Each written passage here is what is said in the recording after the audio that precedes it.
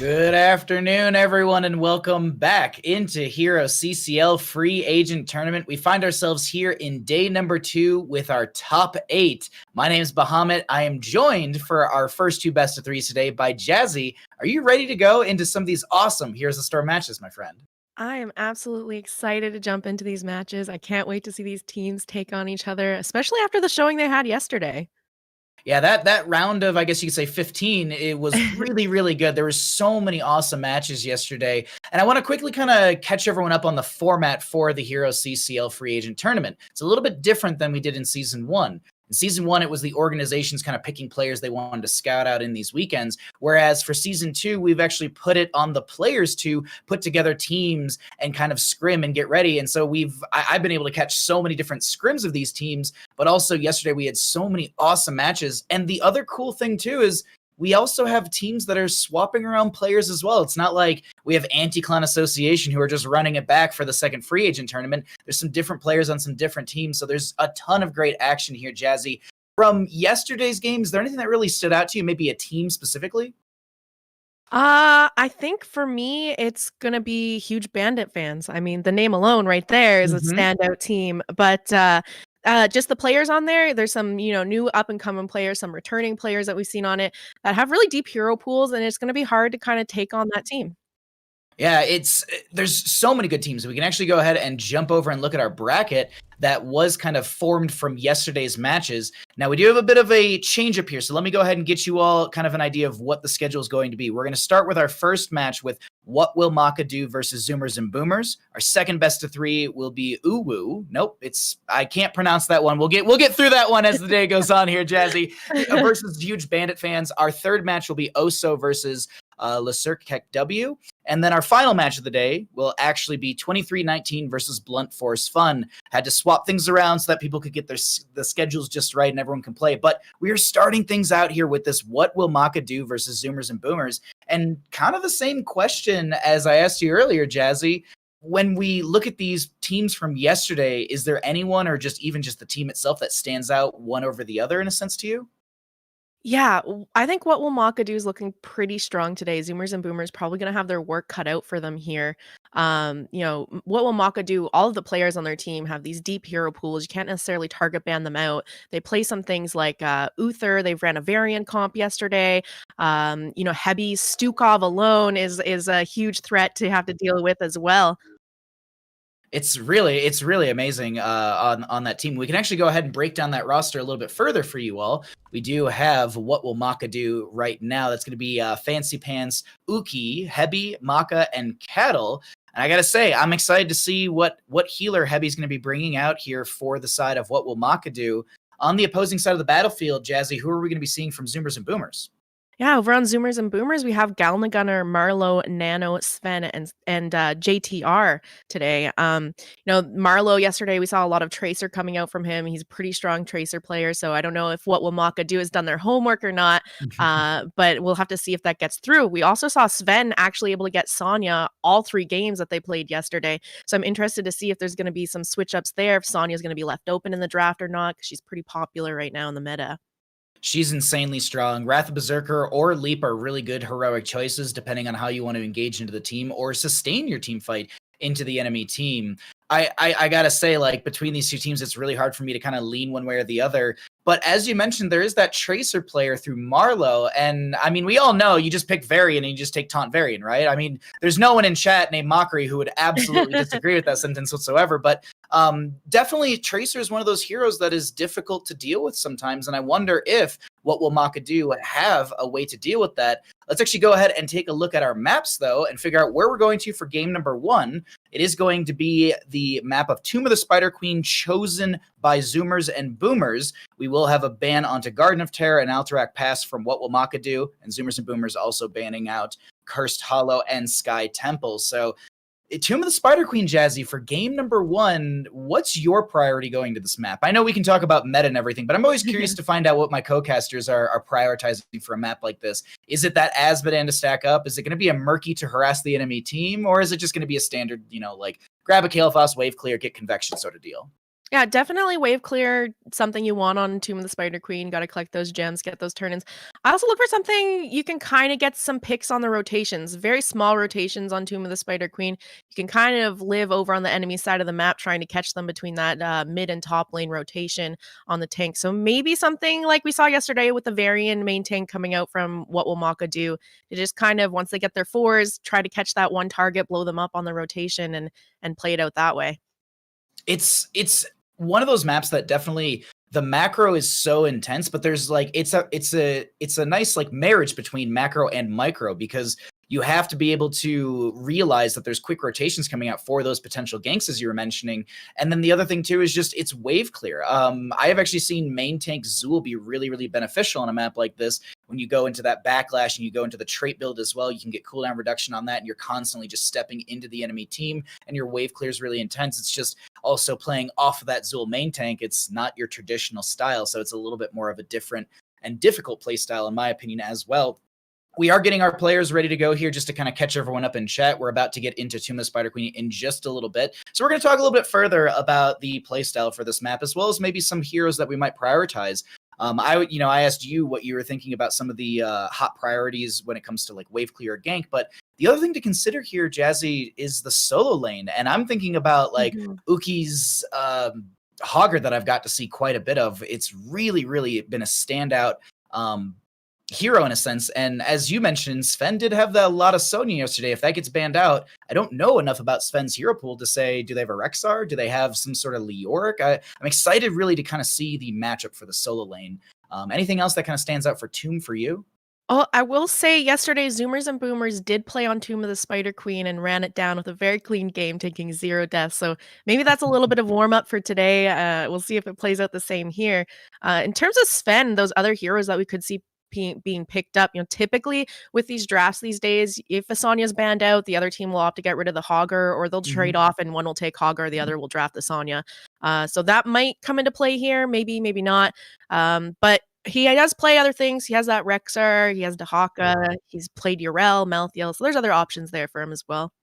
Well, there's a lot of great choices that we can have as we get right into Tomb of the Spider Queen. This is a wonderful map to kick things off for our first best of 3 of the day. And just a reminder to everyone at home, we have 4 total best of 3. So a lot of awesome Heroes of the Storm action here on the HeroesHearth channel for you.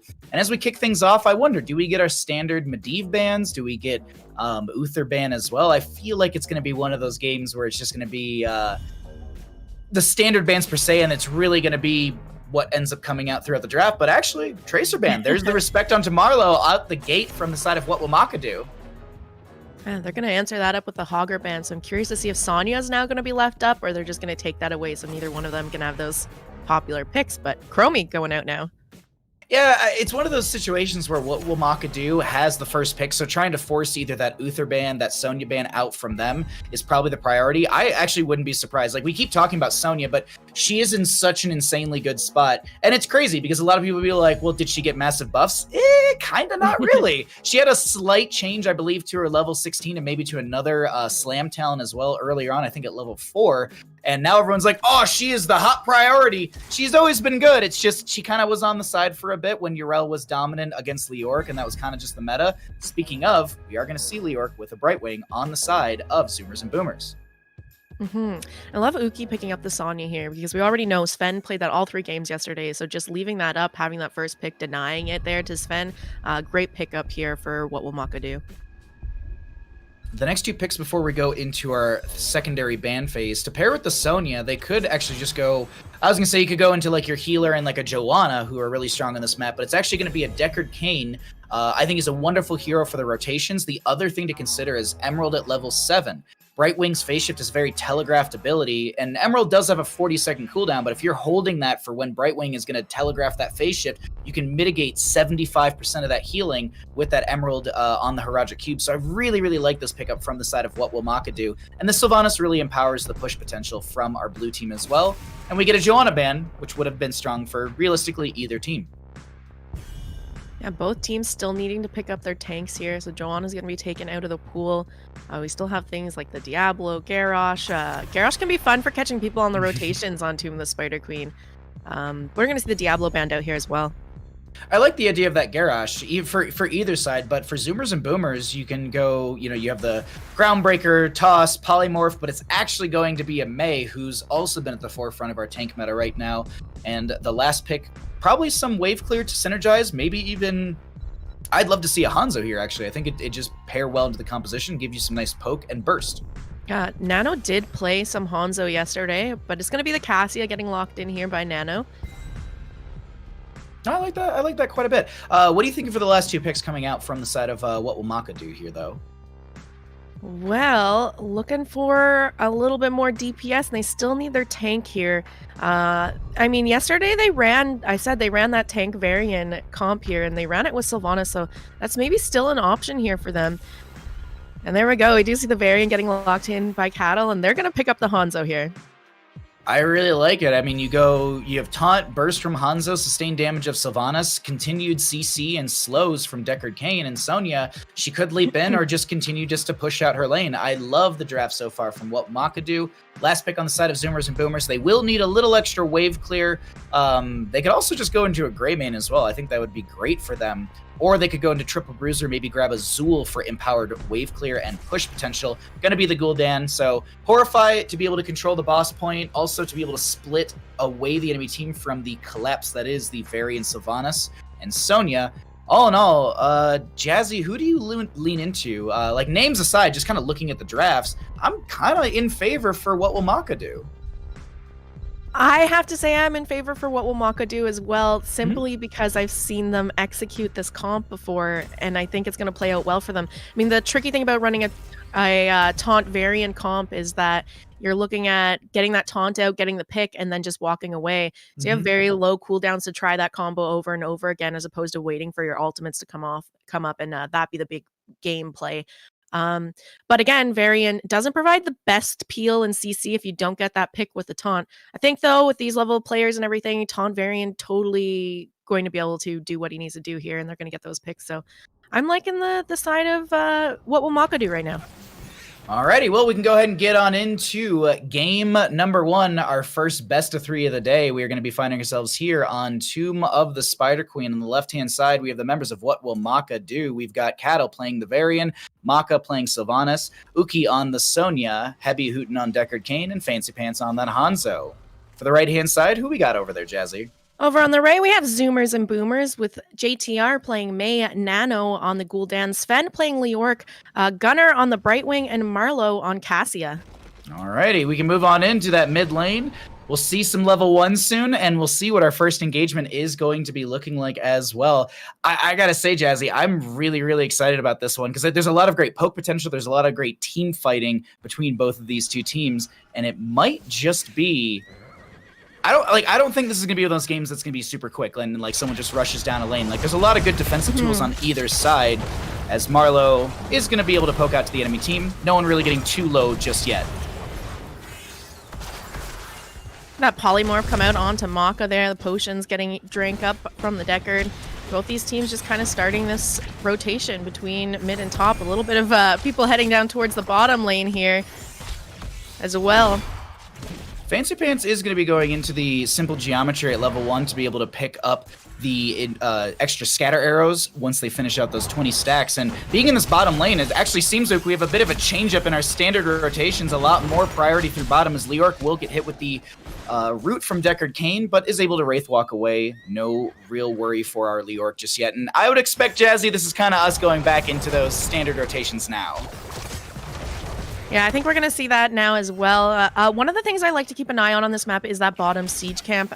In the early game, usually you can see someone sneak off, and it doesn't seem like it would do a lot, but it actually provides quite a bit of pressure in the bottom lane. So I'm curious to see if we're going to have anyone pick that up soon. It's a quick rotation, actually, from the side of Zoomers and Boomers to grab this. Uki will scout it out. We have Varian coming in, but at this point, it's level 2 Varian. He's pretty much a bruiser minion at best, with a charge and a kind of a little bit of protection with their own deflect, but it's going to be a bit of back and forth over this. Marlowe does stick onto the camp. Uki may be coming in. We're actually going to stay down here. I want to see if there's an invade. Not actually going to be the case. Gunner, maybe just a little too much of a threat on that Brightwing with the polymorph. And I think, too, until Varian gets his level 4, they don't really want to be trying to contest a Siege Giant camp like that. You really need to wait for that taunt to come up for them to be able to do much. In the meantime, though, they've got a pretty decent shove happening in the top lane here that needs to be dealt with. And those Giants are going to do some work in the bottom lane. Exactly. I love that Sven pushed this up and Uki's kind of respecting it. Fancy Pants comes in to help out. But this bottom lane has had a lot of rotations into it, more so than we typically get, in my opinion. Zoomers and Boomers are just kind of forcing the side of what will Mokka do to check that lane and help out the Sonya, because they just keep almost doing full map rotations, but the taunt comes out onto Marlow. Cattle not able to set up a kill for the friendly team. I'm going to see that Bruiser camp getting picked up now over by the side of Zoomers and Boomers. Working on that. Gunner and Nano working to pick that up. And it looks like Hanzo and Deckard have also decided to rotate onto their Bruiser camp. Just get those out. Typically, you get this Bruiser camp out. Creates a little bit more of a window for you to drop some gems off. Maybe look to get a turn in here. It's a really, really good tactic as well. I've seen some teams also hold it to utilize the extra push potential, since you can have the spell power, the spell armor from that mage in the middle. You can actually see Gul'dan and Marlow have that little 20 next to their name for a few seconds, and that's just showing that they have that spell armor. So the push potential can definitely be amplified, but Mokka going to quickly lock down this wave and start burning things down. JTR trying to back off right now, but the taunt goes out onto Gunner. There's a lot of damage out. Body blocking is really good. Gunner's so very low, but Jazzy, they stay. Oh, no. Sylvanas finds the kill, but will be punished for stepping too far forward. Yeah, nice one-for-one trade there as these camps get cleared up in the mid lane. And you see the teams kind of back up, hit those fountains, and get ready to start defending these turn-ins, because turn-in is up and available for what will Mokka do. Cattle sharking around, looking for maybe another taunt, but if anything, I think it's just zoning from this variant. And as you said, the turn-in potential is here for the side of what will Mokka do. Not far off on the opposing team, who only need 3 more gems. I think Sven was maybe trying to get Marlow to wait a few seconds for that turn-in so that Sven, Marlow, and Gunner could maybe dive onto Uki, but well read by the Sonya player, and no dive, no kill, as it is going to be 1-1 so far in our Team of Spider Queen game, as actually they're going to try and make it a 2-1. Cattle diving out and locking down Gunner as the blue Web Weavers do descend. What will Mokka do getting that first Web Weaver phase in here? I'm curious to see how much value they can get out of this. They have that Sylvanas on their team to shut down structures, get a little bit more push out of that. Even Fancy Pants can provide a lot of poke and just help with that zoning with the damage that he has there with this push. Look at Cattle's positioning here as well. Getting a little bit caught out. The polymorph comes out. Icing from the Mei here. Gul'dan is draining life there, and he's going to be able to use his charge to get to that tower and out and back into a better position. I love the manipulation that Cattle just utilized right there with Variant to be able to get around the wall a little bit faster. Since it was just slightly in range, it has that auto pull. We've seen Cassius do the same thing when they try and fend into like a zombie-walled hero. Either way, first Web Weaver phase pretty much mitigated. Gets the front gate of top and mid, and in bottom lane, a little bit of siege damage down there as well, as this mid lane gets cleared out, and 10 Talonteers are looming for both these teams, a little bit more so in favor for what will Mokka do. Pretty even here on the XP. We do have that turn-in still up and available for Zoomers and Boomers, so they can look to try and get that in. Whether they want to wait for 10s or not here is the question. That 10 talent tier could really empower the push potential from the side of Zoomers and Boomers. So I think that would be a really smart call. But also, the other thing to note too is it gives them the opportunity to pick up a few more gems in the rotations and look for a potential back-to-back turn-in later on, so long as JTR does not get caught out. And right there, we just saw the value of the Haragic Cube with Emerald. That phase shift came in, and JTR got relatively no healing. Yeah, we also saw that Siege Giant camp in the bottom getting picked up once again by Zoomers and Boomers, so that's just a little bit more pressure that needs to be dealt with. So Sonya's going to be tied up in that bottom lane for a moment here as the teams look to try and get turn-in once again. Wailing Arrow, Dragon Arrow, Entomb coming out onto Cattle. Heavy throwing in some potions as well. The Ice Wall will connect onto the Deckard Cain as Cattle's trying to work his way out of this engagement. Horrify comes out from Nano as well, pulling Heavy in, trying to walk through his own potions. The floor juice isn't enough for the old man, and that'll be a kill over to the side of Zoomers and Boomers. It's going to be a little bit of a window here now for Zoomers and Boomers to go for that turn-in, but here's a leap from the Sonya right onto the Gul'dan, absolutely deleted. Down goes Gul'dan. The rest of the members trying to run away here. JTR sitting with 47 gems, doesn't want to lose those. It's just going to back up and get on out of there. That was such a good shutdown from Sonya, just to be able to leap in, stop that turn, and find the kill. Wow, and I am not sure. I think actually the members of, Cattle's gonna dive in. There was the blink heal from Gunner with the Soothing Mist as well. Another blink heal into JTR, as that's a lot of gems on the ground. 50 were dropped by this Mei, and the vast majority, if not all of them, are zoned away by what will Mokka do. A good control in this top lane and a good engagement, pushing our blue team into another turn-in potential. We're going to see Cattle drop his gems off here, so another 7 gems here, and they have the turn-in. Fancy Pants sitting them with them right now, going for that turn-in. They do have their bruiser camps up, so they're just waiting for Sonya to tag that bruiser camp, and now they're going to go ahead and get those gems in and get another Web Weaver phase over to the side of what will Mokka do. 4-2 in kills, 12 up on levels for both these sides, but I feel like that experience gap is actually going to jump really quickly for the side of what will Mokka do. And unless an Entomb comes out, Hanzo uses the agility to get over the wall. Leap in from the Sonya onto 3, Dragon Arrow as well, coming on through the lane. It's going to be a triple kill over to the side of what will Mokka do, shutting down the vast majority of gems on the side of Zoomers and Boomers. Jazzy, that was well coordinated, well played. This is huge for what will Mokka do. Having 3 members of Zoomers and Boomers down as their Web Weavers spawn in here, they're going to get a ton of value out of this. I'm expecting to see all these forts fall, maybe even some damage onto at least the front wall of some of these keeps. Cattle actually just stepping right up into the face of JTR, since they know they can lock down the towers with the Sylvanas. There's going to be the Heraldric Cube with the healing reduction. Brightwing comes in with the phase shift. There will be a Ball Lightning onto a couple of the players of what will Mokka do. The Ball Lightning expires, not finding the kill. Another Emerald onto the enemy team. Fancy Pants now cycling in to poke into the enemy side, but this will be top lane fort down, mid lane fort down, and bottom as well, as you called, Jazzy. You see Sven trying to clear up the remnants of that bruiser camp, and Spider in the mid wave, a little bit of damage going out onto the mid keep there, at least the front wall. And we're going to see the bottom keep wall completely fall as well.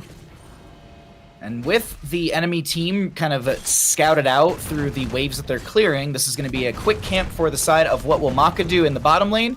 Though I'm looking at the minimap in top right now, Cattle's a little split. There's a big dive onto him. Nice use of the stay a while and listen, but also the cryo freeze will mitigate the stay a while and listen. Sven comes in, locks in heavy with the Entomb, who tries to get out of here as the Wailing Arrow connects onto every member. Dragon Arrow from Fancy Pants. Sven goes down.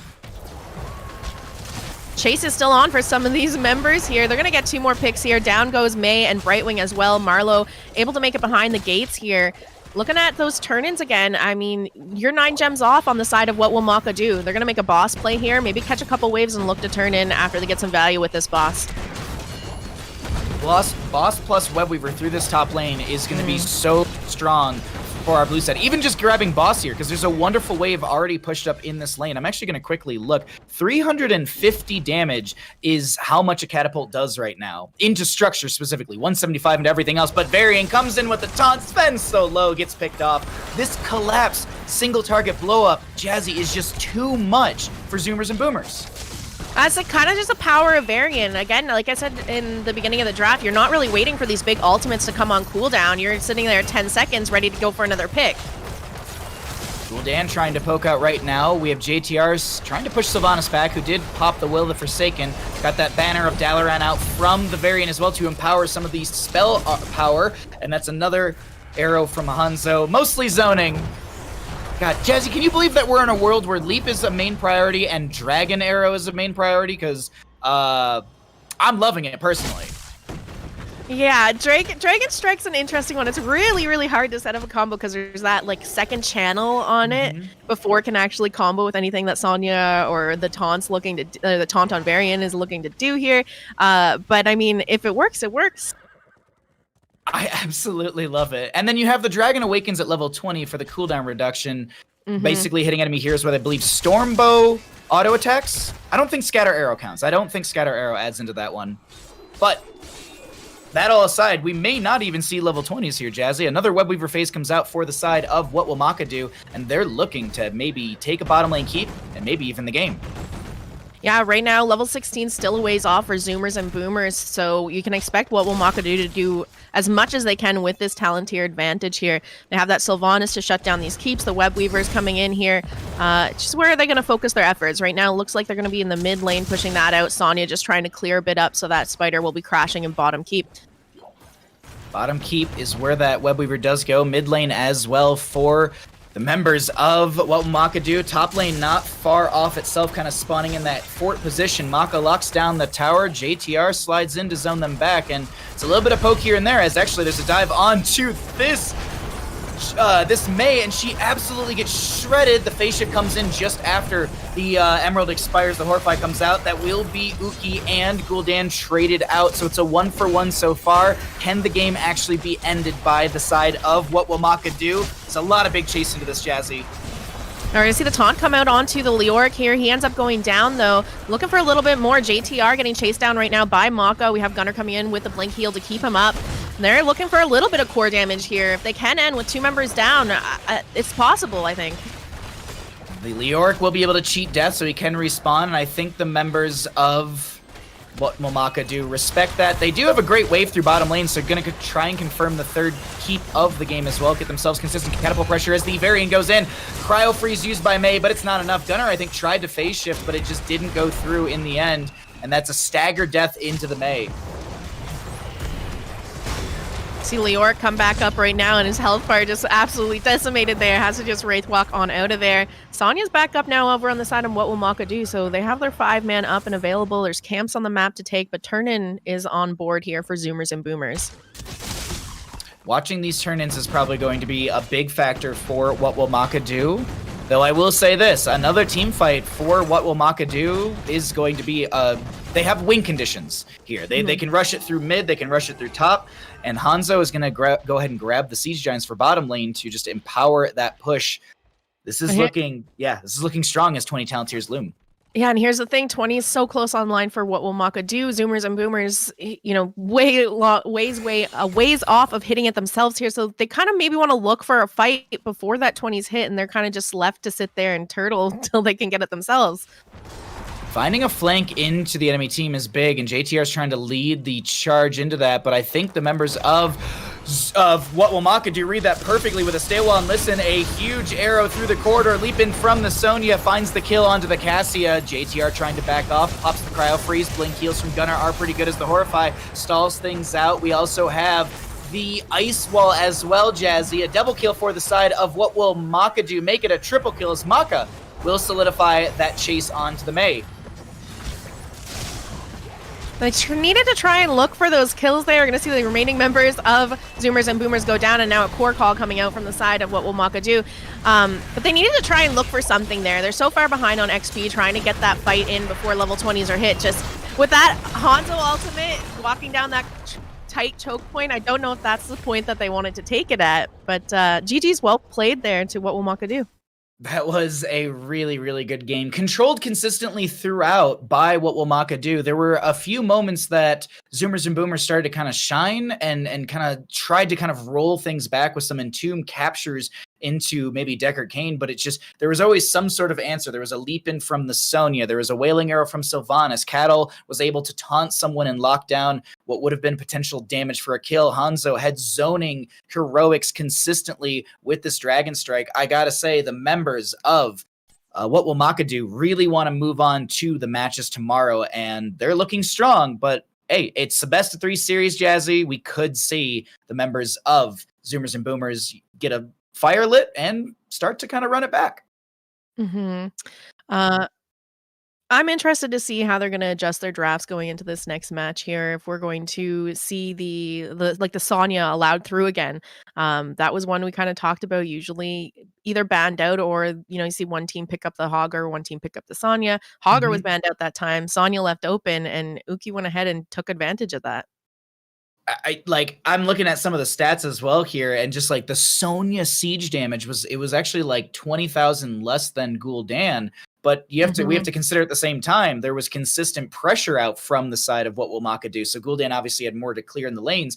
The other thing to note too, as we're just kind of like looking at stats in a little bit here, we had Fancy Pants as Hanzo. I'm looking at the 63,000 heroic damage in comparison to the Gul'dan on the opposing side, 37,000. And Hanzo, out of the 19 kills that happened, had 9 kills and 9 assists. So there was like 1 kill they weren't around for. They were just like, oh, I got to go grab this camp really quickly. Don't kill anyone. I need my KDA to look really good. And speaking of deaths, they died 0 times. Fancy Pants' Hanzo, really, really good. Mokka Sylvanas. definitely big things here as well. So like it's not only the Sonya to consider, it's just even Hanzo going into the next map. Like Fancy Pants looks so insanely comfortable and was able to disengage any single time they felt threatened or anytime Sven tried to set up an entomb onto them. It's just good reads, and I cannot stop singing the praises of what will Mokka do, because as I said, they're firing on all cylinders and this team looks really, really well oiled together. Yeah, there's some things that Zoomers and Boomers can kind of look to take away. I mean, they have a couple Hanzo players over on their side as well, so they could opt to pick that up fairly early in the draft just to deny it over to What Will Mokka Do. If Taunt Varian is going to be a comp that What Will Mokka Do wants to continue to run, maybe they need to look at picking up something like a Lucio, taking that high 5 to cleanse the taunt target anytime Varian goes for the engage. I like the idea of that single target cleanse. Lucio's cooldown reduction on that, it's pretty low. So obviously it's a cooldown reduction per hero. So it's longer than taunt, but it's not that much longer. So I definitely think there's something in that with the Lucio. And it also depends on what map we end up going into. I believe these players are still kind of figuring out where they want to go or who wants to go for first pick. But if we're going to theorize here, I'm trying to also remember the map bans we had as well. I can actually go ahead and cheat and look at the admin chat.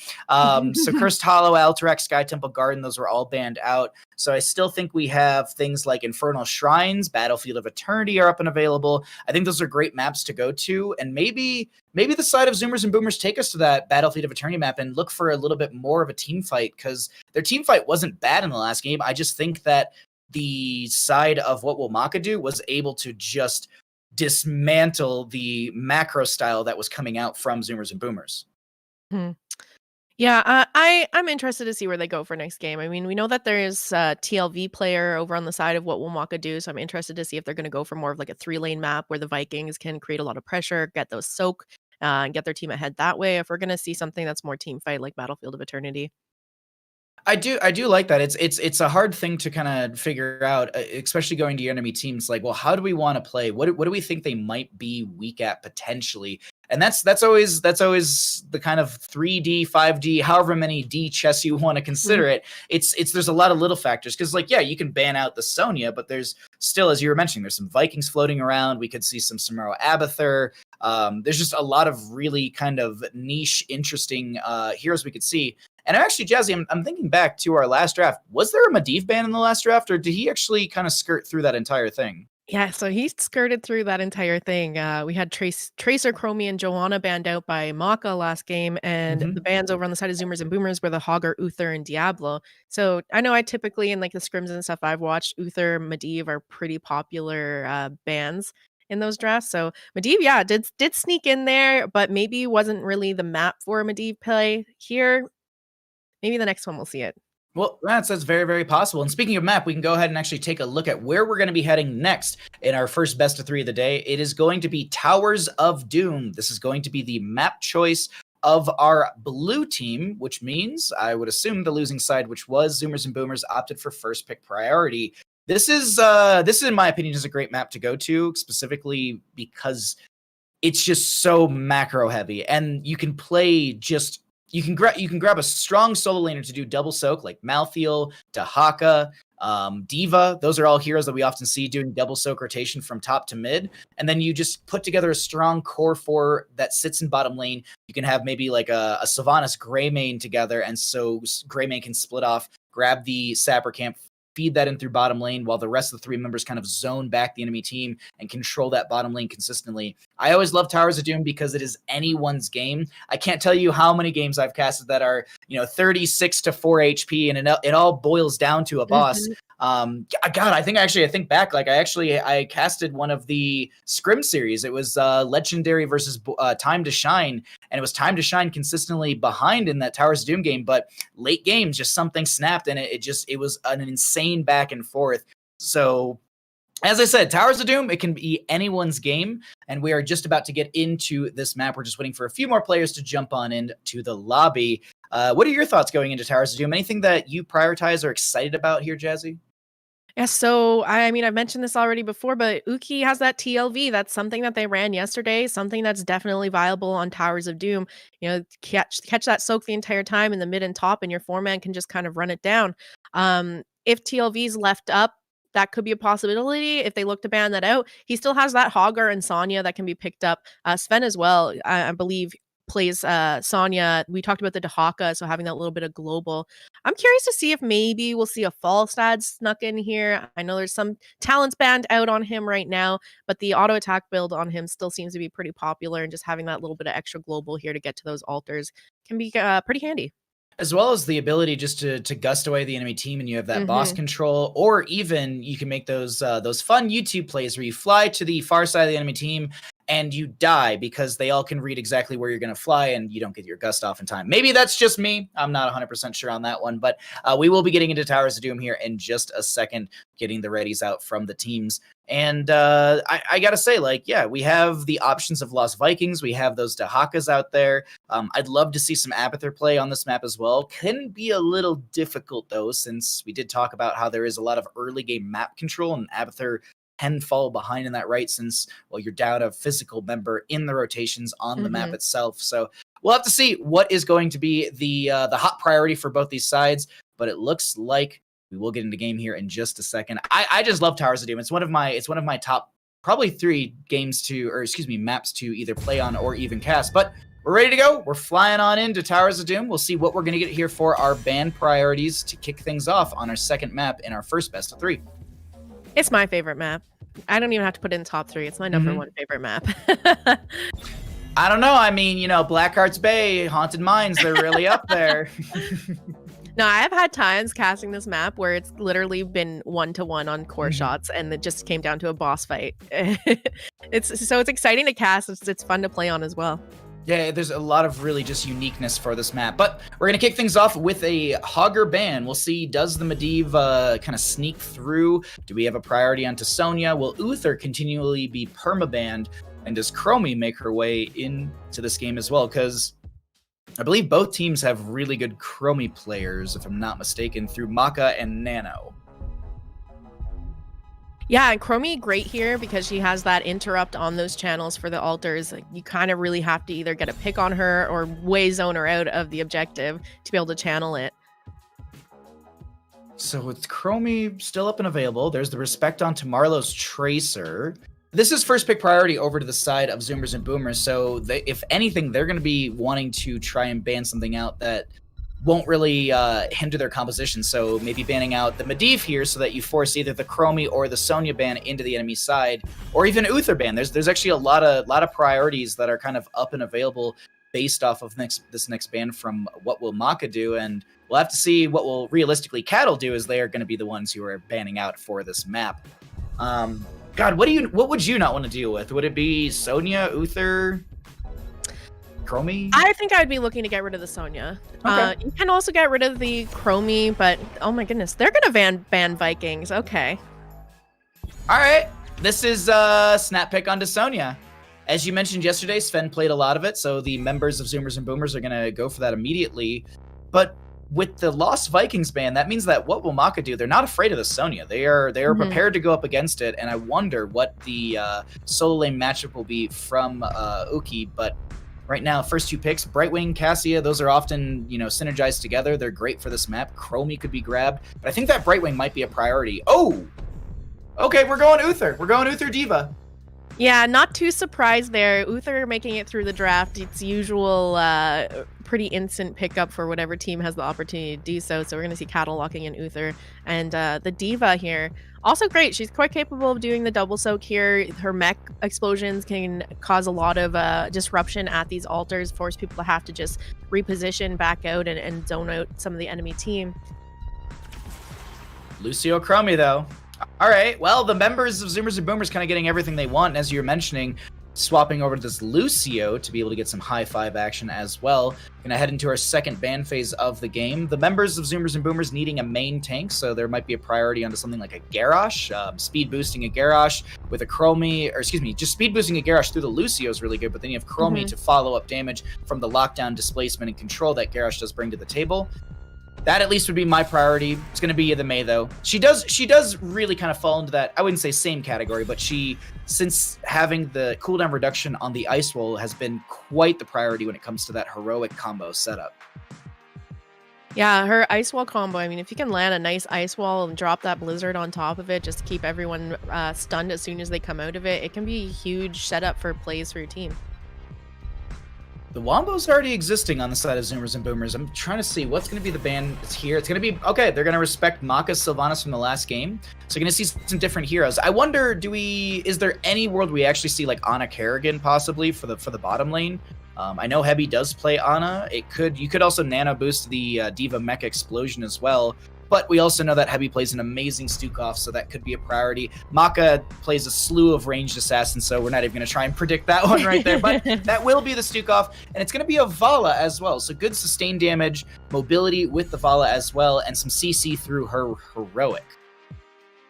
Yeah, Vala, not too often seen these days. She's pretty squishy. I'm interested to see what Mokka does with her, because she's one of my favorite heroes to play, but I don't even bother drafting her anymore.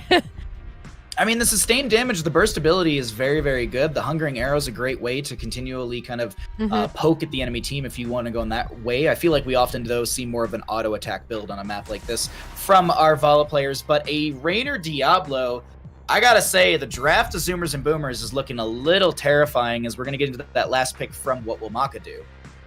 Yeah, the Vala pick, I'm just more concerned, Sonya is going to leap in and potentially, 100 to 0 them in an instant off the leap and slam. So interesting, but I mean, Hebi's Stukov alone might be enough just to keep her up in those situations. And you have Uther to come in with the CC to shut Sonya down after she does leap. So it might work out. Oh, there's the false stat we were talking about earlier. Looks like we'll get back into that in just a second here. The one thing that... God, I'm considering this right now as well. Like, I'm just like trying to piece together the compositions and like see what some of the Wombos could be. I'm sorry, I'm literally blanking on it right now. It was Diablo and what else for the it was Diablo and Raynor. So there's a lot of good siege and everything coming in. The one point I want to make, sorry, is just the whole DC of the lobby threw me off for a second. Stock on the Sonya, if I'm remembering correctly, they actually didn't take a single leap in yesterday's game. I think they were Wrath of Berserker every single time. So I wonder if that's a playstyle thing or if it was just yesterday's games. But you were mentioning that leap onto the Vala. That I think is very critical. And I didn't see Stock go for leap. So I wonder if it's just a personal choice or if they don't go leap whatsoever. That actually could be a big hindrance because, as you said, that leap would be a great way to really get onto that Vala and make her life just difficult for a Towers of Doom game. We are going to get everything just kind of leveled out here. I think that was just getting the right player on the team. Not 100% sure, but either way, we're going to get into game. We don't need to get too detailed into all of that. We're just going to go ahead and get these players readied up, and we will go ahead and get into Towers of Doom in just a second.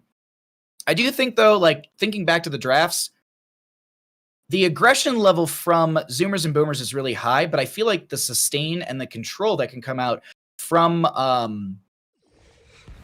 sorry, I'm blanking on it right now. From What Will Mokka Do is actually good into the late game. Like, I feel like early game can be Zoomers and Boomers, and late game can be very much What Will Mokka Do. I don't know. What do you think based off the drafts that we had?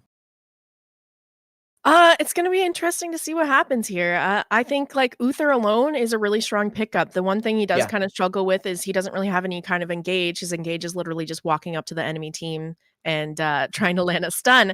So, I mean, it'll be interesting because on the other side, you have the Diablo drafted. So Diablo's looking to just dive in there and engage anyway. So they might not necessarily need to find the engage over on the side of What Will Mokka Do. They can maybe just play it as we're waiting for you to engage, come to us, and then we'll fight you. I definitely feel like that's how What Will Mokka would do. That's the smart way to go about it. But at the same time, with Cattle leading, I don't think that they're not a passive playing group of people. I feel like there's a lot of aggression out from the members of What Will Mokka Do, and the leadership of Cattle typically, I think, leads that way. Thinking back to like previous seasons and exhibition matches and just even scrims, there's always a lot of like dive aggression and punishing those small windows of misplay from the enemy team. And it's definitely at this level of skill, it's something that we don't see as quickly. We can see it when we're observing. We're like, oh, I see why you were so aggressive and you took that fight. But in their minds, they know they're counting down heroics, they're counting down abilities, and they know when they can engage and punish, like, let's say, a Brightwing that steps a little too far forward, but used Soothing Mist like 60 seconds ago. All right, it's on cooldown. We can probably jump onto that Brightwing, and she won't be able to really do much or help anyone else out. We are getting the lobby back and ready to go. We just had to get everything kind of fixed up for you all, so we have the proper match and everyone kind of ends up in the right side on the right here. So thank you all for bearing with us. We are going to get into our Towers of Doom game here in just a second. And thank you all again for hanging out, supporting, and watching HeroesCCL Free Agent Tournament. Jazzy, as we get into this though, what would be your prediction if you were watching and you weren't able to, and you were actually able to predict in chat? Who would you lean into? Because me personally, I think that the members of What Will Mokka Do could take this in a 2-0 fashion. Yeah, I mean, I think there's definitely the possibility that they do that. I am kind of liking the draft of Zoomers and Boomers, though. I mean, aside from the Uther over on What Will Mokka Do, they have a couple targets, pretty squishy potential, vulnerable to those blow-ups that Diablo and Chromie can provide for Zoomers and Boomers. So I'm interested to see how it plays out. I mean, that Uther is always a wild card here, and they do have that false dad to add the little bit of global over on the side of What Will Mokka Do, but maybe we can get to a game 3 today.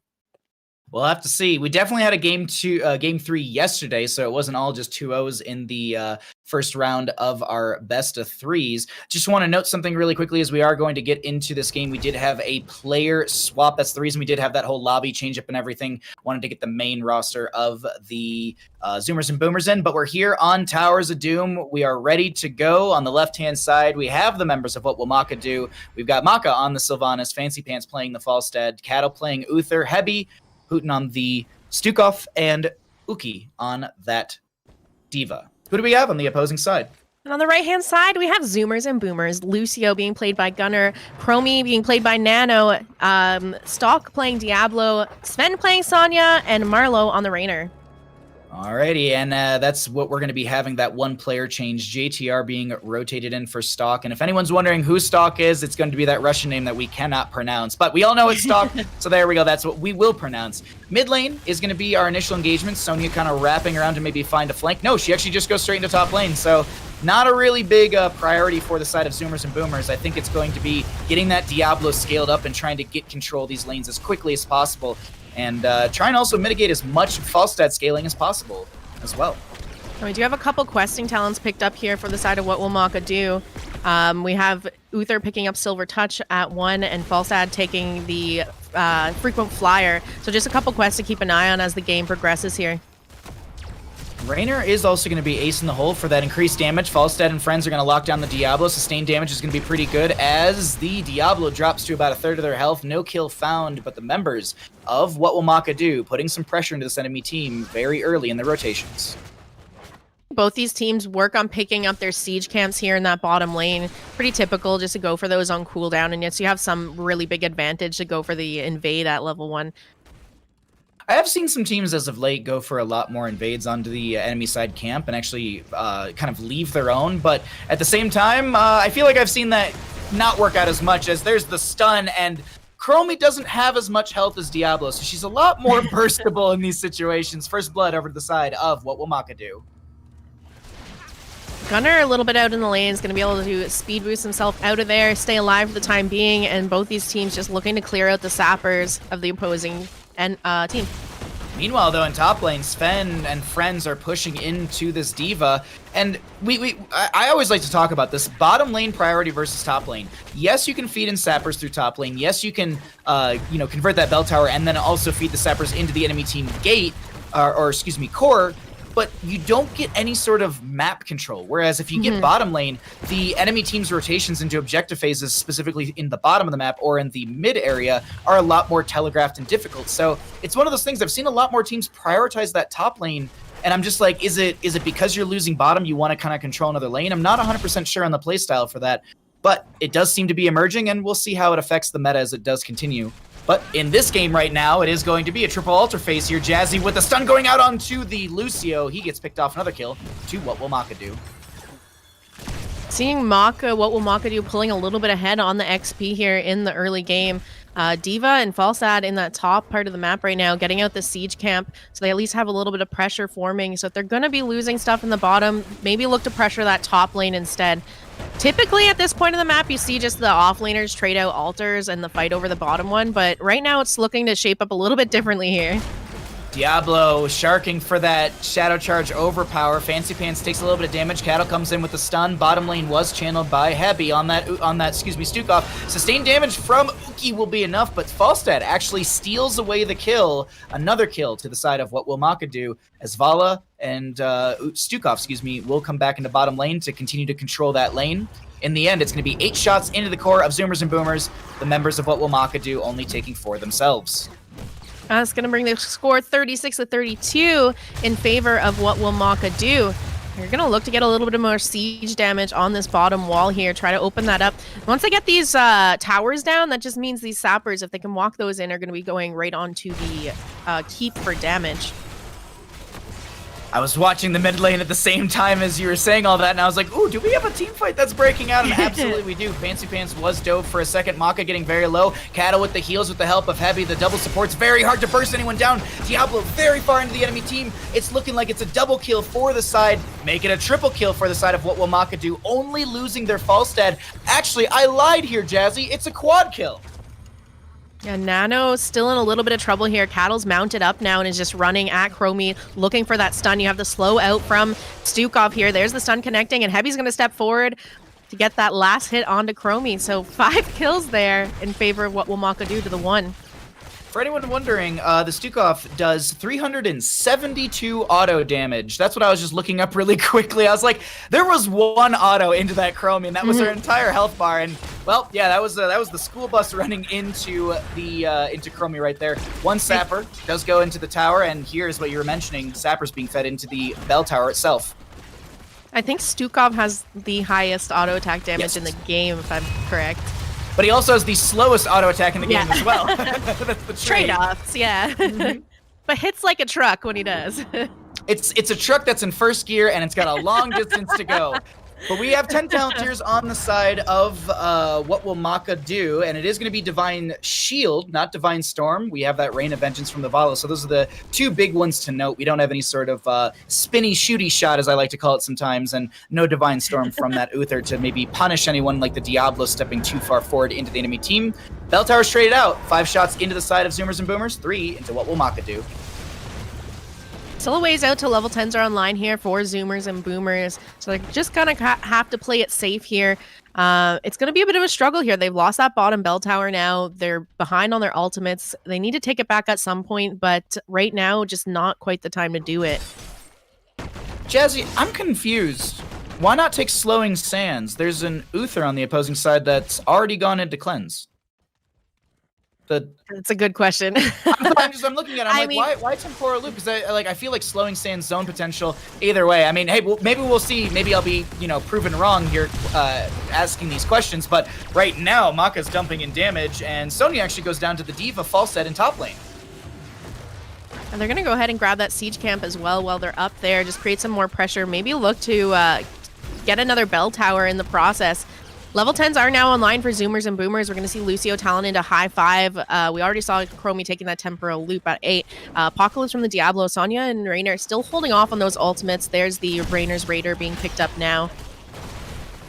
All 3 sappers go through. The Raider isn't able to stop it. Sonya's holding, and it's actually going to be Leap. So I was hoping that I would be able to caster curse myself so we see more Leap. Sonya absolutely managed to do so. Stalk getting caught out. The micro missiles come out. High 5 will cleanse the Diablo. Stun comes through onto Marlowe. Big cleanse once again out from Gunnar. Leaping from the Sonya into the enemy team as the Divine Shield will connect onto the Falstad. Mech explosion out from the Diva as well. Zoning back the enemy team will be stopped by Chromie.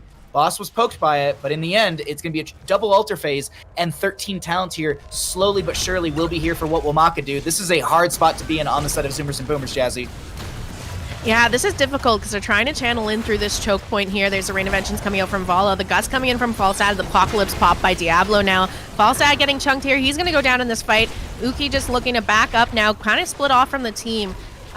Curious to see who their focus is going to be here. Gunnar getting a little bit of damage onto the Diva. The rest of the members of what will Mokka do backing off to their bottom bell tower to reset and re-engage for bottom altar. Now, Cattle steps in that bush, but I was like, there is no way you step into that Diablo and that entire team. So in the end, it's going to be the same as our last bell tower phase. It's going to be traded out, but the vast majority of the shots will be in favor of what will Mokka do. 5 into that red core, and the members of our blue team only taking 3 shots themselves.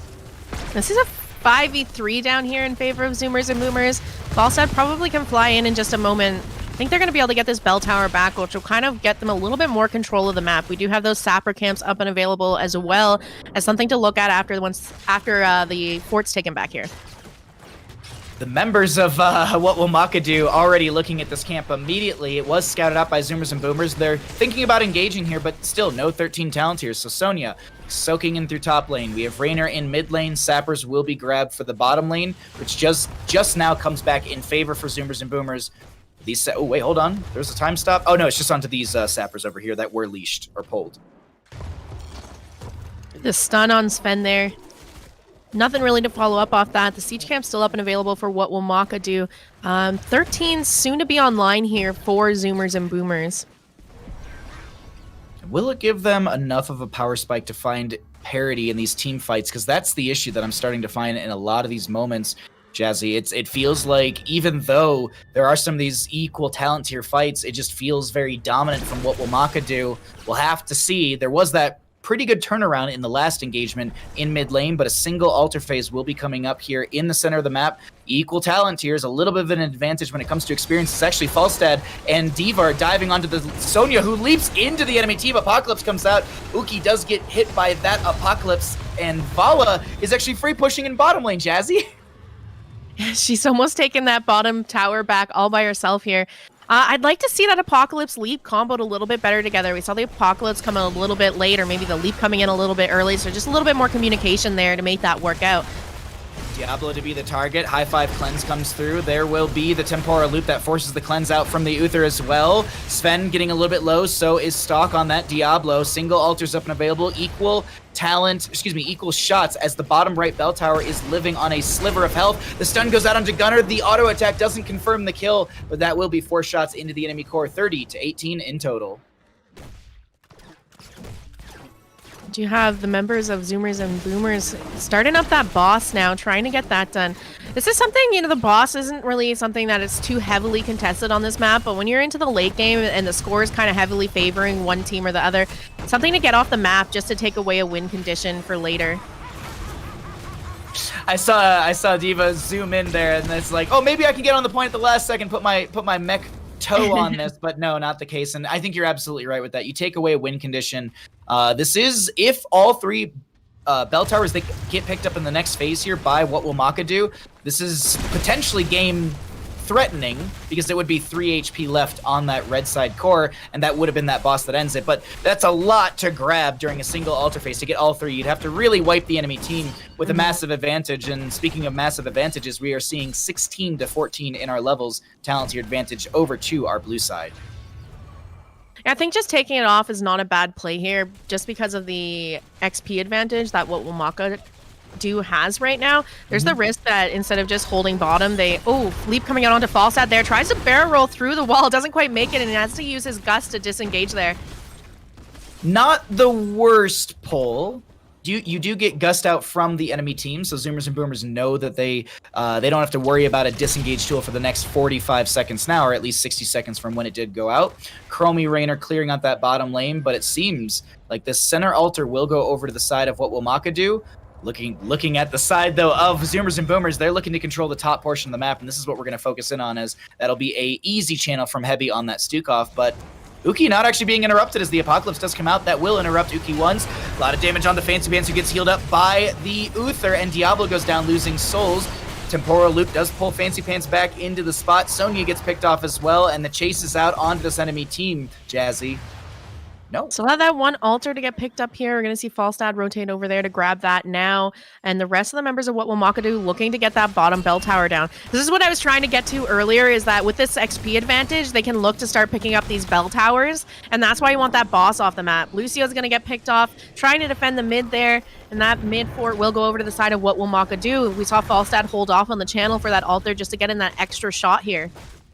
6 shots rain in, and Uki in top lane is going to try and convert a bell tower, but it's not going to be the quickest as a Diva. Bottom lane has an engagement popping off as Diablo gets chunked and locked into place, but it's 2 supports, and I don't feel like they've got enough damage. Gus comes in from the Falstad to push this Diablo into tower range, but it's not enough. The stun comes out from Cattle as well. Diablo finds the Shadow Charge. Meanwhile, Mokka is trying to 1v3, gets picked off by the Sonya, and this fight's starting to go a little south. on the side of what will Mokka do. D.Va still pushing out that top lane, though. Yeah, they just need to hold it down long enough for D.Va to finish taking that top fort so they can get the shots going off onto core here. The barrage is not an easy task to get going for yourself, but we also see that crippling hammer leaping from the Sonya to try and dive onto this backline. Heavy going to be that target. Sven taking a lot of damage, but the double support's just a little too much. The barrage is actually canceled out. Stalk is stepping in with a literal sliver of health, and the Nexus forces find the kill into Diablo. No souls, so that's a full death timer. As the members of What Will Mokka Do consider continuing this fight? No, that's just a massive shove from Heavy. Dive onto Heavy, who does have a little bit of armor, but he gets picked off as well. And sometimes those massive shoves are so massive it turns it into a long stun on Stukov, and we kind of saw that there. Chromie went flying across the map, but that just left Stukov sitting there vulnerable for the pick there. Raider coming in for Raynor. Marlowe trying to get some damage in here. Uki's going to be on the point. Mokka already back on this Vala. Going to just multi-shot, dump in some damage. Gust in from Fancy Pants to push a few enemy members against the wall, but no kill to be found. Bottom lane bell tower is up and available. 6 shots could rain into the core of Zoomers and Boomers. This is a really, really good spot for What Will Mokka Do to be in. Leap in from the Sonya. Apocalypse comes out, which stalls out Fancy Pants on that channel. Gunner on the wall ride, looking to harass Mokka here. Uki maybe losing their mech very soon. Diablo comes in with the Shadow Charge, Divine Shield onto this Vala, and the fight just keeps going, Jazzy. Does look like they push back the members of What Will Mokka Do for the time being. They do have that fountain to hit. But this altar is going to go over to the side of Zoomers and Boomers here. 2 shots. Just 2 shots. Will rain out. Mid lane did go back over to the side of Zoomers and Boomers. Camp invade is a possibility, excuse me, but it's 20 talent tier advantage on the side of What Will Mokka Do, and I think Zoomers and Boomers respect it, and they're going to back off, rotate back out of lane, and try and control top lane once again. Something I meant to mention earlier, usually on Towers of Doom, you're going to a late game here, so you're picking heroes with strong level 20, such as Falstad taking the wind tunnel here. That can set up some major plays here. Oh, absolutely. Having the enemy team locked against the wall. Vala also went into Farflight Quiver, so her range goes from 5.5 to 7.7. Comparison for anyone that's typically grabbing the baseline, that's getting 75 stacks on Zul'jin, as well as that level 1 Headhunter talent. If you finish out both of those, you have that 7.7 range, so that's the equalizer, at least if you're wondering. Wind tunnel from the Falstad to allow the Sappers to go over the wall, and the Diablo gets picked off as well. A really good play out from What Will Mokka Do. Top lane bell tower goes over, but still, it's a single altar through the bottom lane, and 5 shots are the winning amount necessary. This is going to be intense here, Jazzy. So Boss is back up. That's 4 shots there. The altar in the bottom is going to be enough to end it. We have an engage happening here once again. Gunner getting picked off in the fight. We have the ultimate coming out from Uther. Looking to see if they can get more of that time drop from Chromie being dropped down, activated onto the D.Va here. Uki taking a little bit of damage, but no kills in return. They get 2 picks. The Diablo is still down for another 20 seconds here as this next altar spawns in. This is looking like a pretty rough spot to be in for Zoomers and Boomers. Falstad goes for the channel. Cattle literally sacrifices themselves, but everyone, we all know, Cattle's got redemption. You see that golden swirl around them. That's that level 20. So Cattle gonna get some heals out, the shots rain out, and that is going to be game number 2 over to the side of What Will Mokka Do. They take the series in 2-0. GG. Well played. I gotta say, Jazzy, What Will Mokka Do look like the team to beat so far? We have 3 more best of 3s, but they looked just on point in the last 2 games. Yeah, both games very dominant showing here. You can even look at just the kills alone. This game 16-5 in deaths. Last game it was something like 19-3, I believe. So right away, yeah, they're looking like they're going to be a tough one to take on in this tournament.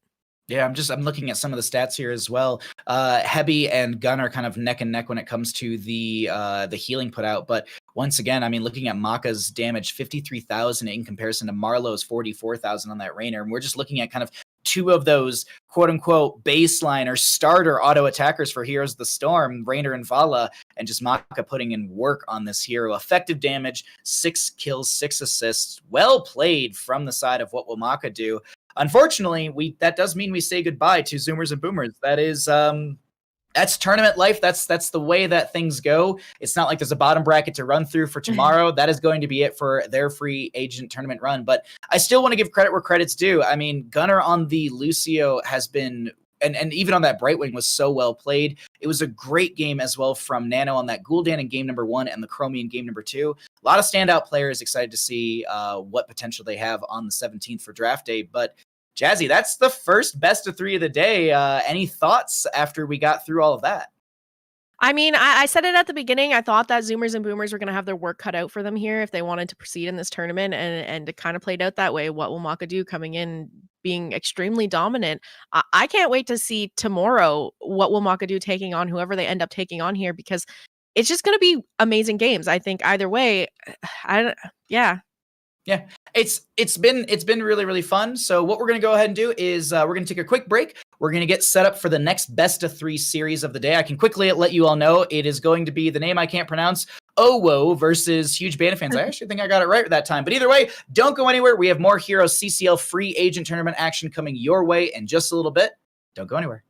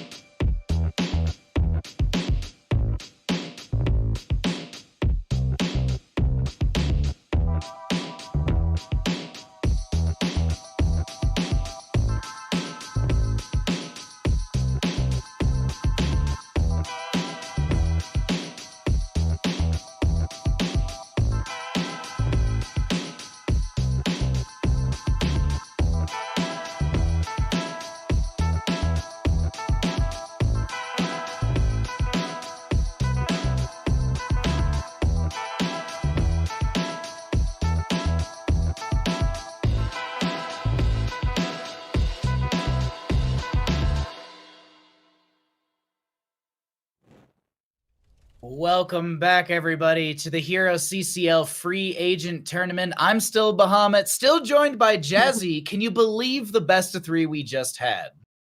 Yeah, amazing showing from What Will Mokka Do here. Very dominant series there, taking a 2-0 into Zoomers and Boomers to move on to tomorrow's matches.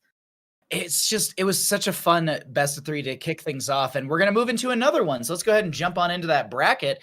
As Jazzy just said, we saw What Will Mokka Do take a 2-0 against Zoomers and Boomers. We're now going to jump over to Owo versus huge Bandit fans to just kind of keep everyone up to date on our schedule. Our third match, the one going to be coming after this one, will be Oso versus Cirque Kegw. And then to close out the day, we'll be seeing 2319 versus Blunt Force Fun.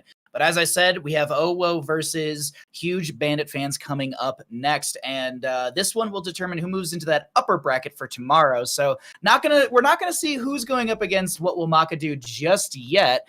But either way, I'm super excited about this one. The last best of three, albeit a 2-0, was still really good. What Will Mokka Do showed off a lot of really good heroes within their pools, as well as just how to shut down Zoomers and Boomers consistently.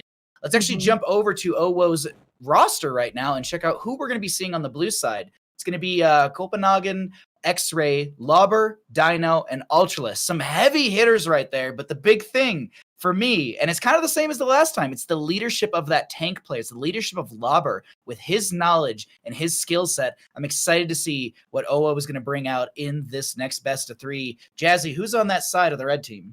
Yeah, over on Huge Bandit fans, we have Kelsier, Caesar Salad, Champ of Horde, Valimar, and Funds.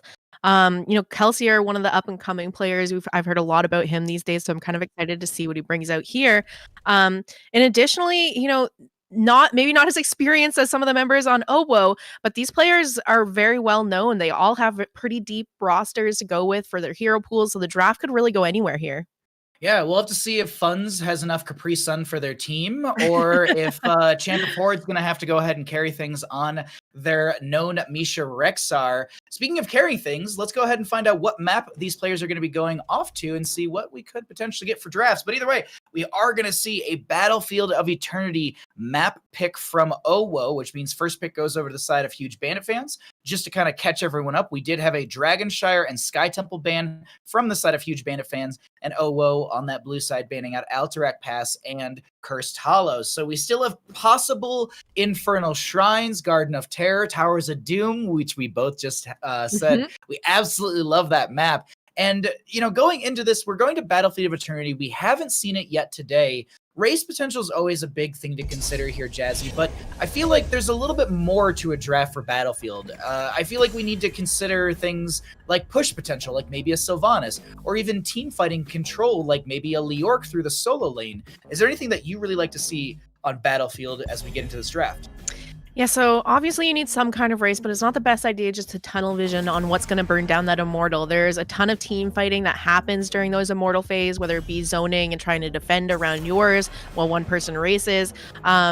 Or, just looking for those picks in the bushes. There's a lot of areas where you can just kind of sit, try to catch someone as they're heading towards Immortal to get those picks as well. I'm not going to be surprised if Hanzo is something that is looking to get picked up here. There's a couple players on both teams that rock a pretty mean Hanzo and tends to be pretty great here for Battlefield of Eternity.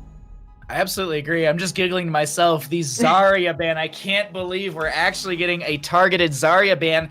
And alrighty, the Huge Bandit fans, they're actually going to go ahead and grab the Medivh on considerably, as we discussed throughout Season 1. And I think many teams, casters, players all agree, not the best Medivh map, but I do want to note, I did cast some Huge Bandit fan scrims, and they did actually play a Medivh on Battlefield that was really strong. So we'll have to see what happens for Huge Bandit fans. But this is a Hogger May on the side of OWO. That's a great start for our blue side. Yeah, yesterday we actually saw OWO play on Battlefield of Eternity, and maybe the reason we're seeing that Zarya banned out again is they look to run the Garrosh Zarya combo. And additionally went double support on Battlefield of Eternity as well. So I'm interested to see how they draft the rest of this. We get into our secondary ban phase with a Lucio Hanzo on the side of Huge Bandit fans and a Diablo to be banned out against them. I mean, synergistically, Hanzo, Medivh, Diablo, that's just 3 heroes that love to hang out on a map together with the Apocalypse, Leyline Seal, Dragon Arrow, or Dragon Strike. Realistically, Hanzos go both directions when it comes to that heroic at this point. It's not like a hard, oh my god, he's only got 1 heroic. Much like Ana, she only has 1 heroic. No, actually, I did see some Eye of Horus yesterday, and I was like, all right, I guess this is a choice on Infernal Shrines, but a Brightwing will be banned out by Huge Bandit fans. What are we going to be getting here on the side of OWO? Still looking for those healer and the DPS pickups here from OWO. Hanzo taken off the table now. That was the one that I was expecting to be picked up here. And we're going to see Stukov and Cassia locked in now for OWO. It's just good synergistic heroes, I guess you could say. I mean, Cassia, Stukov, May, Hogger, they all kind of just work with any sort of composition you put them into. I mean, there are a lot of synergies here. You have May, who's able to control the team fight. Hogger has a lot of displacement. Cassia can then go and fend in. Stukov's got slows. But all of those little things very much synergize with almost, it feels, any composition. And these are well put together. I was mentioning the Champ of Horde special in Rexar. We will see it. And an Anubarak. Wow, I don't know, honestly, whose draft I'd lean into more here, Jazzy. It's really, really strong from both sides. Race potential is good. Wave clear is good. Team fighting is strong. I still love OWO's draft, not even knowing their last pick. And it's a Thrall, which I think is great as well. I don't know who I give this over to, Jazzy. What are your thoughts as we're going to load into map here in just a second? So something I'm always worried about when you're running a main tank and Nubrak, he's pretty vulnerable to being shredded down, especially from AA. They've got a Cassia there. Now they've additionally picked up the Thrall, who has percent damage talents to go into as well. So they could maybe even just look to take a fight style that's more front to back in their team fights. I might be the way to go about it. That's I don't know what the Hogger's going to be. If the Hogger's in the solo lane, the Rexar, I don't think is going to have too much of an issue, but I feel like if a Thrall goes into solo lane with the Rolling Thunder, with that percent-based damage as you were mentioning, the 1v1 is really, really strong for, I think, the Thrall player, because you can just bank off of the damage and self-healing off of the Misha 1v1, or if you step into Rexar as well. God, I heavily lean into the OWO draft. As much as I want to be a huge Bandit fan, I got this blue side. I really think there's just so much tankiness, so much thickness to this draft. I mean, it's technically triple bruiser. I guess you have main tank double bruiser, but it's hyper carry Cassia with a little bit of a seasoning of Thrall. This is looking really, really strong here for our first map and our second best of 3. And it looks like we are going to be loading in here. And let's go ahead and get on in to our Battlefield of Eternity map. We can go ahead and introduce these teams. For the right-hand side, we are going to be having the members of Huge Bandit fans. We have Champa Ford on the Rexar, Funds playing the Medivh, Valimar on the Lucio, Caesar Salad on the Anubrak, and Kelsier on the Hanzo. Who do we have on that opposing side? Over on the left-hand side, playing for OWO, we have Dino playing Cassia, X-Ray on the Stukov, Lauber on May, Copenhagen on the Hogger, and Thrall being played by Ultralisk. Really want to quickly shout out to our observer, Issa. Thank you so much for jumping in, so that way I am not T-toursing around the maps anymore. We do have our professional, our wonderful Issa observer. So thank you, and shout out to Issa. So we actually have some nice smooth camera moves right now, as this is going to be Hogger on the top lane, a few members of OWO in the bottom, just kind of waiting to see where the rotation comes out from Huge Bandit fans. They, on the side of the red team, looking like they're just going to kind of rotate to standard lanes. Actually, Champa Ford, I'm watching minimap on Champa Ford, going to be going into that top lane. We're already seeing the teams just poke it out down in that bottom lane. Oh, a little bit of a pause here. Going to go ahead and wait for one of the players to kind of just level out when it comes to some pings. But either way, I'm just looking at level 1s here, and we do have that Rolling Thunder for the Thrall, who is going to be in the 4-man. So into the Anubrak, it's going to be beneficial. It's you're still dealing damage. It's not like, oh yeah, 3% of Hanzo is just nothing. It's an interesting choice. Maybe the Thrall will kind of rotate in and out with the Hogger or something like that. I don't know. The play style is going to be interesting. For the opposing side, though, it's going to be Beetle build on the Anubrak, which has been the priority as of late. Not something we saw last season, but all of a sudden it's just got to go Beetle build on the Anubrak, and I believe it had minimal to no changes as of recently. Yeah, so Beetle build here, not a terrible pickup, just because it's going to deny Cassie a lot of stacks on her Thunderstroke. She's picked that up at level 1 now. So just having those Beetles to kind of negate her landing her Qs will be pretty good here. Again, I think, they kind of look to fight front to back. So Anubrak could be the potential kill target here for the side of OWO. So picking up the Rolling Thunder at level 1 will kind of just help play into that. I absolutely agree. The other thing that I'm considering right now too is, let's say the Anubrak burrow charge is in.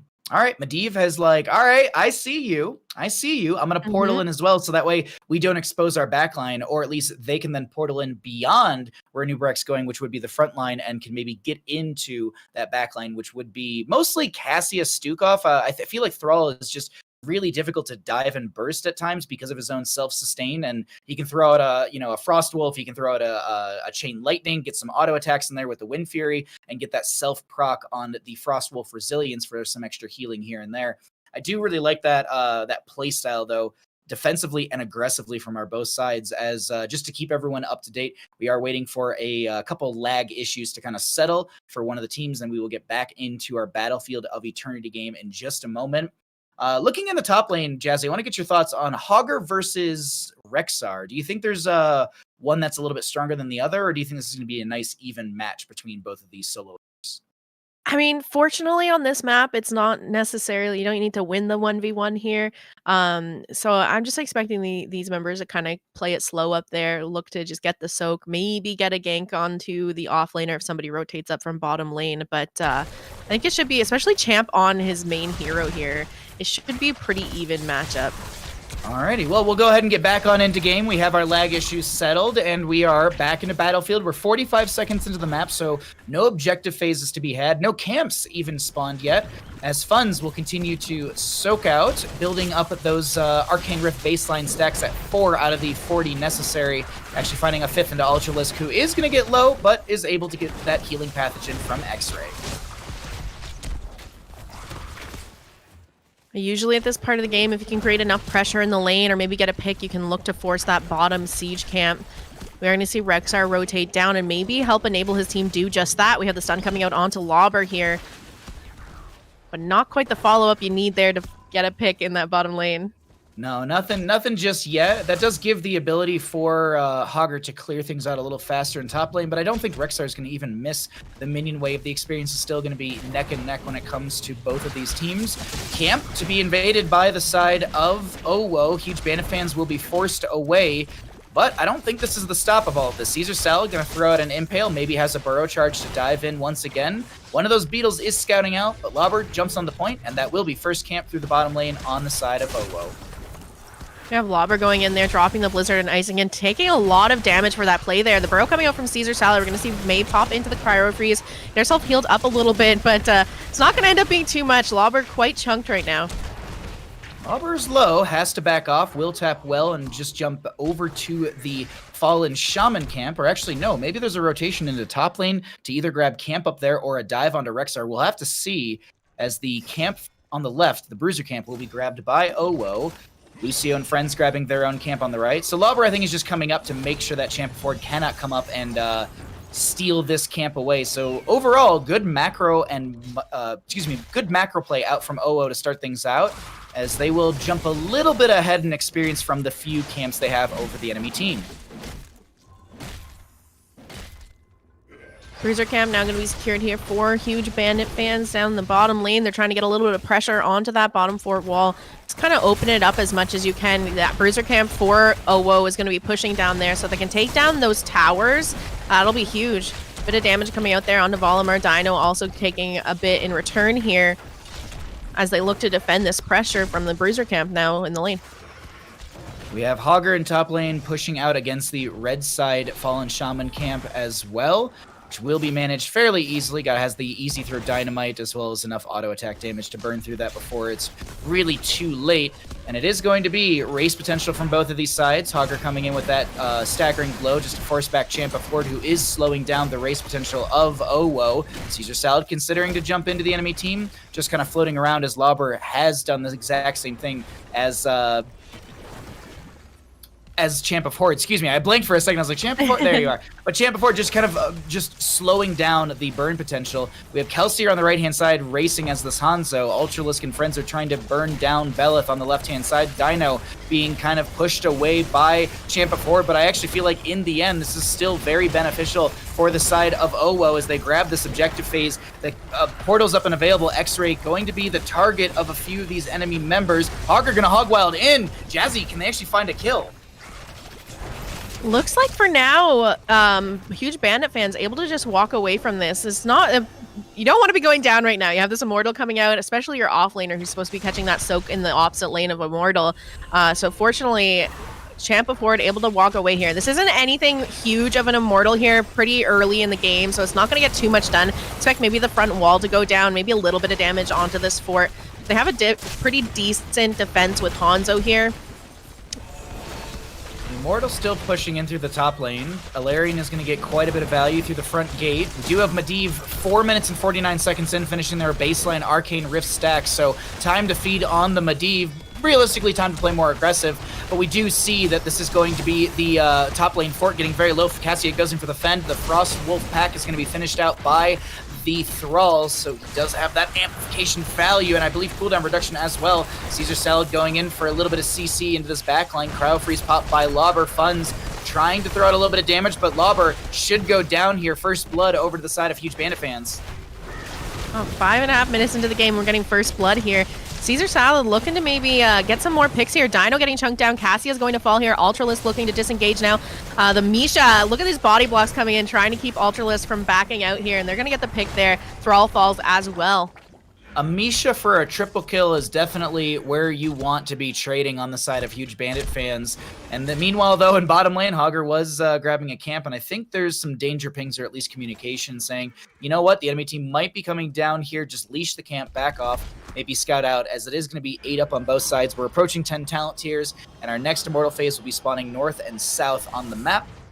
For anyone wondering really quick. Oh, go ahead. Go ahead. I was just going to say, huge Bandit fans got that top siege camp out now. Now they're looking to invade this bottom one.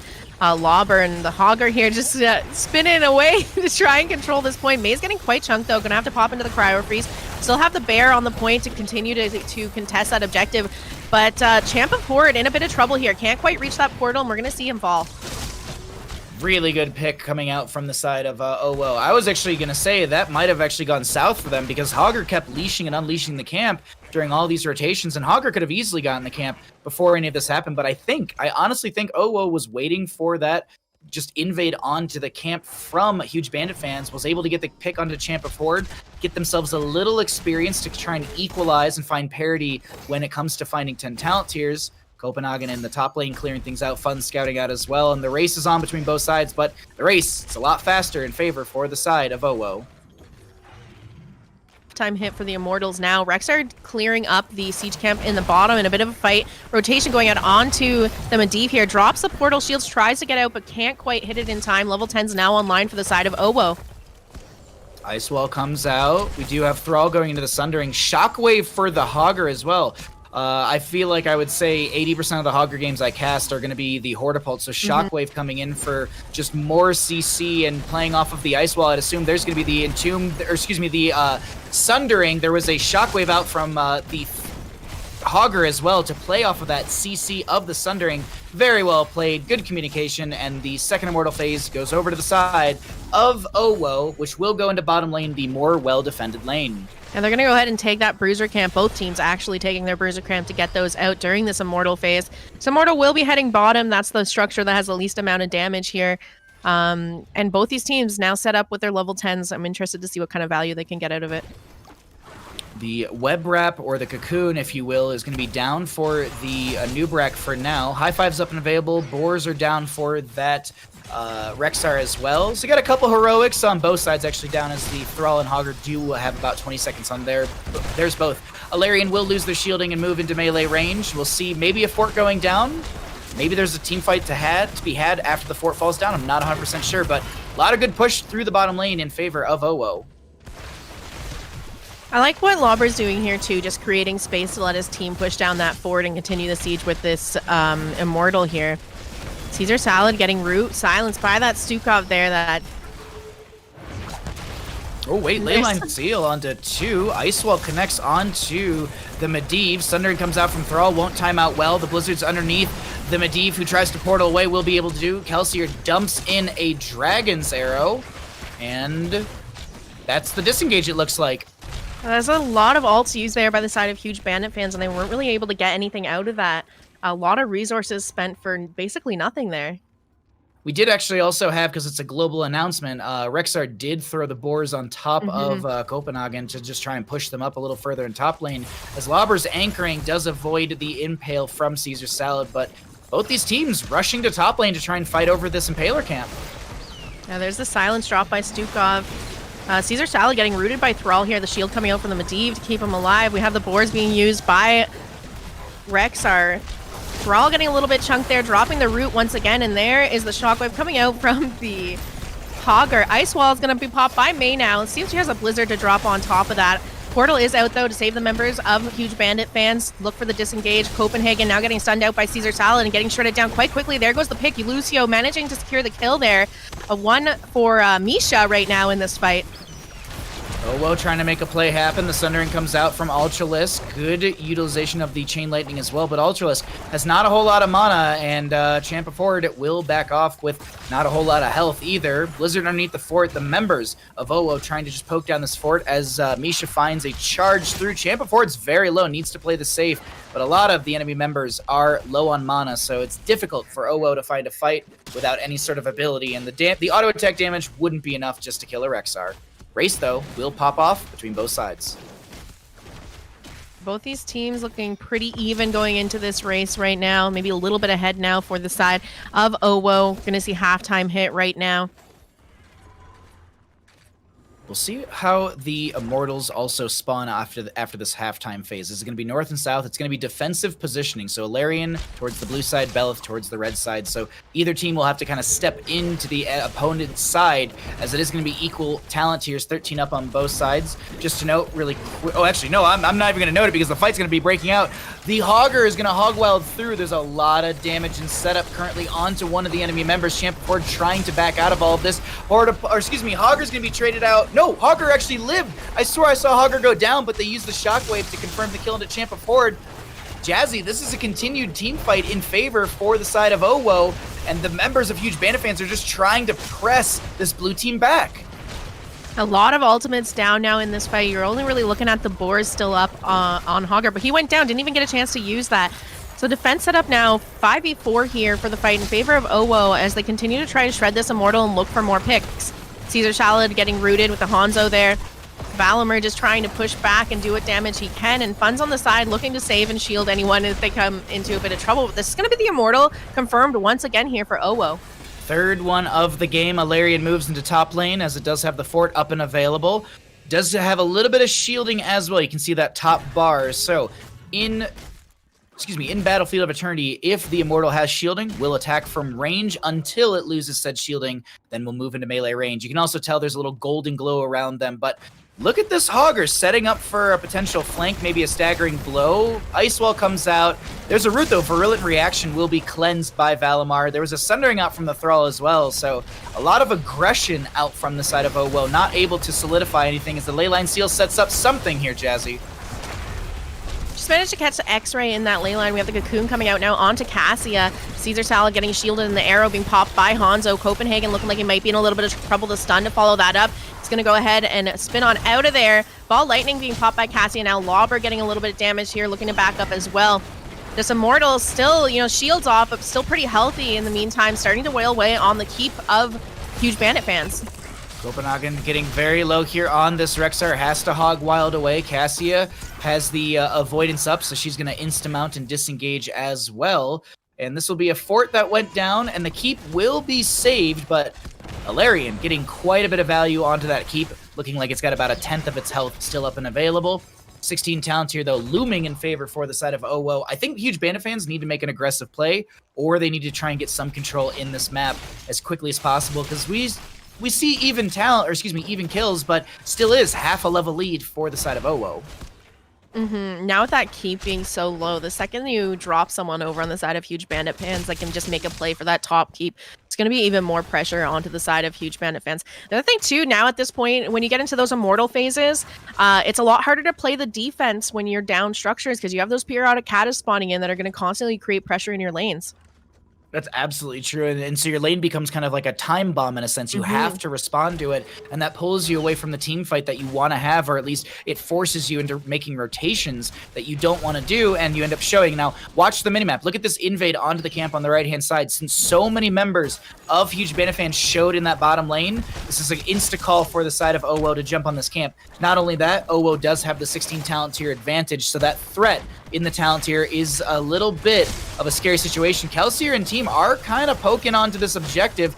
Rexar is showing in the bottom lane, so that to me is a sign that Huge Bandit fans weren't going to commit, just want to kind of poke and make it seem like there was a team fight to be had. Ultralisk trying to interrupt the stun onto Rexar, gets the root, and now looking for the gank here. Champa Ford getting caught out in this bush. The rest of the team rotating down to help with this pick. There's the Blizzard, the root silence coming out from Stukov here. Portals drop, but not in time. Down goes Rexar.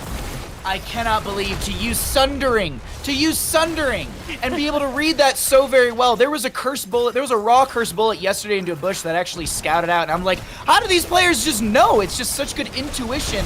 And there's a huge arrow from Kelsier, the dive in from Cassie, the ball lightning comes out. A new Brack Burrow charges away and will live for now, but Jazzy, the immortal phase is up, and Belith looks really easy to burn right now as the top lane keep won't fall, as Valimar does have the save.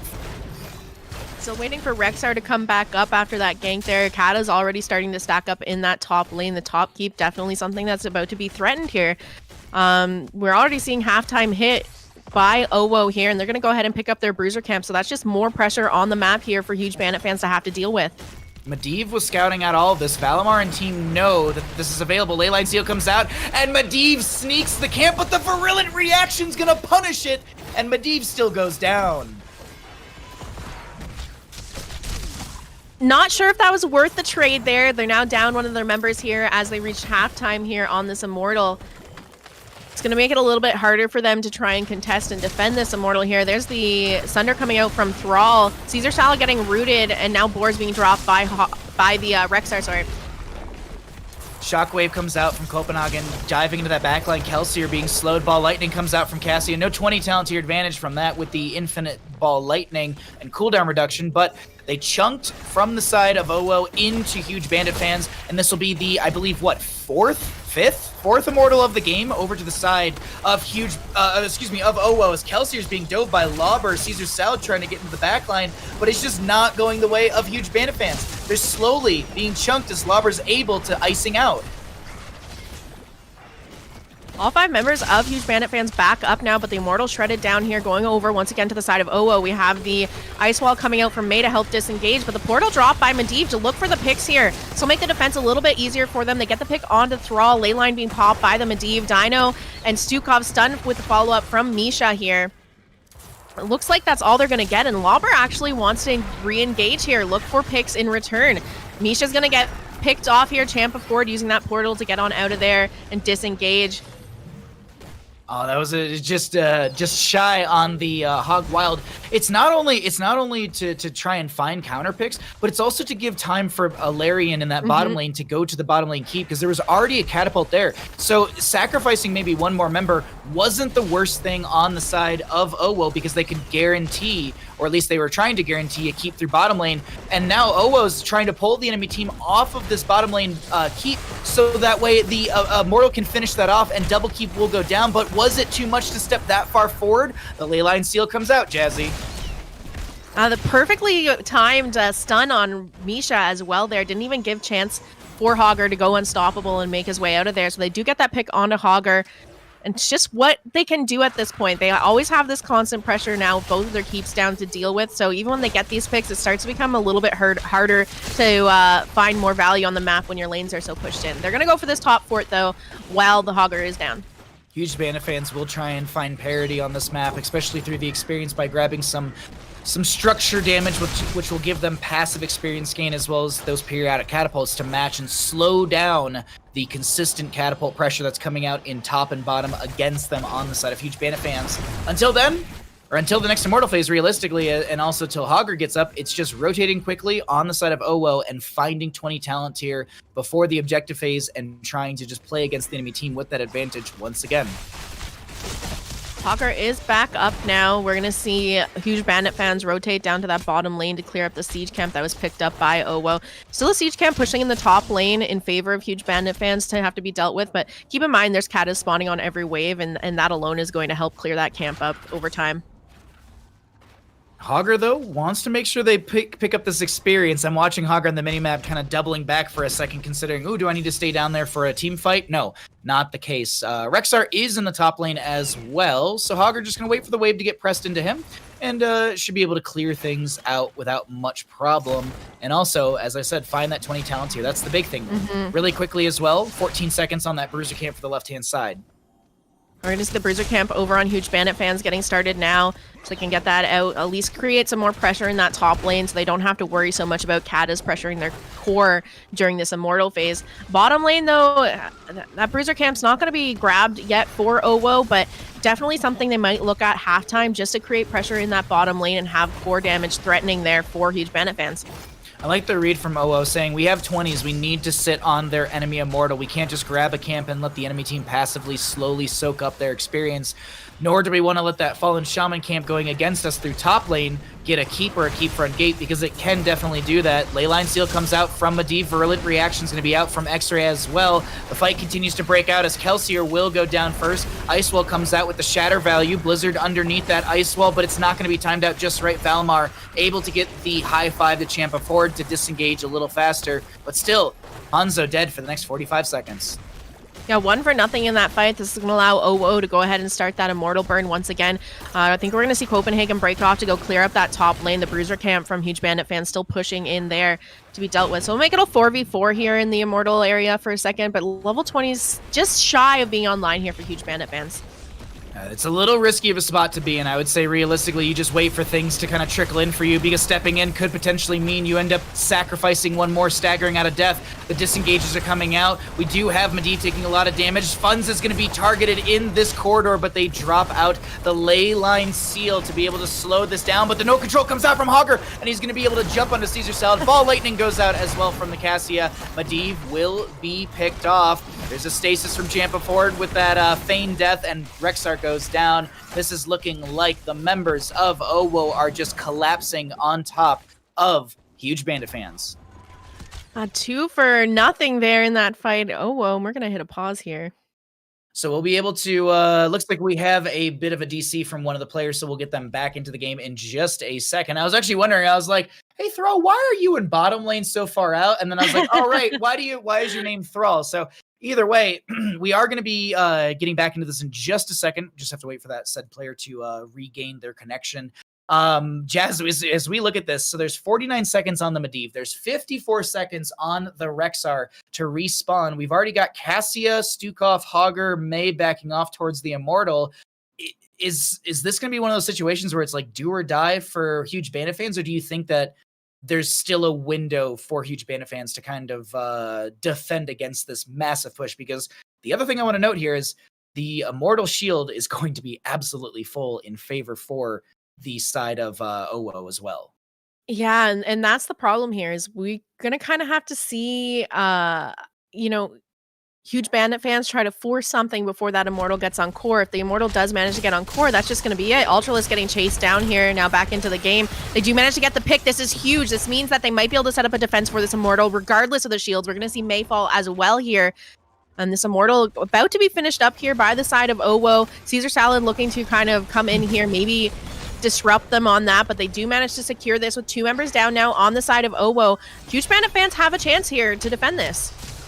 I like Dino coming through with the consistent dismounts. Also, just to note, Dino did not go into the Infinite Ball Lightning, going to be having that Rock Stopper at level 20. But the big thing to talk about here is going to be a fully shielded Alarian through bottom lane, 22 minutes in. I'm just curious really quickly, let me look. Alarian hits for 2,108 damage into structures right now, Jazzy. That's a lot of damage. That's a Li Ming health bar every auto attack.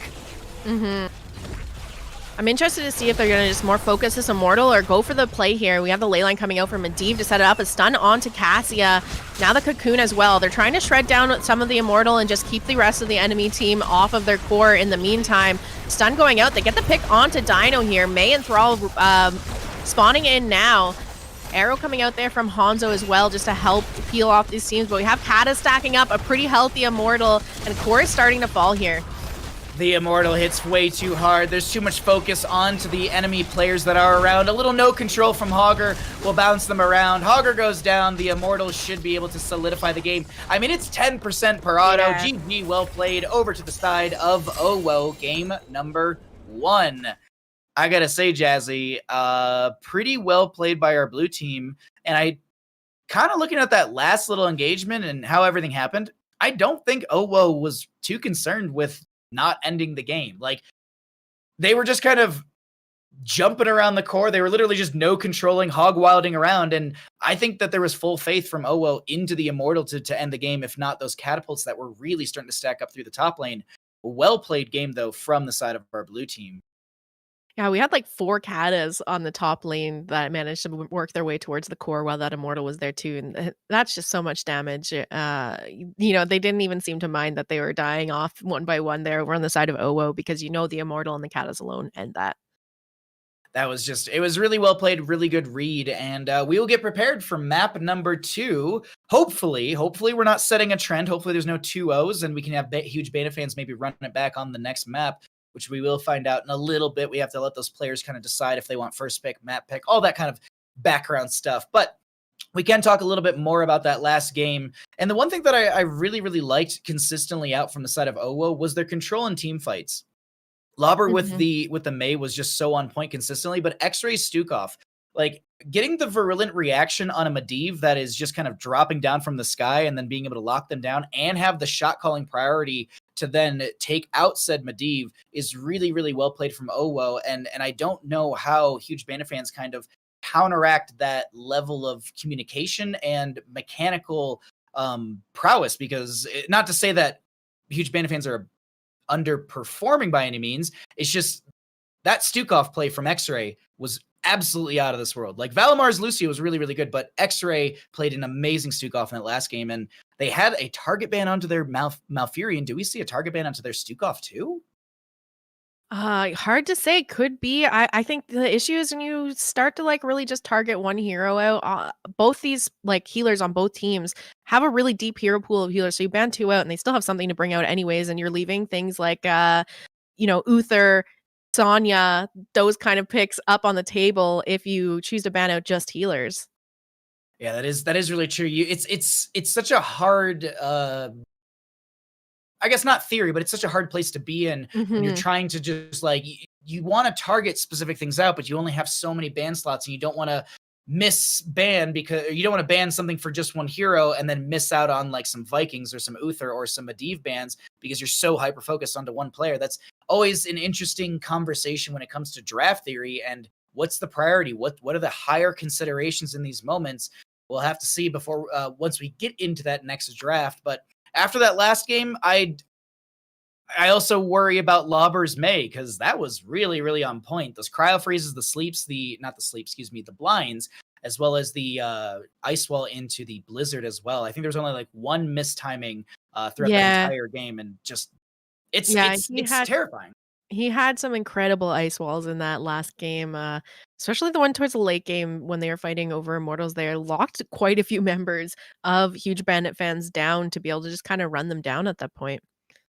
And then there was just so much great synergy between or not synergy, but there was such good follow-up as well with the Sundering as well as the Shockwave. We talked a lot about last map. Let's go ahead and figure out where we're going to for our next map in our second best of 3 of the day. This is going to be the map choice of Owo, which means the members of Huge Bandit fans opted for first pick priority, and Owo has chosen to take us to Towers of Doom for game number 2. I mean, does this seem a little reminiscent of our last best of 3, Jesse, or what? Yeah, absolutely. I mean, no complaints here. I've already made it clear this is one of my favorite maps to play on.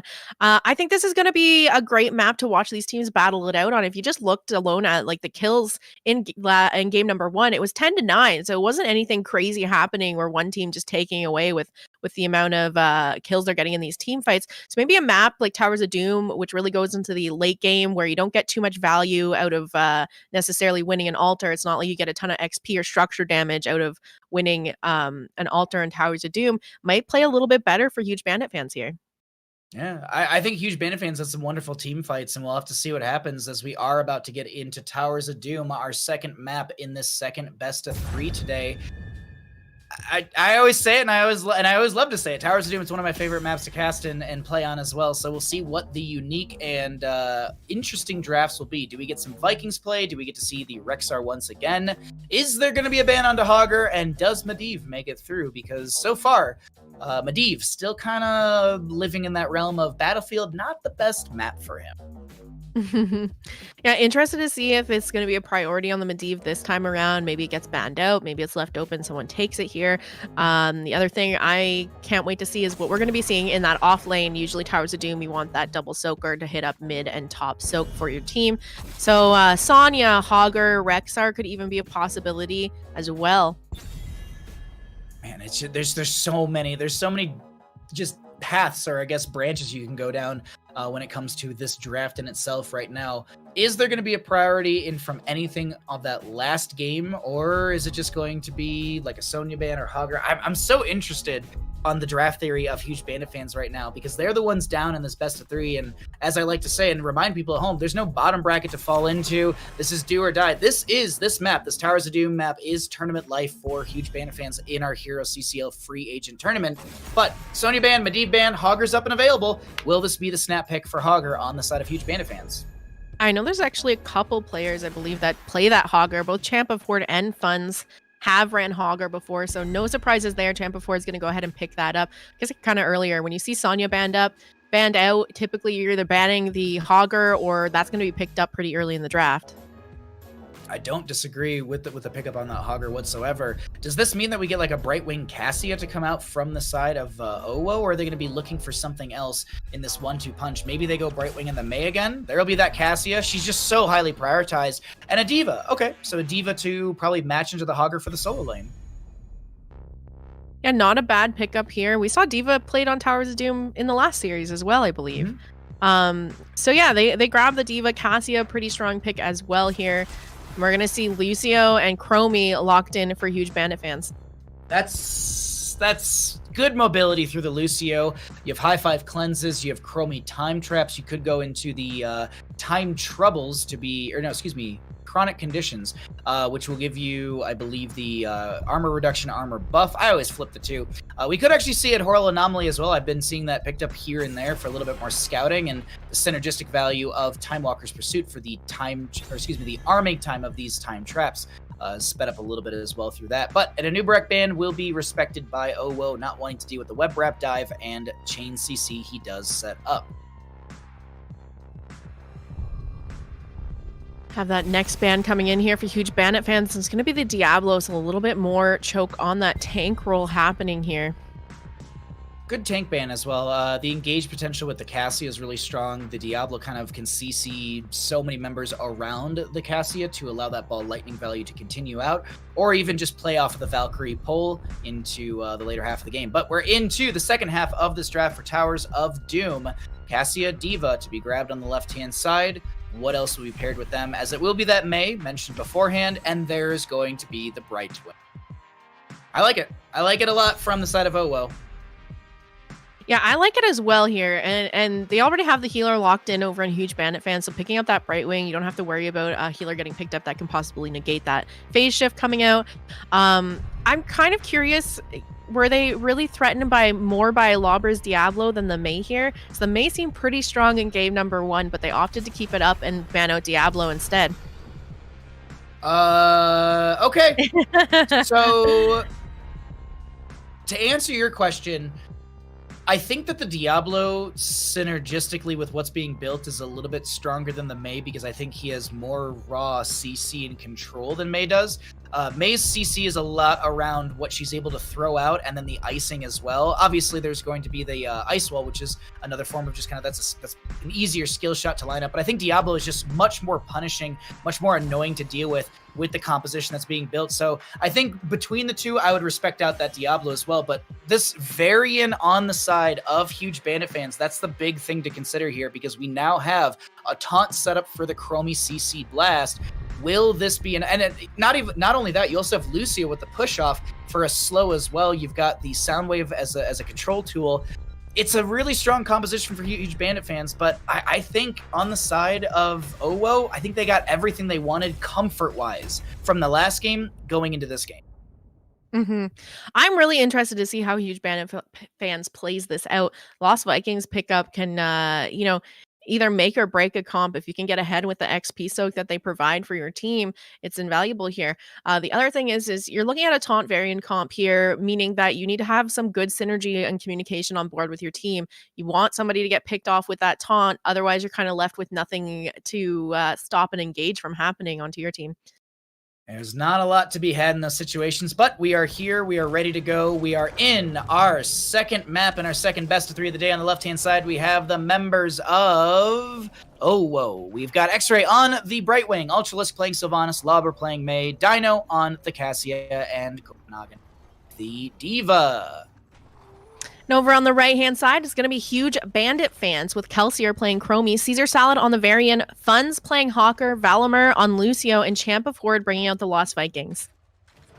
Just peeking out at level 1s right now. Gonna be a Baylog build, actually, from the Lost Vikings to kick things off for that level 1, so no bribery out from them to maybe grab some of these camps a little bit faster. As we will see the Vikings run a 2-1 sort of deal. Eric Baylog top, Olaf in the mid to anchor, and I wouldn't be surprised if we see a hard force through bottom lane, but no, not the case. The hard force actually comes in through mid lane off from the side of Owo, chunking into that Olaf as the staggering blow comes out from Hogger, kind of slowing down the siege, but in the end, Ultralisk gets a decent amount of damage into that one tower as Valimar is going to try and skate away on this Lucio, getting chunked quite a bit.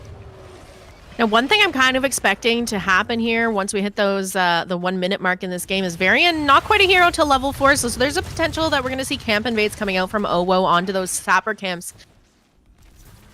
Absolutely. Getting into that sapper camp early enough when you have kind of a bruiser minion as your main tank is definitely a punishing advantage that you can kind of find yourself in. Not punishing advantage, an advantage where you can punish the enemy team. But that's not going to be the case. It looks like Valimar has kind of forced Lobber towards their side of the map, and Lobber actually goes to soak through bottom lane as the camps will be traded out. Chromie scratting out with the Time Walker's Pursuit. Both those siege camps locked in now. Likely just going to see these teams kind of match each other in the bottom lane, look to clear up the sappers. Cassia going to rotate up to mid, catch a little bit of soak there. May popping into her cryo freeze to get a little bit of health back up on her side. Lobber getting poked down by this Chromie though. Kelsier pumping out quite a bit of damage onto the members of Owo. Hogger dives in the back line trying to throw one of those loot stashes. Ultralisk runs in a straight line through the bush, and that will be first blood over to the side of Huge Bandit fans. There was a Baylog kill, but that's not a full kill. Second kill, actually, will be found into Owo through Huge Bandit fans into the May as well. Good timing on that. Get themselves a little more experience on the side of Huge Bandit fans, and kind of get themselves positional advantage and some siege through the bottom lane. Nice to see the Hogger in the 4-man too, since they have the Vikings doing the offlane thing. He's going to provide some more displacement into Owo, kind of knock people out of position to look for more advantages and kills for Huge Bandit fans. That staggering blow is a great setup, especially if you can get that knock into the wall. Varian comes out with the taunt onto the Cassia, and this is what I was talking about in the draft. That's the taunt single target blow up threat that we were mentioning, and it so far is working out very well on the side of Huge Bandit fans. X-Ray getting quite chunked here. Hogger almost getting those last hits in, but Brightwing going to be able to back up here. He's going to go ahead and Hearth. Meanwhile, up in the top lane, Copenhagen clearing out that top lane. Champ of Horde starting up the siege camp now as well. This is so far being controlled on the side of Huge Bandit fans. We do have this D.Va sitting in the bush waiting for Baylog to do the vast majority of the work. A taunt, a big CC, and that's the single target blow up. I think Lobber spawned and then got picked off immediately. So this will be almost a triple cap as X-Ray comes in and gets Champ of Horde forced off that point. Speaking of Champ of Horde being forced off a point, they also will be losing the camp through top lane. D.Va going to boost in and find the damage for a kill into Baylog. It's not a full kill, it's a quarter kill per Viking, but hey, you can maybe kind of find a little equalization in experience. It is still starting to fall, or not fall, but starting to grow in advance for Huge Bandit fans. A little bit of a slight lead on the XP right now. Curious to see if they're going to be able to keep this up going into the late game. Hogger's already broken off to soak mid lane. Caesar Salad just keeping an eye on the rotation here, and we have those siege camps spawning back in now. Left-hand side will be grabbed by the members of Owo. We have Caesar Salad on the right, starting that one out. And Dino... Okay, they're going to leash the camp. Lobber wants to make an aggressive invade now that there's equal talent tiers. The Vikings are showing in top lane. D.Va comes down here as well for a 4v5, but X-Ray gets way too low. Sniped by the Chromie. Ultralisk falls a little too low as well, and this was an invade that was a little too aggressive from the side of Owo. The Hogger does go down, so the members of Owo find at least one kill in this, but they lose two. Trying to still equalize through bottom, won't be able to do so, and another altar phase will be spawning here in a little bit in the center of the map. I love what Valimar's done here. Drop that boombox in the bush there to act as a ward, so they have eyes if their siege camp over on the side of Owo gets started up here. We do see Cassie and May wandering over there now, but that boombox scouted them out, so Valimar knows what's up. The rest of the members of Huge Bandit knows that they're trying to pick that up as well. Unfortunately, the invade will not happen. It won't be quick enough, and the members of Huge Bandit fans continue to hold their rough level lead over the enemy side. There's going to be that center altar, as I mentioned beforehand, spawning in 25 seconds. Dive onto this Mei, who's able to drop the Blizzard, pops the Cryo Freeze. I believe it's an 80-second cooldown on said Cryo Freeze, so won't have it immediately for the fight, but might have it halfway through this next engagement, as the members of OWO want to find a fight before 10 talent tier is found on the side of Huge Bandit fans. You're going to see Lobber stuck in that slowing stance from Chromie, getting quite chunked down here. Kelsey are putting some damage out. Phase Shift coming in from Brightwing to heal Lobber up. Fun's trying to just disrupt them in the backline. Gets polymorphed and now is turned on. You're going to see the Hogger fall here. Sylvanas getting the last hit in. Champ of Horde, though, getting the channel off on the altar, securing that there for Huge Bandit fans. And level 10s are online for them as well.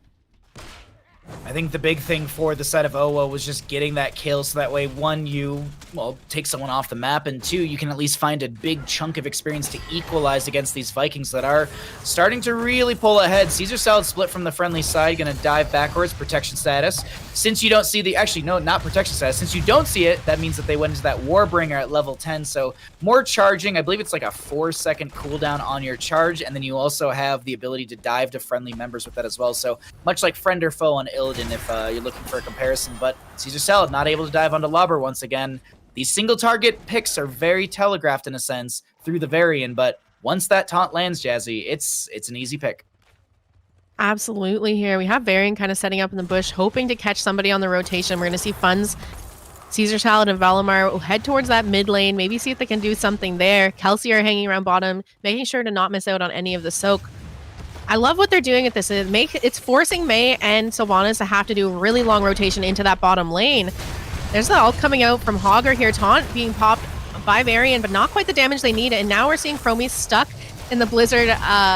Needs to pop the stasis there. Going to be able to survive for now. Unstoppable coming out from Valimar to keep Chromie alive here as they just look for the disengage. This is the problem with the Varian taunt comp. They don't get the pick, and now you can basically run down the members of Huge Bandit fans. It's just, I love the dive and aggression onto the Chromie right there. It was just, we really want to kill this Chromie. She is such a nuisance to us, and the Vikings are making sure that D.Va's remaining busy, unable to come down and join this fight. Champ Ford actually going to be rotating the Eric in, does have the Spy Games, if I'm not mistaken. Or no, Eric the Swift, so that's going to allow him to be able to heal up as he's moving. But look at this, Champ before going for another channel. Ultralisk will, actually, no, it's Cassie with the invade. X-Ray a little bit low here. Funds is going to be low as well. Hogger goes down. Champ before trying to back off on that Eric, as we do have Sylvanas going in. Eric goes down. D.Va comes in, sustained damage and body block into Caesar Salad, but X-Ray has the channel and will find 4 shots into the core of Huge Bandit fans. That's going to bring the score 28-32 in favor of Huge Bandit fans right now. We have those siege camps back up and on the map in the bottom lane for these teams to look at now. Hogger spawning in 2 short seconds to join the 4-man. We'll see if they're able to get the camp out, maybe look at an invade or do anything, or they're just going to play safe. Camp on the left-hand side, yeah, it's just going to be camp grabs for either team. Mei and Brightwing are a little too far off for any sort of invade at this time. Maybe we see Dino throw a Lightning Fury in, but no, not even going to be the case. X-Ray will be able to blink in, get a little bit extra healing on that Cassia. Lobber joining in as well. D.Va doing the double soak thing between the lanes. Varian went in. Oh, wait, hold on. That's going to be a huge Valkyrie out as well. Polymorph, somebody's going down. Oh my god, Chromie stasis with 150-something health. Mei wants to find this kill, though, and that will be confirmed in Chromie through the bottom lane.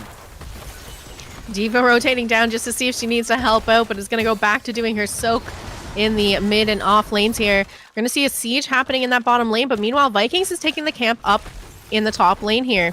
Sylvanas has shut down those towers to allow her team to push forward here, and that front wall will fall on the bottom fort.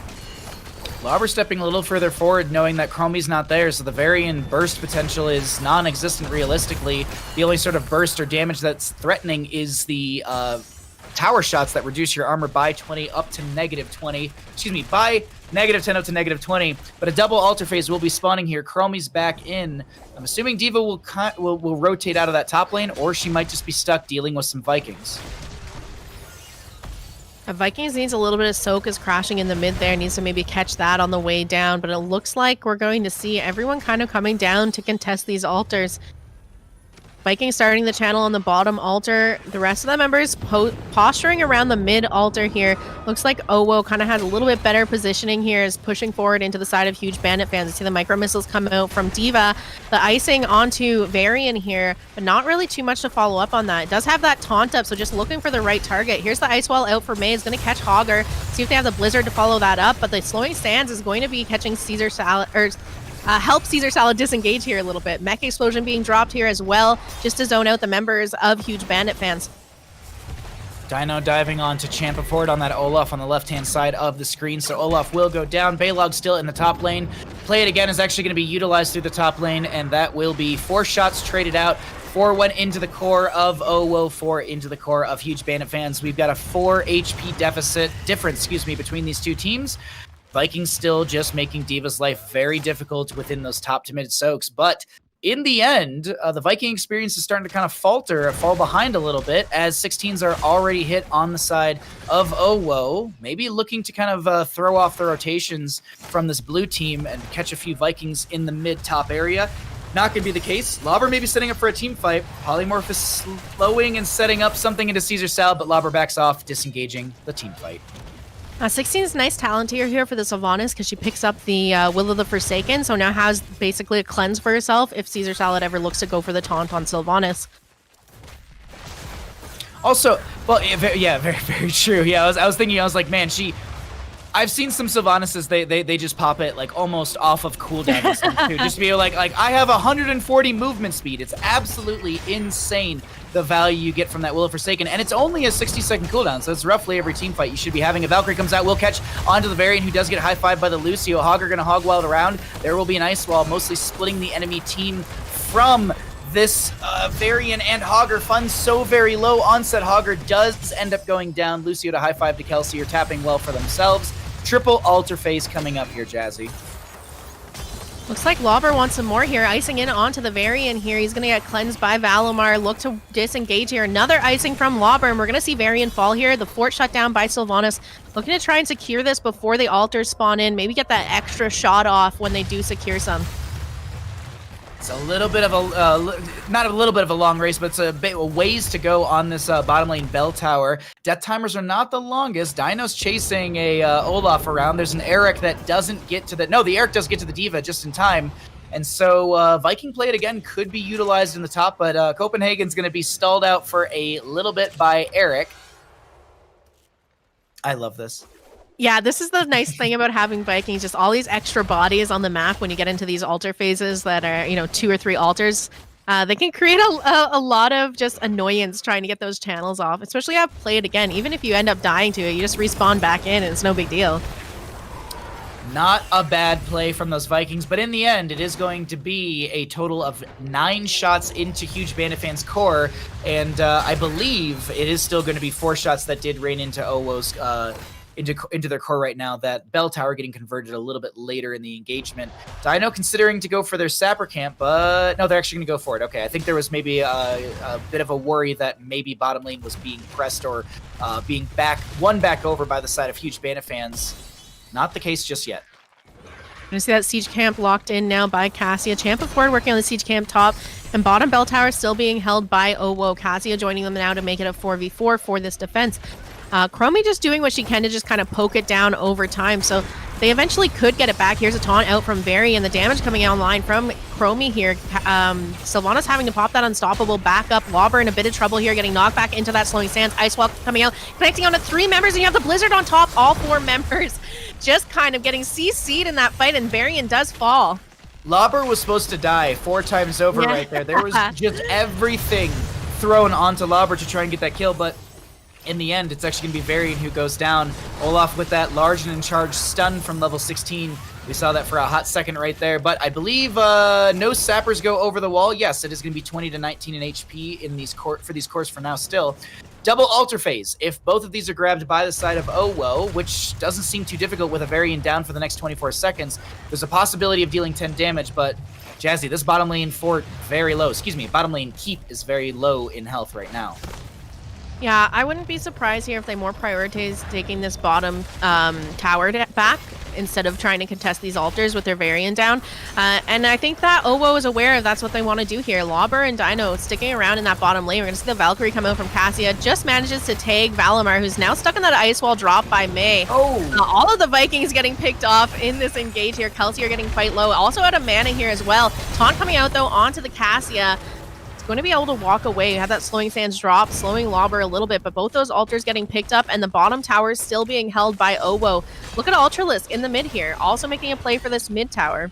And then in top lane, you have Copenhagen, who is just trying to press up with that Diva as well. So bottom lane Bell Tower will go back to the side of Huge Bandit fans, but the members of Owo are looking to consistently run through this map with the advantage that they have against these Vikings. And Jazzy, I feel like that's what you have to do. You have to find a small window where you can punish these Vikings and just keep playing into that window, and that's exactly what we're seeing right here. The Vikings were split in that last fight. The Vikings also all got picked off, and you were saying earlier, oh yeah, you can just play it again, but unfortunately, when all the Vikings are dead, you can't play it again, so that is going to be a nice pickup for the side of Owo, but it's not over just yet, ladies and gentlemen. It may be 20-9 in core health, but I honestly think it's anyone's game still. The back and forth has been really, really good in the early game and late game. This later game, though, Owo seems to have every answer that's posed to them by the members of Huge Bandit fans, as the sappers through top lane will confirm the Bell Tower up there, and Diva boosts away. Huge Bandit fans basically having to play cleanup crew the rest of this game, trading off Bell Tower after Bell Tower. We're going to see them. They got back mid, top fell, and now they're looking at bottom once again. The top comes out onto Lobber, slowing sands to drop. On top of that, no pick going there in favor of Huge Bandit fans. We also have that siege camp secured here. Eric's going to fall. Siege camp secured here for Owo to push in that bottom lane. So that could be a couple more shots if they aren't able to defend that. Kelsey are having to pop into that stasis, the polymorph coming out, and the silence from Sylvanas to try and get a pick here. Lobber in that back line, using that icing, trying to knock Funds out of position. There's the Valkyrie. Manages to kind of snag Chromie on the wall, though, so she's not pulled in. Slowing Sand, still slowing a little bit on Lobber, but he is able to walk away here. Health bar is over on the side of Owo, looking quite low. Or it's just really Kelsier, who's now healed up from Lucio. 3 sappers need to be managed through the bottom lane by the Chromie, and it looks like a Viking actually right now. The single altar is up and available. 6 potential shots for the side of Owo. Copenhagen getting very low on this Mekka is going to drop the Mekka Explosion. Ultralisk on the left-hand side of your screen does have the channel. There's going to be the pick onto Dino, but it's not quick enough, and we are going to be seeing Funds actually get caught in the sidewall right there, while the members of Huge Bandit fans actually find a double kill. I was waiting to say a triple kill. Oh, wait, is there a torpedo dash? Is there enough? No. Oh, wow. Diva goes down, Mech goes down, but here's the thing. Boss could threaten game. I would expect a fast rotation from Huge Bandit fans to take that off the map. Yeah, Boss definitely priority here, so we're going to see them start that up, and then I imagine they want to take back their forts here. Top fort still over in favor of Owo, as well as bottom fort here. To see Vikings a little bit just watch the rotation of where Mei and Sylvanas is and start to work on taking that bottom camp out, as this boss will go over to the side of Huge Bandit fans. And losing these structures on the side of Owo isn't the biggest deal right now, because they only need 3 shots to end the game. So technically, they could very much lose the top right, bottom right, and their own bottom lane Bell Tower, or maybe this mid one, and still have a win condition through that next altar phase. That is going to be a double altar phase through the top left and top right of the map. You know, taking down mid right now, not the worst idea, considering where the altars are spawning in. You just shut off a way that the side of Owo can rotate into this next objective. I'm a little bit concerned they might overstay their welcome in mid here. We are going to see the cryostasis used on Lobber. Here's the ice wall coming out, catching on to Lucio and one of the Vikings here. Caesar Salad getting quite chunked, turning around, trying to slow the members, but we're going to see Olaf fall here. Diva with the flank into the enemy team with those micro missiles slowing the enemy team as well. Varian does go down. Valimar's at a sliver of health. X-Ray comes in with some blink heals and also that soothing miss. Cassia tries to dive onto Valimar, but the push-off is going to be just enough, as well as the sound wave. Next altar phase is 7 seconds away. A Hogger kill could potentially solidify this game for the side of Owo, meaning there's no one to actually poke in here. Ultralisk to go for the channel. Lobber looking to zone. Kelsier looking to try and throw in one combo. Ultralisk will get hit by 2 of those shots. Lucio goes down. A Viking gets picked off as well. The plate again's up and available, will be used. Kelsier trying to go for that channel and is going to be interrupted a little bit by the Chromie, but this is looking like Ultralisk says, all right, let's go ahead and just kill some Vikings, and then we should be able to confirm this game. I do believe here, Jazzy, this will be the channel out from Ultralisk, and this will be game number 2 from the side of Owo, dominating the enemy team and taking Towers of Doom with 16 HP still in their core. GG, well played. The series will go over to Owo. I gotta say, Jazzy, that was well played from our blue side. I was kind of thinking we were gonna head into that game number 3 as huge Bandit fans took off with a very strong lead. A few kills, a few of those bell towers. The Vikings with 20,000 siege damage, 35,000 experience for the team. I gotta say, hats off to Owo, who are able to just kind of figure out how to dismantle this Vikings Varian Chromie composition. Yeah, I was looking pretty good here in the early game for the side of huge Bandit fans, but as the game progressed here, Owo just had way better map control. You saw them able to take forts time and time again, the bottom fort, and then you'd see the mid, the top fort, and it just really kind of left huge Bandit fans kind of running around trying to take back their structures the entire time, not necessarily being able to set up and take advantage of the map themselves. That's like, it's such a crazy thing when you're a Vikings team and you start to lose the map. And I was watching the experience consistently throughout that game. Yes, the Vikings had a lot of good minion experience, but boy, were the late game kills so imperative. There were 5 kills onto Hogger in the later half of the game, which I think were really, really good punishments coming out from the side of Owo. I want to go ahead and jump over to the bracket really quickly so we can get you all updated on that one right now. We are going to be seeing, so let's actually recap from our first best of 3 of the day, which was What Will Mokka Do versus Zoomers and Boomers. What Will Mokka Do took a 2-0 as you see. So they'll move on to the bracket for tomorrow. We just saw Owo take a 2-0 against huge Bandit fans, where it's going to be Owo moving on to tomorrow's games as well. But Jazzy, we're getting into that next portion, which is going to be really fun. We have Oso versus Cirque Kegw, which will be determined who goes up against What Will Mokka Do, and then we will close things out with 2319 versus, I just saw the name and I blanked out for a second, Blunt Force Fun. We have so many good Heroes of Storm action games for you all, or excuse me, so many good Heroes of Storm games for you all today.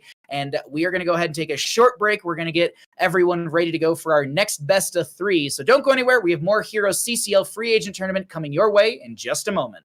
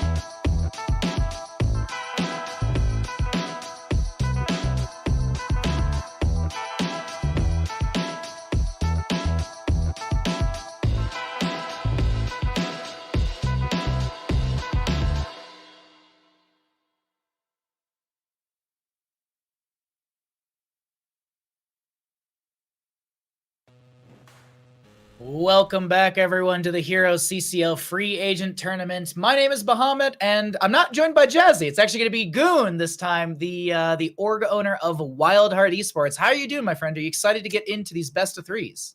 I am. I'm really excited. I get to watch some free agents run it down for a few games, and I'm in the very special position to be able to check out what's what, who's who, what's happening, and make some decisions for my org potentially. There you go. So now's the best time to showcase your best Cho'Galls to GOON, everybody. Make sure you are pulling out the Murkies. You're getting those Lost Vikings out as well. But, I mean, I do want to really quickly catch everyone up because we are kind of into the second half of our broadcast today. I want to get you all updated on some of the information because the free agent tournament runs a little differently than season one. It's going to be one of those situations where it's not the orgs picking the players to show off their skills. It's the players putting together these teams and playing through a bracketed format. And actually, we can go ahead and look at that bracket right now and take a peek and see what's happened so far today.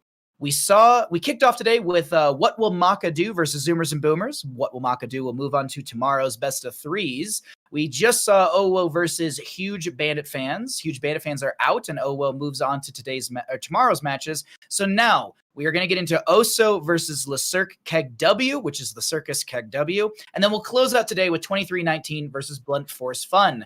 So Goon, we're kind of getting into that realm where it's going to be the, who's going up against who tomorrow. And I got to say, from those first two best of threes, was there anything that kind of stood out to you as an org owner?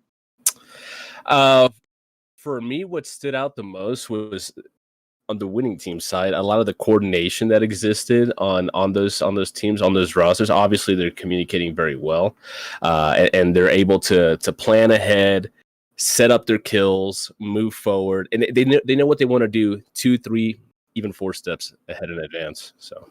Well, let's go ahead and actually break down the teams that we're just about to see. And this will be the roster of Oso. We have Jay Queppy, we have Hyde, My Pal Vince, and IB Tings. A lot of strong players here, led by My Pal Vince. Who are we going to be seeing on the circus side of things? On the circus side, we have Banana H, Skog, Yasu, Bad Benny, and former NAGM #1 Got Filth. Now, when you say Got Filth and former NAGM #1, who are you? I mean, who stole that away from Got Filth? I have no idea. I just knew I don't have it anymore. So wow, we're literally like 20 seconds into the broadcast with you here, and you're already flaming one of the players of the teams. But that's great. No, we are going to have a lot of strong players here. The big thing that always stands out to everyone is the leadership of Bad Benny as that tank role. But we also have the Monka steer of Yasu or even Banana on these Lucios. So It's kind of funny that the two players that last season I was like, man, I want to see them 1v1 are actually on a team together going into today's matchup. So it's really exciting to see who's going to play that Lucio, who's going to play, that Lucio. But I actually do want to bring up, I believe yesterday, Yasu played a Valera. They're labeled as a healer, but they played a Valera yesterday, and it was absolutely terrifying how hard the Circus was able to shut down the enemy team in our yesterday matches. So I'm excited to see what the draft is going to look like for today. They're the Circus for a reason. That's for sure. If that's their name, they're going to live up to the hype. No, I'm curious to see. Who. I want to see Lucio pop off. I am a huge Lucio. I love Lucio so much. And I want to see if he comes out, whether or not Yasu is going to be the one playing, or Banana H, and how good it's going to look, and how good that hero is going to do against all these other teams. That's what I want to see. But anyways, doesn't matter. Well, we'll have to see where we're going to be going to for our first map in this third best of 3 of the day. It's going to be Dragonshire, the map choice of Oso, giving first pick over to the Circus. We did have a ban onto Garden of Terror and Sky Temple from the members of Oso, and the Circus banned out Battlefield of Eternity and Alterac Pass. So possibilities to go to Towers of Doom again, to Infernal Shrines, or to Cursed Hollow later on. But we're going to go ahead and get everyone set up for our first map, and that's going to be, as we said, that Dragonshire map. This. I was going to say, as we're getting into this, to start off a best of 3 series, what are your thoughts going into Dragonshire just in general? Dragonshire is very complex. It can be very complicated, and the best teams that understand macro and the game, I would argue, that understand the game of Heroes of the Storm are actually going to perform a lot better than teams that don't, and it's going to show. You can expose a lot of macro weakness on a map like Dragonshire. I know a lot of people like to run and go for the shrines and get the DK and do stuff, but I guarantee you don't need a DK to get buildings. And depending on how the draft goes, hopefully we see some forts go down without a DK even coming out. That'd be sick. So what you're saying is if I wipe the enemy team 20 minutes into the game, I've taken 3 keeps down, I shouldn't back off and get Dragonite? I should just end? Pretty much. Okay, all right. Well, that's news to me, and let's go ahead and get into this Dragonshire map. What will be the ban priorities? Do we see an Uther again? Do we see the Medivh as he's been just constantly banned out? Is there a Chromie priority? Cassia, where does she fit into all this? Because she's at the forefront of our, I guess you could say, ranged assassin. She's got the shortest range as a ranged assassin realistically, but Uther Band to kick things off here, Goon, as we are getting into this Dragonshire map. Yeah, I'm curious to see if Medivh gets banned. Some people argue that he's not as good on this map because of the way it's laid out, and you do need more macro prep. You do need more wave clear in your composition in order to really exacerbate the pressure, the macro pressure that you can have on this map. Medivh kind of doesn't really help too much in that aspect, other than speeding up your rotations or something like that, or protecting your allies. But I don't know. We'll see. We'll see how these players go. Look, they ban it right there. The Circus does not want to deal with it. So we'll get into our last ban coming out from Oso. Is it going to be the Hogger? Is it going to be any sort of niche priority against these enemy players? Like I wouldn't even say Lucio's niche. I would actually put him pretty far up there when it comes to our healer priority, especially with the high 5 and mixing fire values at 10 and 20. But right now, this will be the last ban out from Oso as we are going to get into this, and there's going to be Hogger. Makes sense. So then Sonya probably is taken here, potentially. We'll see. Sonya strong. Oh, they just go straight for the Chromie, the bottom lane goalie. There's so much value from the Sonya as well as this Chromie, and it's just, well, which way do you want to play? Do you want to play defensively, as you were kind of mentioning, the goalkeeper able to kind of just poke and constantly dump in damage through that bottom lane? Or do you want the aggression levels of Sonya being able to leap in, as that has been the hot priority for her heroics? Maybe now that the Chromie's grabbed on the opposing side, we see the snap onto the Sonya. Wow, that is a extremely early loss Vikings, but I asked for Vikings today, and I'm getting a ton of Vikings from these teams. I'm happy about it. Yeah, so I know, Jay is very flexible with their off-lane picks. We could have seen a Vikings, we could have seen a Samuro, we could have seen Sonya that they played at the last free agent tournament and ran it down, owned with. I like this. They obviously have a plan. They know what they're going to do. We got the Variant and the Brightwing coming out here from Cirque Kegw. I like the Brightwing on this map. Well, it's also going to pair super well with the Variant, too. Goes in for the taunt. There's a polymorph. You're extending the time of CC, allowing Chromie to then single target burst. But these are some Vikings, and I wonder if there's any consideration into a Valier, because as I mentioned yesterday, the Circus did play a Valier composition into Vikings, not on Dragonshire, but that Valier was consistently running around and bursting them down. Out of curiosity, because someone in chat was mentioning it, and me personally, I thought the Valier was a lot stronger with her base kit and what she was able to do from level 1 onward, whereas I felt like if you went into Zeratul to kind of be the Viking hunter, if you will, I feel like Zeratul, he scales into the later game very well, but that early game Viking pick potential I feel like is very low for a Zeratul player. Yeah, I guess it just depends on essentially what your goal is here. If you want to make sure that you end the game, Zeratul's probably a pretty good pick, considering how well he scales into the late game and can solo the core, essentially. Valeera really can't do that, but then Valeera can help cull the Vikings a bit and make sure that your early game doesn't spiral out of control. So how do you want to do it? It's definitely a style choice. Yeah, and definitely yesterday the members of the Circus were going the kind of latter half of those routes, just like literally controlling the game from level 1. But Lucio Sylvanas on the side of Oso. Not just Lucio. That's a Hyde Lucio. Hyde actually played an insane Kerazim back in the free agent tournament last season as well. Just really notable support play. So that's exciting to come out from the side of Oso. Last two picks from the side of the Circus. Do we see the Valeera? Is it going to just be some more standard heroes? Let's find out. Rexar and Phoenix. Okay. I actually, I was singing the, I guess the hate for the Phoenix heroics. I personally think they're super undervalued.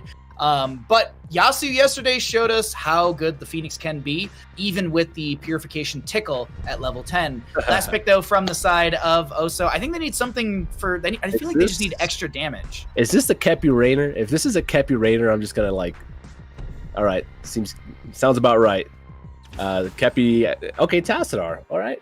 I've seen Kepi play a lot of Rainer in my Storm League games, so I just assumed it was going to come out.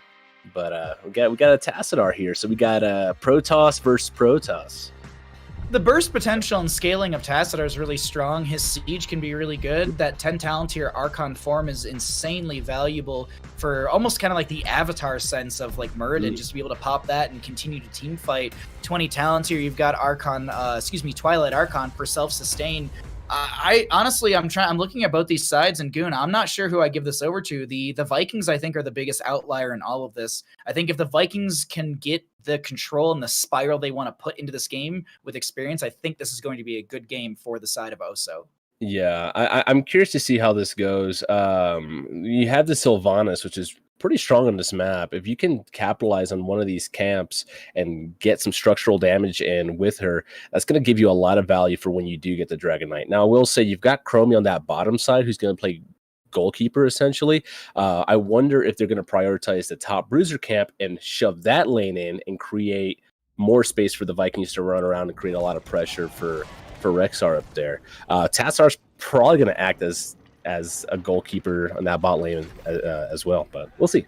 We'll have to see, absolutely. On the right-hand side, we have the members of Cirque Kegw. It's going to be Gotfilth on the Rexar, Misha playing Misha, Bad Benny on the Varian, Skoog on the Chromie, Banana on the Brightwing, and Phoenix to be playing, Phoenix played by Yasu.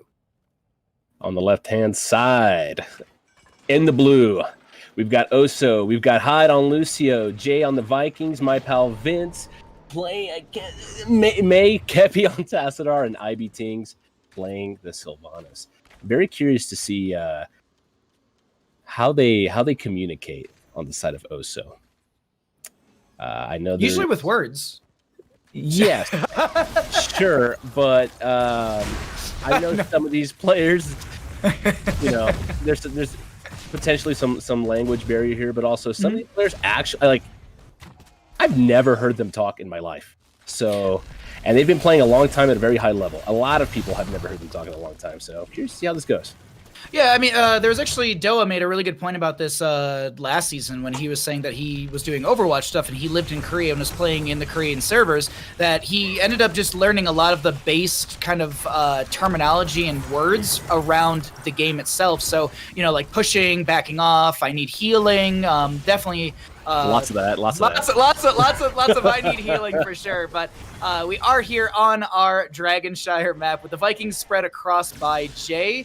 And but I do agree with you. Like on the note of language barriers, there definitely can exist. But I think with the game itself, I feel like there's a lot of things that even with language barriers, people can kind of communicate, whether it just be through pings or even just simple like I don't want to say broken English, but just, you know, whatever you can muster out. Yeah, exactly.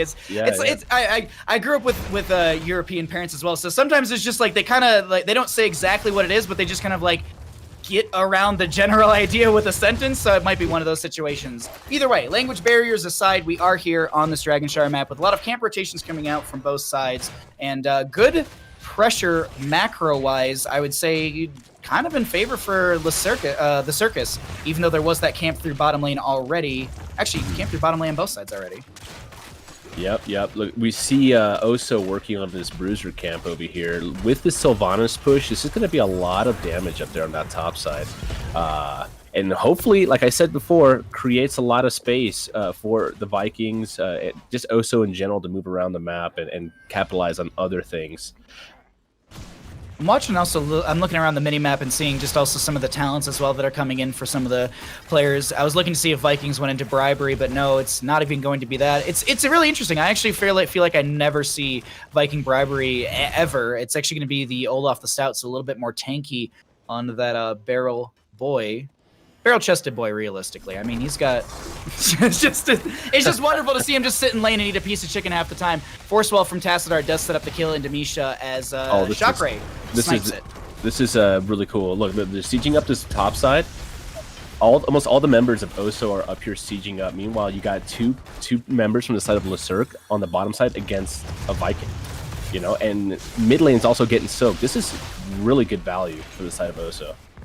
I love the changeup from Oso in the way that they're playing this. Bad Benny comes in for the flank onto the Lucio, and that will be first full blood in favor for the side of Le Cirque, as Ivy Tings is getting really low. Varian doesn't have another taunt for 4 seconds, and Ivy Tings backs off with a literal sliver of health, I think somewhere in the double digits, as there's an attempt on a counter kill, but not enough mana for that Tassadar, as Jay continues to just 1v1. I guess you could say quarter v1 the Viking, or the Chromie. Yeah. True. Okay, so that got a little hairy up there on that top side. Varian came out from that shadow and was able to pick up the kill on the Lucio there. They did lose track of them. As a tank player, it's very important to make sure that you have accountability, a head count on the enemy tank. If you don't see them, you need to look for them. If you can't find them, probably a good idea to get out of there. Speaking of watching your minimap and the rotations, look at this dive into the top lane onto Rexar. It does mean that the Circus can find themselves a Dragonite through mid, but we're at 4 minutes and 20-some seconds into this. Taunt comes out onto the Mei, and that'll be another kill for the side of the Circus, kind of clapping back against that Rexar kill. Yeah. The Le Cirque, obviously very well practiced with their Varian combos. Bad Benny likes to play the Varian a lot, from what I've seen. They're making this work in their favor for sure, despite the Vikings. This is very nice. I actually want to look really quickly. Vikings, their baseline regeneration, I was just looking at it really quickly. They have 6 stacks on that one. So, or excuse me, they have 12 stacks, so it's going to yield them 6 extra healing regeneration speed. Sorry, I was waiting to see if there was going to be an extra kick onto my pal Vince, but nice cryo freeze to mitigate it. And Phoenix finds a decent amount of value through this Dragonite, but it will expire. Actually, Phoenix cancels it early, trying to find a kill onto this Eric. Doesn't manage to do so. Maybe Bad Benny will be a target as Phoenix actually blinks away. Slowing Sands come out from the Chromie. Force Wall will be there as well. Hyde getting very low, will be sniped by Skoog. Ivy Tings to backing off right now, as that'll be another kill into Mei. The Circus just running literal laps around this enemy team in these team fights. What is the name of this level 7 talent on Phoenix? This is the reset one, if I'm not mistaken, right? Warfare? You blink in, you get a kill, it resets, you can blink right back out or keep blinking in. It's very reminiscent of like what we see with like Li Ming with her actual baseline ability to get resets on abilities. So mobility through kills is, I mean, even with the level 1, because I believe this mobile offense, after moving, Phoenix's next basic attack deals 35% more damage. So the A move, if you will, is going to be very, very important for a Phoenix, and 35% extra damage off your autos, and then you have that warp value as well. The sustained chase, the sustained damage, and the potential for multi-kills is really starting to kind of blow up on the side of the Circus. We'll have to see, though. It's 10s up on both sides, and there's that mind control from Sylvanas. We'll see if that's going to be able to pull maybe a Chromie, maybe a Phoenix or a Varian out of position for a burst on the side of Oso. Not to be that guy that, you know, brings up the pass or anything. Let's do it. But right there mid lane, when right after that Dragonite ended, there was some pings coming out there on the Yasuo. It looks like there was some communication there where Oso said hit Yasuo, but then a lot of that focus split off into Varian in the bush. So I don't know. Hopefully they can clean that up a little bit. I do think you have a point with that, though, because what Bad Benny's been doing consistently in these team fights is actually feigning that they're in a bad position, almost, and then the enemy team dives, and it's like, haha, I'm fine, because I'm Varian, and I've got a Brightwing with phase shift, and it's not like there's a Decker Kane or an Ana to mitigate healing, as My Pal Vince gets maybe caught out in bottom lane. Bad Benny setting up with the taunt, also body blocking. My Pal Vince drops the Ice Wall, but it only catches the Varian, and that'll be another kill over the side of the Circus. This is the momentum that I saw them build on the side of this red team yesterday in the best of 3 that they played to get themselves into this match today. Also, I actually don't think I got to catch any of their games yesterday, so it's a little bit of I wouldn't say surprising, but it's not surprising to see how aggressive Bad Benny and this team are, because Bad Benny's shot calling is really on point right now. You can tell that this leadership is through the Varian. Yeah. This bottom fort's going to go down. They're going to get the bottom fort. Look, we see here Yasuo's going to patiently clear. He knows he's probably not going to get the Dragonite. No big deal. Doesn't matter. We'll get the fort. We'll get the top point back. Maybe we lose the bottom. No big deal. We'll clear and we'll pressure top side. I like this. Very, very controlled, very patient. Don't have to force anything you don't need. Just play nice and easy. That's Dragonshire 101, baby.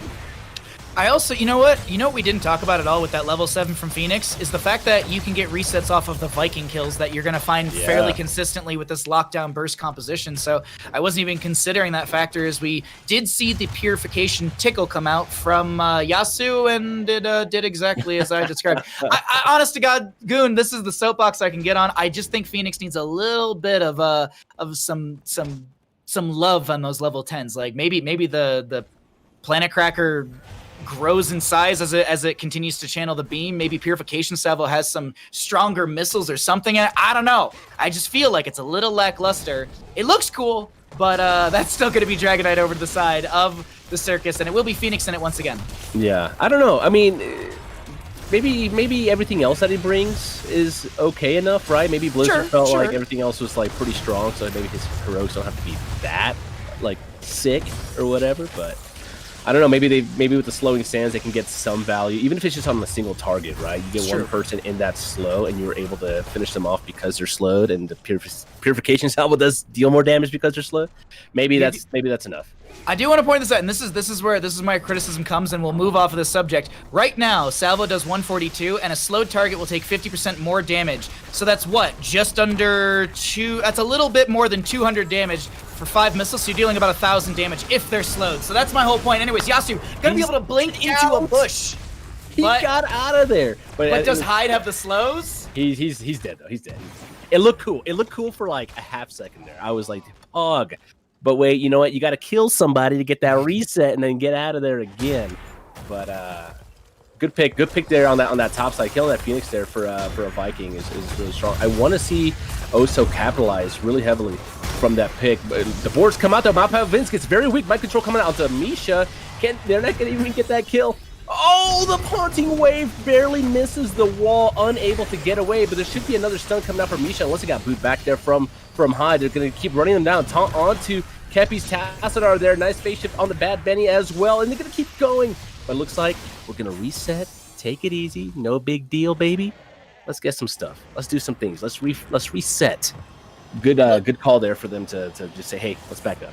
Little interesting that the members of the Circus actually did back off there. They have the 16 talent tier advantage. The fort and bottom lane was down. Their mana and health bars were fairly good. It's not like they bled a bunch of heroics out either. So I'm interested as to the reasoning why they backed off. Maybe it was just to be able to make sure that the Vikings don't kind of close that gap too much in experience, because now I'm actually seeing it. Look how quickly that 16 talent tier gap is actually being closed out, even though it's 2 to 7 in kills. And I'm actually looking really quickly. The heroic deficit in experience is roughly 3,000, but the minion deficit's only 1,000. So those Vikings are actually they're pulling in experience, but it's very, very minimal for how much. It's mostly just kind of bandaging the wound that the Circus has caused here, because the experience deficit, it's still massive. As Bad Bunny goes in, but no taunt comes out onto Sylvanas, who pops the Will of the Forsaken. Nice. Chromie was out of mana there, and Yasu was just now spawning, so they were like, that's their only damage. That's fair. That's fair. Yeah. But they're re-engaging here. Fight does break out. There's a mind control out from the Sylvanas. Big ice wall out as well. There's a time stop from Chromie as MyPal Vince is trying to come in here. Purification Salvo swipes across the enemy team. The Lucio does go down. MyPal Vince currently 1v1ing the Chromie in the bottom lane. On the bottom right of our screen, I think Rexar comes back in, and Meg ends up going down to the Chromie, who has 100 and something health. Skoog thought about hearthing, but ends up getting some healing from Brightwing, and the push through bottom does continue. This could potentially be a Dragonite. Oh, but no, there's so much work to be had on the side of the Circus. I think they go for raw push while they have the numbers advantage. Yeah, push this. Like I said, you don't need a Dragonite to get structured. Whoa. Nice taunt there. Wow, IB team threw out the Haunting Wave and knew it was up. Oh, Yasu's so weak. Whew, that was very close. You know, the Purification Salvo there actually did some work. Now, if we look at the HP pools on the side of Oso, like it was Lucio, Tassadar, Sylvanas, and a bunch of Vikings, right?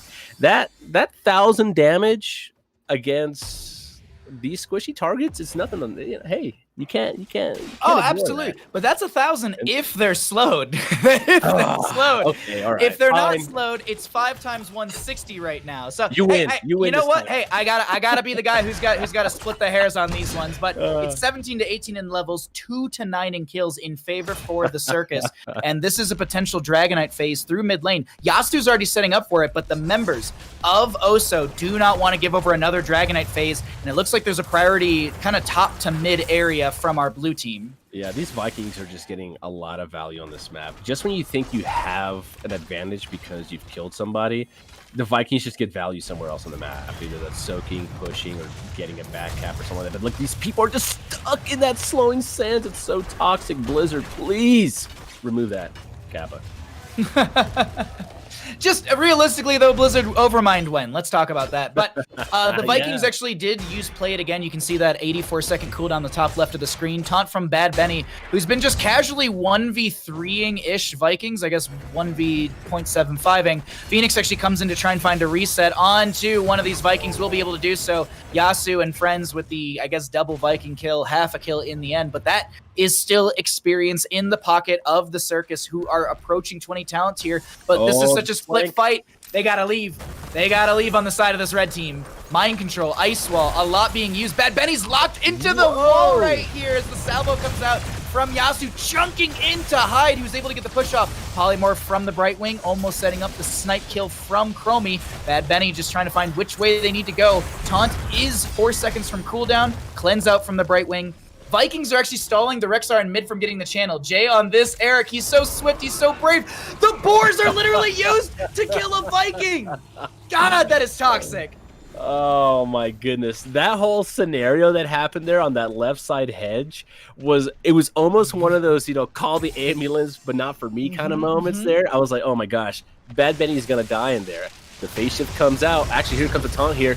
Oh, nice cleanse from Hyde. They got to get out of the slow, though. That's slow, man. I'm telling you, it's just absurd. I hate every... I agree. I mean, that last engagement, as you were just mentioning, was just the only thing I could picture, and the only easy way to say it is just Mokka steer indeed. But this is going to be our 20 talents here advantage team, the Circus with Dragonite. And for anyone wondering really quickly, I can actually check this out for you. The Dragonite currently slaps into structures for 729 damage. It hits heroes for half of that. So chunking into this keep won't be too hard. Bad Benny dives in for a second with that Warbringer level 10. And 20 talents here. Keep goes down in bottom lane. Dragonite will be... I would assume that they just exit the Dragonite. They're not going to sit in this for 20-some seconds again. I mean, I would, but he's probably afraid. Okay, he's going to... There he goes. Yeah, easy peasy. 20 Talontiers online here for Cirque Kegw. The map should belong to them, theoretically. They should just be taking everything and forcing the side of Oso to just stay in their base.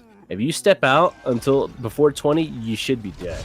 But, I mean, 20s are close enough online, and they're going to get it here from just a little bit of passive XP for sure. There it is. Yeah, bottom lane experience will be coming in. The members of Oso are kind of deathballing per se, or stacking as a group in this latter half of the game. I will say this, late game Vikings can be really, really annoying in a 3-stack if microed well. We also have that Olaf, or that large and in charge. I think that's the name of the 16 talents here. Large and in charge. So you do have a stun off of that as well, which could be a big setup for the Sylvanas or even the Tassadar. We'll just have to see if that's actually the case, because realistically, one good team fight for the Circus, and they can run it through bottom and take game number 1 here on Dragonshire. But it still is, honestly, Goon, it's anyone's game, because it's even talent tiers. We've got all the heroics off cooldown. It's just a waiting game to see who steps too far forward. We saw, there's a time trap in that bush. Nice cryo freeze coming out there from Vince to keep himself alive. Oh, the ice big purification salvo as well. The ice wall locking down one, as you were mentioning. Bad Benny gets pulled in with the Sylvanas mind control. Bad Benny so very low, ends up getting the phase shift in from Brightwing. This is a fight that is just tooth it. Oh my god, it's so close right now, Goon. It is very, very close. Hey, I mean, those boars, when they come out, they hit everybody. Everybody's slowed and rooted. That purification salvo's getting value, all right? All right, hey. I don't disagree with you, because you are right.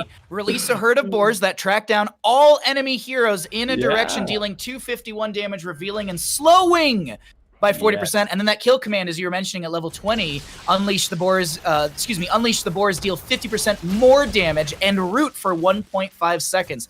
Definitely.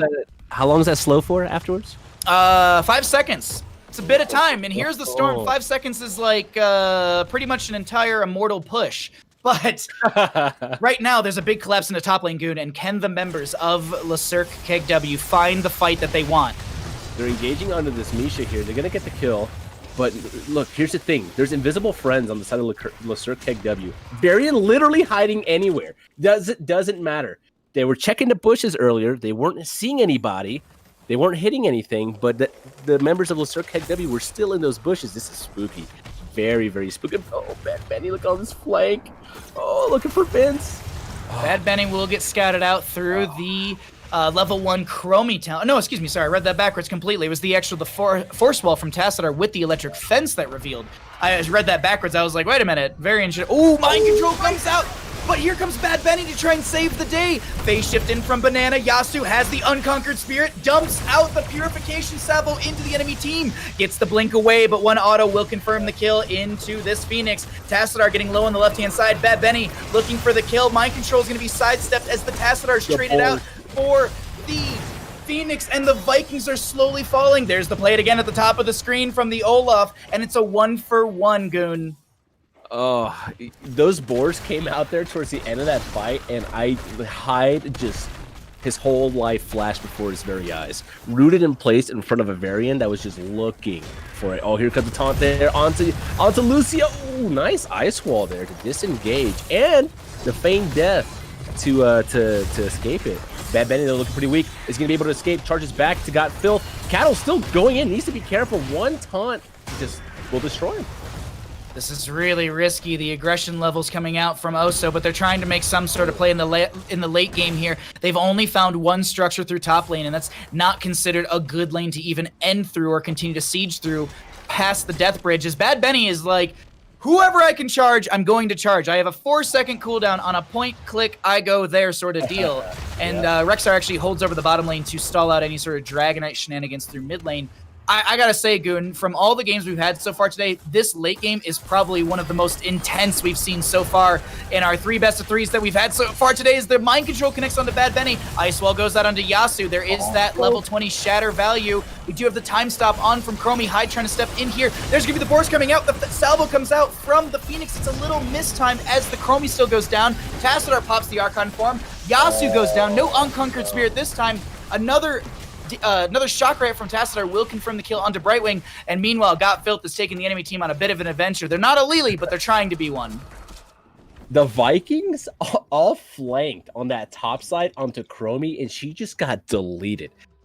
All her HP just goes away in an instant. She's used forced to use the timeout there, and they were able to get the kill. I'm surprised they were able to stay there as long as they did without dying from all the damage coming out from the salvo, the boars, and from Varian's taunt. But they managed to capitalize on that and swung it in their favor. Unconquered Spirit was not available there. It had already prod the fight previous. It's absolutely insane. Sorry, I've just been sitting here giggling at the entire siege and everything, or not the siege, but the team fight in that top lane. By the way, Vikings and thank you so much, Issa, for catching this, because I was watching the minimap. Vikings did go into the Fury of the Storm at 20, which helps them clear out that bottom lane. Without it, it might have been a little difficult, but I cannot believe I'm saying this after the game that we just had. The members of Oso will be taking game number 1 here on Dragonshire in an insane late game turnaround. The patience paid off for our blue team here. GG's, Goon. I can't believe that was the game to kick off this best of 3 series. Not even close. I honestly don't think this is a 2-0. We've had 2 2-0s today. I feel like this is the series that takes us to a game 3, because the Circus is really, really strong, and they got shut down in, I would say, post 16. I wouldn't even say that. I would say post 20. That was the shutdown into the Circus from Oso. But can Oso do it again on the next map? Or will it be the Circus to be able to do so? Because the Circus played so good. Yeah, they did. I'm gonna that's the Lost Vikings factor. At some point, look, the Cirque did a good job at controlling that early game, going into the mid game, and even going into the late game. A couple bad fights there, able to help Oso get back into the game with those Vikings for sure, because they're scary. They're scary, especially towards the end of the game. They're just clapping some serious cheeks. Oh, I mean, just 40,000 heroic damage from the Vikings. Not the highest in the world, but hey, you beat out the Brightwing on the opposing side with 14,000, so there's that at least. Now, but either way, I mean, I do want to note the Viking 31,000 experience for the friendly team. Rexstar pulling in I say only, but still pulling in 20,000 experience. Goon, I loved this game. This was a great way to kick off this best of 3 series between these two teams. And as I said, I really don't know who I'd lean into, because the turnaround potential from Oso, I feel like we don't see that very often. I feel like teams start to crumble, like when they're not niche, but when their very unique composition with these Vikings starts to kind of falter. I feel like a lot of teams start to really falter as a team and start to fold on themselves. Not internally blaming, but just like, it's just, you're getting pressed back. You're not getting the value. You're not running away with the game as you're expected to with these Vikings. And hats off to Oso for having just a very, very strong, what's the resolve, I guess, on that map. And I'm excited for where we go into next. But until we get into that map screen and everything, what were your thoughts on that game? And do you think that Cirque could have done anything else to close that out, or do you think that was just kind of inevitable from the side of Oso? So going back to what you were saying about the wonky team comps and falling behind and things like that, I think that's a testament to just a natural mechanical skill and just raw gusto that these players have. I will say that I think Cirque Kegw, if knowing their background, knowing what kind of leadership and experience they have on their team, I think in the long run will probably it's probably more favored. And look, for them, game 1 was just a fluke. They'll just chalk it up to the Vikings, right? And then just be like, let's just run it back. Don't worry, we've got one bad fight. That was it. We had the whole game under control, easy peasy. But yeah, we'll see. All right, we'll have to see if that's going to be the case. Let's go ahead and check out what our next map is going to be. We are going to be seeing the map choice priority coming out from Oso. So that means that the losing team of, dear Lord, I'm blanking on the name immediately, of Cirque.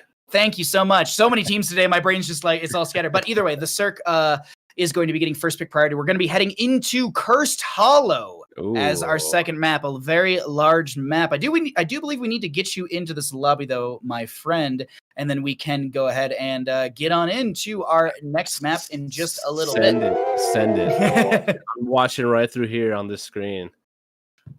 Well, we'll have to wait. We'll have to wait a little bit though, because we gotta do some production things on the side here and there. Fair enough. I'm hopping in. No, this is a Cursed Hollow, big map, like you said. Also, potentially a Vikings map.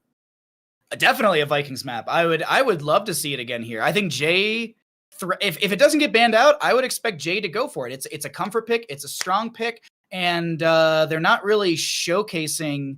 I mean, they're showcasing very, very strong skill with that. And then they're also showcasing, well, look at me being synergistic with my team and I can communicate on different levels. Like that's such a big factor as well. Yeah. When it comes to just literally controlling the map and being able to run things down. So we're just making sure that the lobby stuff's getting all set up really, really quickly. And then we will be able to get into our Cursed Hollow draft in just a moment here. I was curious. Yeah. Falstad was not banned that last game, right? Or picked. Correct. I wonder what the priority for Falstad is on this map specifically. I would have assumed we would have seen Falstad on Dragonshire there against the Vikings, but we didn't. I do like that though. Like, you do make a really good point, because if you go into the frequent flyer at level 1, which is going to be your auto attack stacking talent, it is really strong against those Vikings if you're constantly picking them off. So you're able to build that up a lot faster, because you get like 0.2 extra auto or whatever from a minion kill, and then you get like 0.5, I think, from a hero kill. So definitely you're able to get quite a bit of value consistently in that scaling against Vikings. But in the end, I feel like it's one of those things also. It's like, well, there's kind of better sustained damage heroes in a sense. Like, Rainer's really good for sustained damage. Yasu's Phoenix is pretty good in that sustained damage department as well. Yeah. But in the end, we are going to be getting into Cursed Hollow, and I do think that there is a massive place for a Falstad due to the double boss with gust value, due to the large map. And Jay, you're on something different, bud. You're not going to be able to play those Vikings. Oh man, they're like, look, this guy is cracked on these Vikings. Get it out of here. We don't want it. But that does mean you're spending a ban slot for Vikings rather than an Uther. There's an Uther. Medivh, Chromie, Cassia, May as well. There's a lot of heroes that we could see focused or at least target banned. That's the beauty of Heroes of the Storm. Different maps, different priorities. Things are different or stronger. You know, one thing might be super strong on this map and not even considered on another map. And maybe, you know, Vikings, getting rid of the Vikings on this map is just more important than anything else. Do you know what hero who works on every single map? What? Let's see. I'm gonna go ahead and say Uther. Yeah, pretty much. Sylvanas is actually another one as well. But either way, no, I mean, this isn't. We probably won't see it because it's such a large map and rotations are key. But my whole thing is I love maps like this, like Volskaya Foundry, Infernal Shrines, Towers of Doom, Cursed Hollow. While it is a larger map, it is one of those maps where everyone has to come team fight per se. And that's really where that Cho'Gall kind of starts to blow up. So maybe, just maybe, we might see it. But I will say this is a do or die 3-agent tournament. It's not like there's a bottom bracket you can run through. So giving over a game because you want a Cho'Gall for just little old me Bahamut, I understand. I appreciate it. But you know what? Play your stronger heroes, everybody. Let's get Baha a Cho'Gall game. Let's get him. Come on. I just need one. I just want one. Extra points. You know what? If you draft a Cho'Gall, I will consider maybe looking at drafting you. Wow, there you go, everyone. If you'd like to be maybe considered at all by wildheart, there's gonna be your intro. But we do have a Uther Falstad ban from the side of Oso. We will be seeing the Vikings and Abathur. So macro really being shut down on the side of Cirque, who grabbed themselves a Hogger. Brightwing Sonya on the side of Oso. Two strong heroes from that last game. Two strong heroes just in general, but in a Nubrak Lucio, this is a lot of gas from the Circus, and I think they really want to step into the enemy team's face throughout this next Cursed Hollow game. Yeah. So I mean, I think the next following that logic, right? We got the things that are strong on this map, get them out of here. The things that are strong on every map, like Uther, get them out of here. Now that leaves some really strong. There's still some really strong options to choose from. Would you?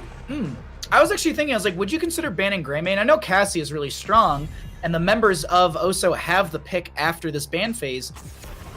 It's just Greymane, I feel, pairs so well with Anubrak with dive potential, blow up. And you could actually go Greymane Li Ming on the side of Cirque, and I think you have a beautiful composition for reset, dive, blow up. It's all synergistic with the Hogger, Anubrak, and the Lucio. We'll have to see here. Maybe the Greymane priorities over the side of Oso. I will say with Cassia off the table, Greymane potentially goes up. One of the big, I mean, it's like, hey, who would you rather have, Cassia or Greymane? Well, if you pick Greymane, Cassia's up. You just take Cassia, Greymane doesn't exist. Right. Outside of Cursed Bullet at that point. But it potentially could come up. It could synergize here, like you said, with the Anubarak. Does good camp clear, can race the core if it comes down to it. At the end of the day, good siege damage. I will say if you're looking for some good camp clear, maybe Hanzo's really good on this map too as well. You got the vision, the Sonic, there it is, and you can set up team fights with your Dragon Arrow. Hypercarry Hanzo. You do have sustained damage through the Diva, but this is a lot of damage on the shoulders. Maybe even in the shoulders of Hanzo. But yeah, it's this is a little scary, I would say, for Cirque when it comes to their composition, because Sonya's kind of beefy, May's pretty beefy. You've got phase shifts in from the Brightwing mobility from Sylvanas, and this last pick might be even a Dahaka, like a Hypercarry Sylvanas. No, all right, there it is. Damage. There's the Raider. Now, here's the question to you, Goon. How good is it? Because you're the one who's played against it. Is it one of those things where it's like, all right, well, that's going to be a rough game for us because we have to go against their Rainer? Or is it going to be like, ooh, it's their Rainer? All right, we can punish it. You know what? I'm going to let Twitch chat. For those that know, I'm going to let them say. Well, you're supposed to be my insight here, Goon. It's 50-50. I'll say that. All right. Yeah, you know what? At least you gave me a % on that one. But either way, We're gonna get players into all of this in just a second. Apparently, you're gonna be playing in the match all of a sudden. Yeah, but no. No, we're gonna swap you out. We just had to make sure that the players get the proper heroes that they are supposed to get. Just making sure that they don't actually throw you into the game here for a second. That's just like, okay, now they get the swap over. They started doing all the lobby changes, and I'm like, wait a minute, I need my co-caster. I mean, like, I guess I could grab Bandit, and that should be good enough. But either way. All right, so we're going to go ahead and get on into this Cursed Hollow game in just a second. Going to let these players make sure they get onto the right heroes. Yeah, go ahead. The triple bruiser from the side of Cirque Kegw. Oh my god, names. Kegw. They have the Diva, they have the Hogger, they have the Anubarak. So this Hanzo is going to be very safe on that backside, on that back line, putting out some damage. I think there could potentially be enough damage coming out of Hogger and Diva to kind of just win those fights. Yeah, it's the hyper carry Hanzo. He does a lot of damage by himself. There are lots of angles for the scatter arrow to deal a lot of damage at 16, assuming Hanzo goes with the giant arrows, the giant killer. I like it. I like it. They're going to be hard to kill, and they're going to be very disruptive. There's going to be some choke point fights. Imagine like you got a Sonya on the side of Oso. Yeah. Imagine having 3 Sonyas on the other side. You know, just kind of just going around causing mayhem and engaging and just not dying. So I want to catch everyone up really, really quickly. The reason we had the lobby drop and everything, it looks like the Rainer is actually going to be a Junkrat, and the teams are just making sure that they're agreeing to the last pick swap and the drop and everything like that. Looks like we should be good to go here in just a moment. Just got to make sure that everything is kind of on the level. Make sure that the playing field is, well, equal. We don't want to give anyone a last second advantage or something like that. But either way, we will get into Cursed Hollow in just a second. And there's no Vikings. The macro play. We have the only globals through Brightwing, right? We don't have like a Tahaka, a Falstad, because Falstad was banned out as well. There's no Abathur because they were banned out. Vikings are gone. So this is, I don't know, like when you have Cursed Hollow without globals, it feels like the rotations are so critical, and lane priority and getting your experiences is a big thing. So I feel like the team fights are going to be explosive because they need to be, because I feel like exactly. I feel like you need to have like an impactful team fight. If you end up just having a team fight and everyone just kind of like throws abilities at each other, it's like, cool, I'll see you in a half an hour when I have my cooldowns back or whatever. That's awkward. So I feel like we're going to see some really kind of focused laning early game, but these objective phases should be the main and the big factor when it comes to the team fights that we're going to be having in the latter half of the game. Everyone's readying up, and Goon, as we're about to get into this, let's actually talk about that draft again, now that we're kind of getting back into Cursed Hollow. With that Rainer being swapped out for Junkrat, does this change anything? Do you kind of lean one way or the other? Because this Junkrat chaos. He heard what I said. He heard what I said. It was like, wait, 50-50? I need it. Let me check my win rates. Yeah. Okay, Junkrat. I'm picking Junkrat.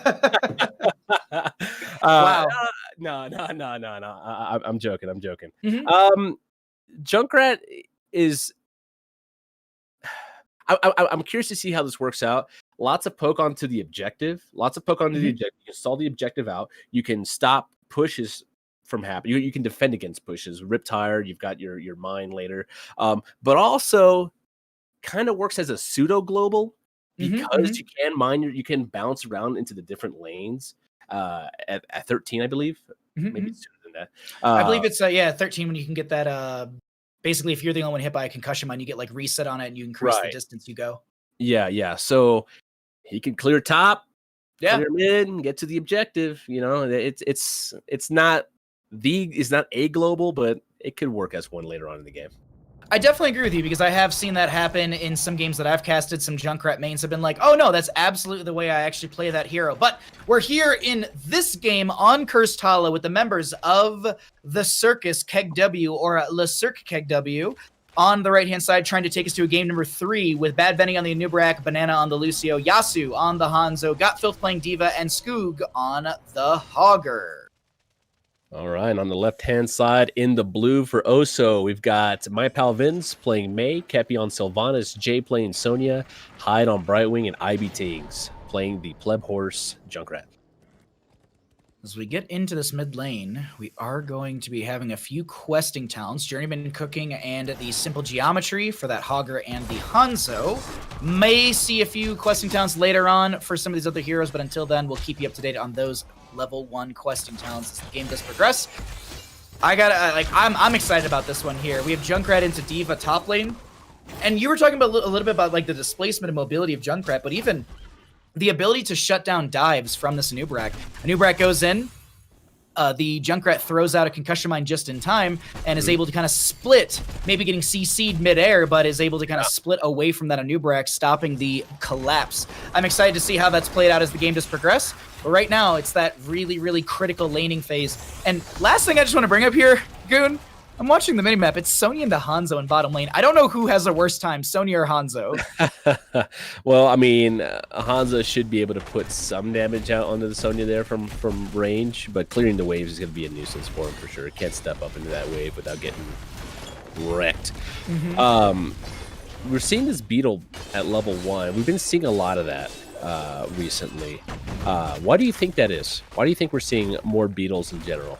Lots of little lads. Lots of little lads, yeah. I mean, you get some mad lads at level 13 that are on fire. So, and then you have like what the level 16, the Mad Lad Factory, where you have auto attacks that spawn the beetles. That's one of my teams that I cast a lot. That's what they like to call it. But realistically, it's the utility of the beetles themselves. They can tank shots from towers. They can siege in as well. They're able to scout out the enemy team. They're able to delay out objective phases. They eat skill shots from enemy heroes, or even potential, let's say, I don't know, a spear that's maybe meant for a Hanzo. So there's a lot of utility through those little beetles, and I think that's the reason we're seeing a lot more priority from the Anub'arak, because baseline, his Burrow Charge and Impale, those are already pretty good, and that's what we used to see most people kind of empowering throughout the builds of Anub'araks. Yeah. I'm just curious to see how it pans out, because I don't disagree with you, and I do like people picking beetle talents. I do think there is some underappreciated utility. I just don't know how consistent having beetles, or depending on how they spawn, what it does, what it eats, like how consistent is that really? But, absolutely. Yeah, absolutely. It's one of those kind of utilities you can't control. It's just there, and you hope it's going to be to your benefit. It is actually going to be the Shed Exoskeleton for the level 4, so the Hardened Carapace grants 30% increased movement speed for 3 seconds. That's a good one. For anyone that doesn't know, 30% movement speed on a hero will basically be mount speed. Your mount speed in Heroes of Storm is 130%. That was changed, like a year and a half ago, and then everyone was like, the game's too slow! But now we're all fine with it, apparently. Anyways, we are going to be seeing the first tribute up in the bottom lane. Hanzo finishing out their level 1 questing talent just as that spawns. Really good timing when it comes to that's pretty quick. My personal best is actually 5 minutes, and I literally was playing with friends, and I was like, I did it in sub 5. So, I think my best was like 2 minutes on Lost Cavern ARAM. So all right, okay, at least you threw in that caveat as well. Okay, at least there was that as well. I was about to be like, ooh, Goon, you got me good on that one. But Hyde will phase shift over to the Sonya in mid. A little bit of poke from my pal Vince to stall out Skoog on this objective, the Chattering Teeth onto Bad Benny. And this is looking like a delayed objective to allow Sonya and a few others to maybe soak out for Oso. But it's still, you still have D.Va in top lane soaking out for the Circus. Yeah, but Sonya has the advantage here on this rotation coming down mid. She's going to clear mid, and then she's going to show up at this objective, making this a 5v4. So if LeCirque can poke it out until D.Va gets here, it's probably going to be good for them. Oh, it looks like no, she's going right back up there. Augur grabbing the side soak instead for the D.Va. This is really good. I like the coordination and the communication that's coming out here from the side of Kegw. I wonder if actually the Sonya rotating to mid was just like a bit of like a positional threat in a sense. Saying we could rotate in because your D.Va's out of position in top, but slowly but surely, the members of Oso will force out the Circus. I can't believe Yasuo. That's just okay. Or excuse me, not Yasuo. Banana just Monka steered their way in on that Lucio to get one interrupt, and the fight continues out. Sonya not here. Sylvanas will go down. First blood over to the Circus as my pal Vince goes to back off, and Bad Benny has the channel. This is going to be actually interrupt from Hyde. Did they go Dream Shot? It looked like the range was increased, but no. Yeah. So I mean, this was good. Having somebody to be able to take that side soak for you, having the Hogger there kind of frees up freeze up. Oh, they're so weak here. The scatter arrow barely missed. Oh, the easy throw dynamite. That was really, really close there.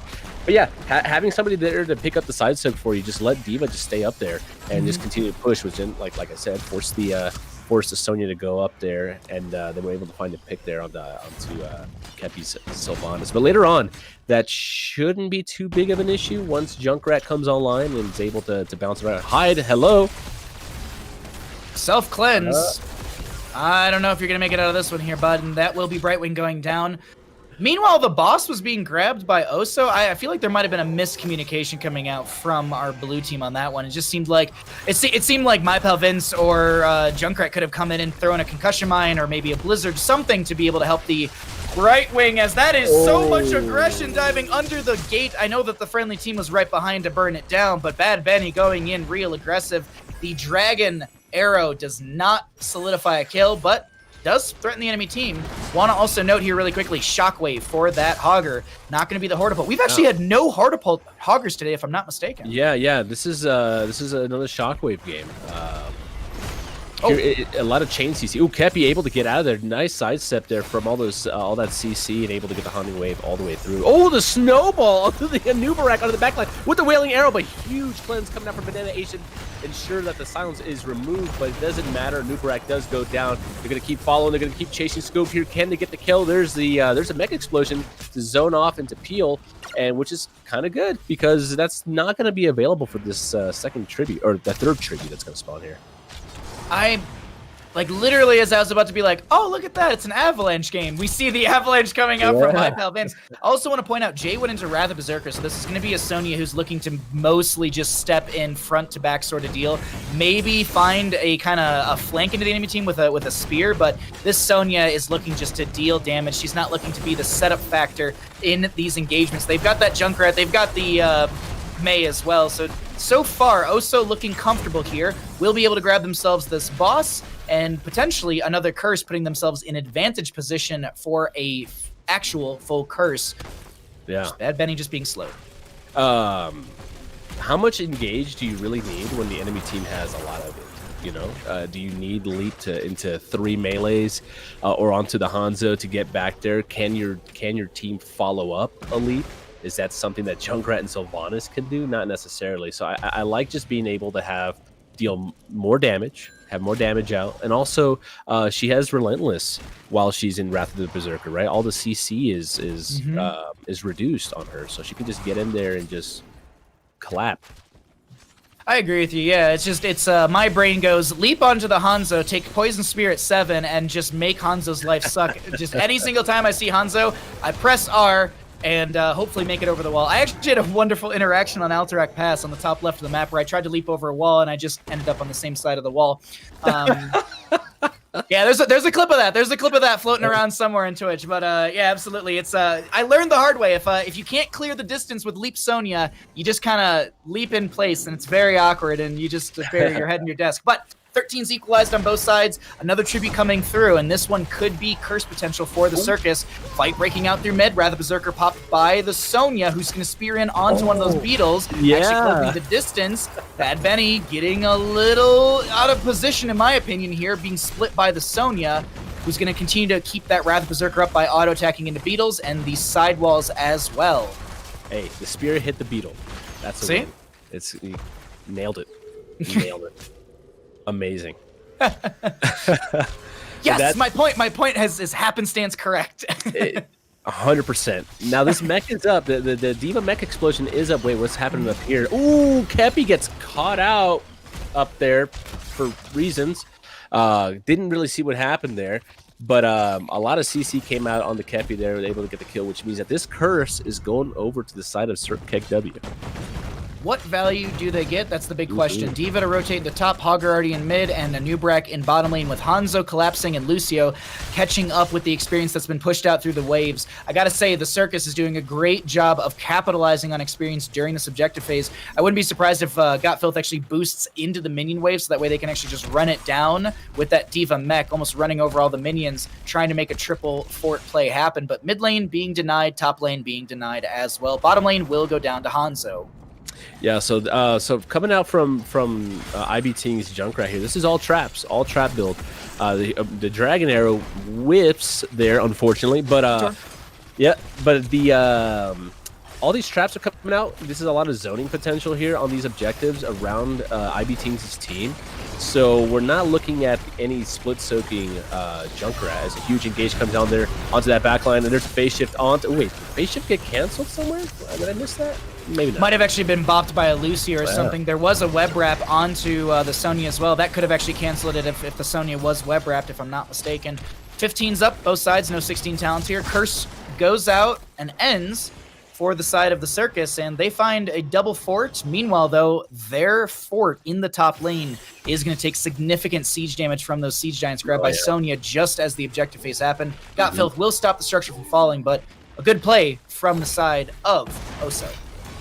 Yeah, we see here Oso, they're out here lurking around, fishing around for the boss, or seeing if they're on the boss. They don't see that. They're going to have to clear this bruiser camp. All the waves... well, mid waves crashing towards mid there on the fort. Pretty weak structure top. The next tribute is top side. We do have a well there. We'll see the play for the boss. Now, do Oso sniff this out? They're going to see this or they're going to let this go? Hanzo did have a scatter arrow that went over some of those traps, but I don't know if that was actually something that Junkrat could have scouted out through those couple traps over there. Not 100% sure. My pal Vince coming in, but it's going to be way too late. The boss still goes over. My pal Vince can actually back off right now. Avalanche is up and available if they want to try and use that snowball, but it seems like it's a mass disengage from the side of our blue team. May will be, wow, great cryo freeze read. Micro missiles come in, phase shift in from the Brightwing. The team fight will break out as the Wrath of Berserker's pop from the Sonya Riptire comes in from the Junkrat. Hanzo gonna be able to rip a giant arrow that kind of CCs the enemy team, doesn't find a setup for a kill. Got Filth's mech is getting low. Bad Benny split from the friendly team as the boss wails its way through that top lane fort, and that is just Yasu taking a lot of damage. The top lane fort goes down. This is all three waves being pressed in by the side of the Circus. GOON, this is looking actually really good for the Circus macro-wise on this engagement. Yeah. Cappy was looking there, hard looking for... Oh, wait, actually a huge turnaround there on the Bad Benny. They saw the burrow. He was trying to cast him before they got into their gate. Was just short, ate the spear, and then the rest of the team followed up and was able to squish that bug. What was interesting to me was watching Kepi there, trying to make the play and turning onto the Hanzo. Got the Wailing Arrow off, got some damage out. Wasn't enough, but I do appreciate that look. Those are the kind of things that I look at, just seeing the heads-up plays like that. It's okay to make a hero play every once in a while. Just once in a blue moon. The Nubrek's dead for 9 or so seconds. Yasu will delay out. Banana hanging around with Skoog as well. Diva's coming back from that mid lane. Brightwing's still in bottom, but probably has phase shift off of cooldown, so it's probably going to be a tool utilized there. It's actually going to go straight into my Patel Vince. Wrath of Berserker pop by the Sonya, and the channel comes through. No, it doesn't. Snowball goes out as well from my pal Vince. One interrupt happened from the Hanzo, but this will be the Junkrat getting the channel. My pal Vince in a bit of a rough spot, does not have the cryo freeze. Oh, and no avalanche, or I'm sorry, no avalanche, but also no ice wall. So this is a dead May there. And I think with that, there's a snap call to go bottom lane boss for the side of the Circus. Oh no, maybe it's gonna be Bruiser Camp. Yeah. Death timers are long enough. Yeah, okay, so no, it's going to be call for the boss itself. Bad Benny anchoring out a little far. Hogger going to do the hog wild thing, but yeah, by the way, you can't hog wild for bosses. I have tried this myself. You need a team. You definitely need a team. Sounds like maybe you had some difficulty securing the boss. Sometimes I like to go into AI games and just test things out and then die and go, good thing I didn't do that in Storm League. So yeah, that's definitely, there's a little advantage with that one right there. But this will be Lucio with the channel for bottom lane. Brightwing in the top lane, soaking up, and boss through bottom up against the keep front gate. The May is back, and the little mine to boop him off the bruiser camp. Sorry. No, you're fine. You're fine. I just want to look. Brightwing does have that phase shift off a cooldown. That was the one thing I was just looking at really quickly. Chattering Teeth to zone back the enemy team. High fives will actually mitigate that value, and boss is wailing its way through bottom, but it's very, very low. Brightwing just ending top. Yeah, Brightwing is just gonna casually end top for the friendly team. Yep, that's Brightwing's just ending the game up there. got filth on the other side of the wall. They're forced to use the mech explosion to create space for himself to get out. Should back up pretty easily. Like, there we go. Hide. Just don't mind me. Asmodan who? No. It's Brightwing. Brightwing ends games. But they do have to clear that. That's going to deal some keep wall damage for sure, which means that this tribute and curse potentially could go over to the side of Oso. But Hanzo doesn't even have 20 yet, so it's not like they could play the game, global it from top lane. Maybe that's what they're trying to grab through these waves, but just not enough is pressed up. So Hanzo making the long rotation. They'll be here just in time. Perfect. Sylvanas actually managing bottom lane, and this is actually, it looks like Oso's going to give this over, looking for 20. Yeah. Maybe you look for a stall, but don't force anything. Like you said, Sylvanas picking up that soak. You're closer to 20 than your opponent is. Don't give them 20 by feeding, for sure. You know. And the other thing too is that was a free Wrath of Berserker. It's not the longest cooldown, 60 seconds, but you can see Jay is actually trying to sustain it right now. It does now end. For anyone wondering, there's a little purple bar underneath the Sonya, but also you can see that her blades glow red, much like when the the Inner Beast is up and available for a Greymane. Either his paws or his gun glow a little bit. So just little tidbits in visual knowledge in the game that can kind of help you out, as 20s are here on both sides, and we have that extra oomph for the Junkrat. He's going to be looking to hit at least 3 heroes with that Riptire, because that gives you a full reset. 25-second cooldown per enemy hero hit. Big snowball out, and it does have that upgrade at level 20. Lucio is split. Hanzo's arrow comes in. Big play from the arrow, and that's actually going to be the Sonic, or the Bullseye at level 20, so no play of the game value. No one going down. Jay getting very low. Hog Wild from the Hogger, getting so many blue members low. Hogger goes down, but that's going to be a Mei and a Sonya. Wow, I was going to say right there, the positioning that Kegw had there, they got to the objective early before the side of Oso could get there. That was actually potentially a misplay from the side of Oso. They needed to get there. It was on their side. Yeah. The tribute was on their side. They needed to get into position early. They lost the vision. They got engaged on. It was very scrappy, to say the least, but Yasu with a huge dragon arrow to just cause so much disruption and allow Hogger to get insane Hog Wild value for his team. Yeah, that Hog Wild, when enemy members are low, is just so very strong. Riptire out from the Junkrat, going to seek out as many heroes as he possibly can with that. Only hitting one, so you have just the 25 seconds off of that one. Keep in top lane is getting low. Hide very low as well. Blinks to the Junkrat. Sylvanas trying to dump out damage. Top lane Keep goes down. Seems like the members of Oso have staved off the game-ending push.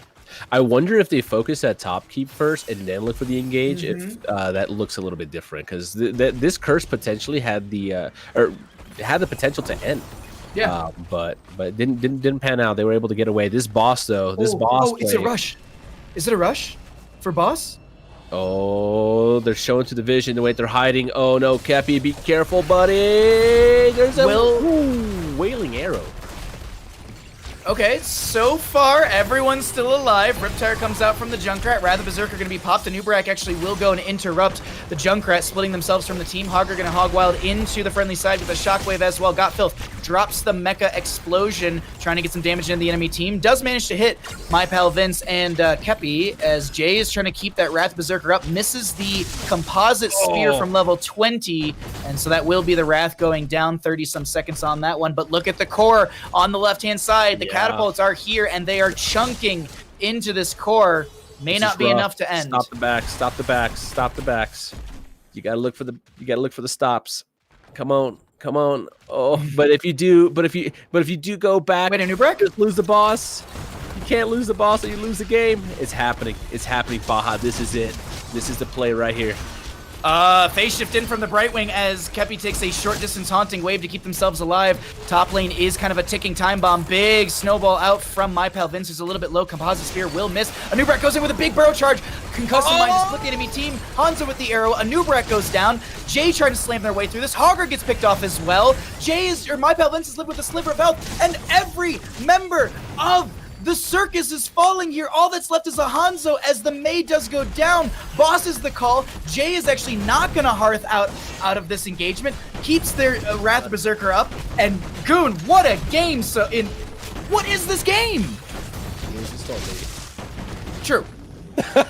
Very true. It is Heroes of the Storm. You are very right with that.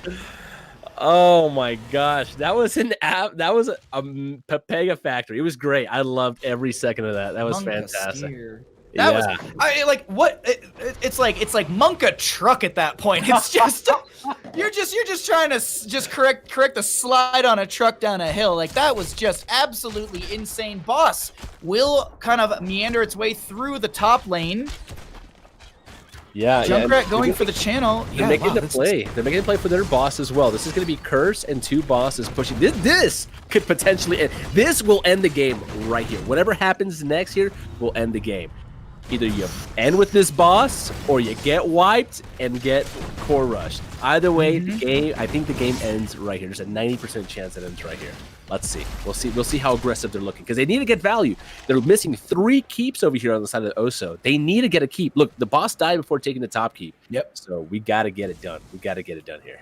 Got the half of the health. Oh my god, the dive onto Jay. Concussion mine might be enough. The phase shift comes in from the Bright Wing. A lot of that healing is mitigated. Jay's so low, the micro missiles are going to be slowing Jay, but the blink heals behind are absolutely insane. On the left-hand side, there was a web wrap from Bad Benny. No control is going to find a double kill with that no control. Kepi's going to be able to back off on this Sylvanas, but she goes down. It's a triple kill over to the side of the Circus. They need to deal with this boss through bottom lane, so it may not be game over just yet in favor for the Circus because it's a lot of lane management. May, Junkrat, what in the heck are you doing? Wow. The invisible friends value, this top piece is going to go down to the catapults. That invisible friends value was so huge. Actually, you could not interact with Sonya for like 3-4 seconds there. It was disgusting. Finally, the stealth wore off for something. I don't know what it was that revealed the Sonya, but the Hog Wild was able to reach her and get the kill. Nice avalanche there to get the Anubarak off. You're not going to have it for this core defense though, unfortunately. They're looking for the Hanzo. Look, they're pinging Hanzo. Kill Hanzo. Hanzo has to die. They're looking for him. Yasu has to back up, losing way too much health, but he's going to get sustained up by Lucio. All members of Kegw on this core can defend behind it. The Hanzo arrow comes out. The core is falling rapidly. Mech explosion out from the Diva. Slams onto Banana right now. The Hanzo doesn't go down to the Junkrat mine, but the core is slowly but surely falling in favor for the side of the Circus. 13%. Is it going to be a Caleris core? No, we're not technically Caleris, but all that's left is a Hanzo. Oh my. What is this game, GOON? What? I've never seen. Oh, let's go. Oh, no, Yasu. Oh, my God. Oh, my gosh.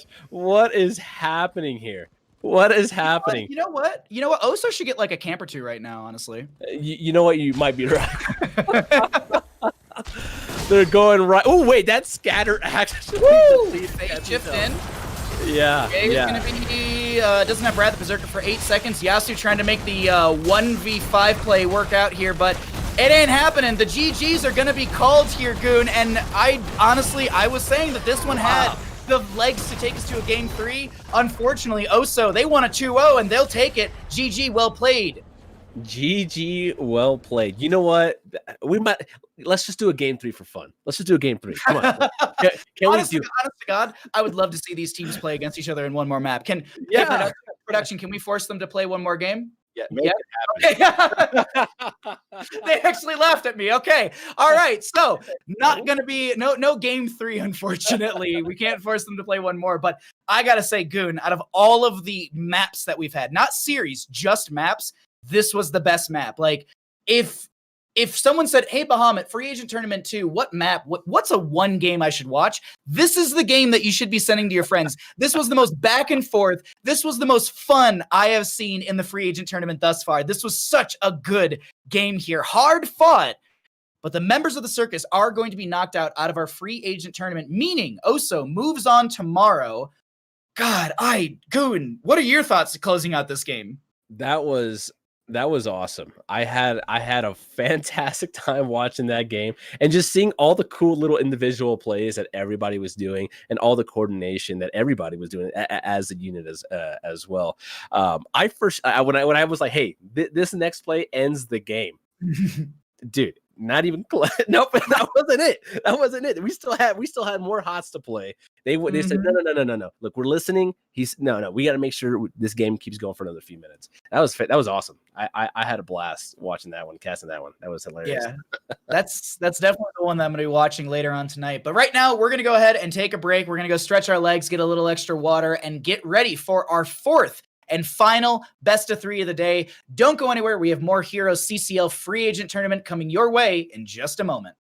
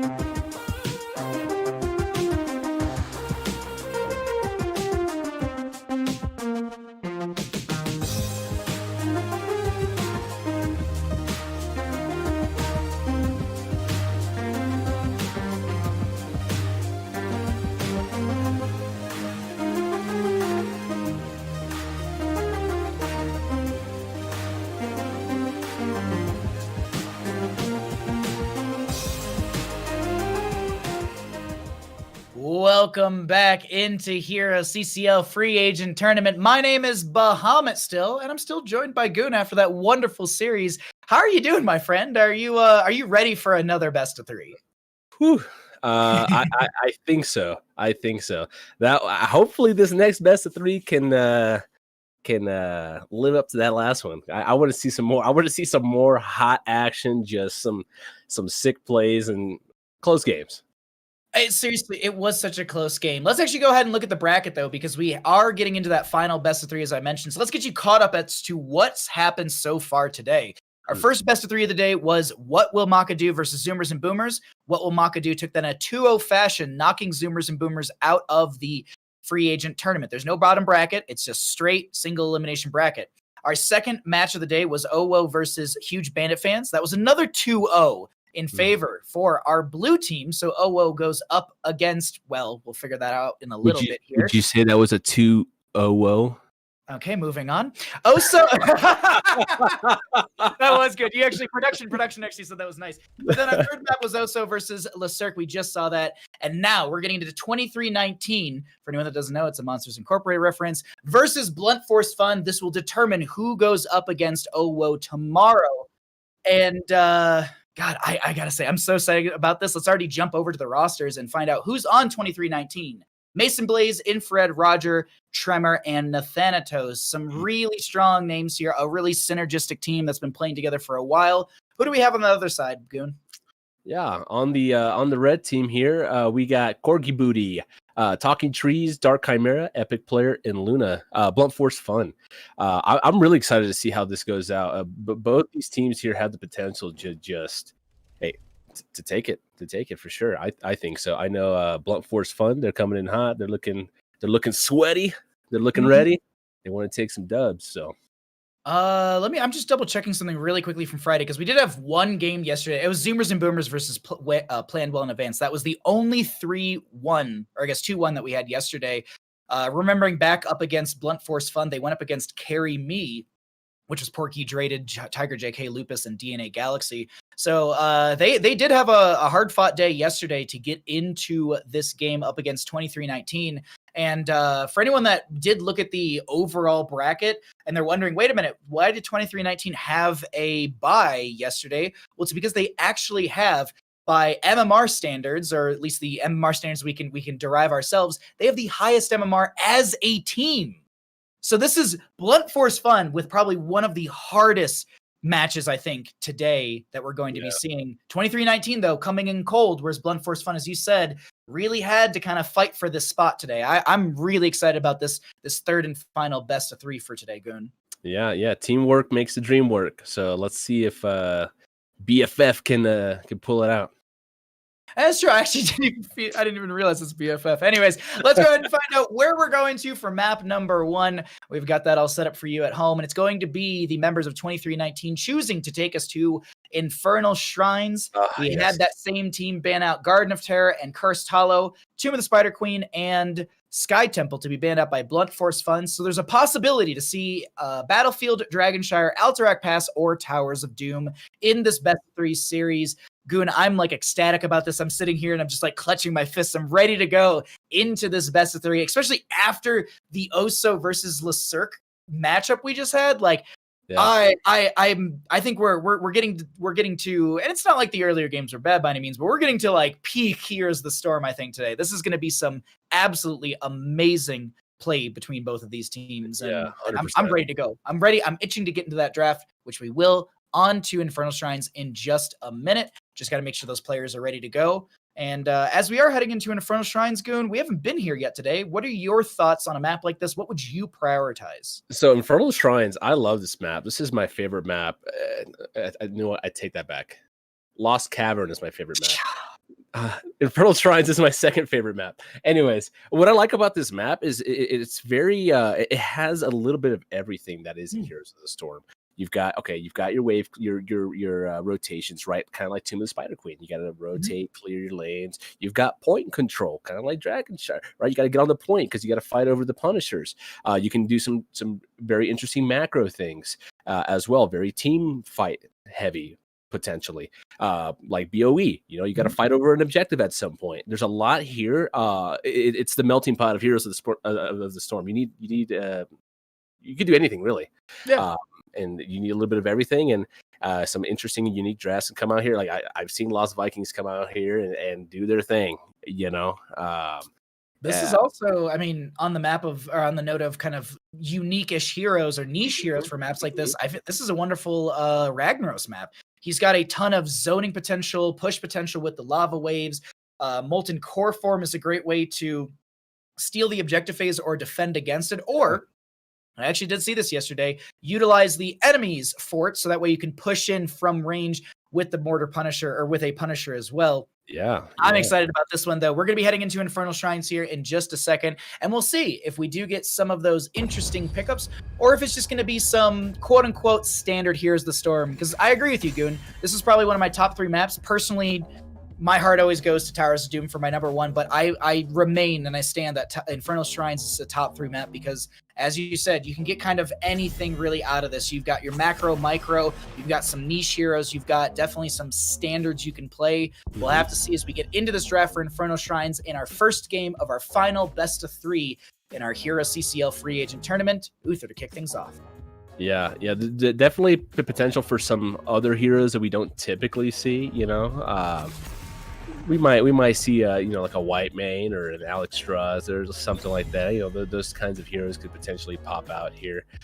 Kerrigan is another one, right? Kerrigan we don't see on very many other maps other than this one. So it's oftentimes like off the back of like a Uther Ana. It doesn't have to be, but that's often where we would see the Kerrigan composition. So with Uther highly prioritized in the ban phase, we won't be, I don't expect to see it, but it's not like it's like, well, you have to have Uther to have Kerrigan. It just synergistically is so good together.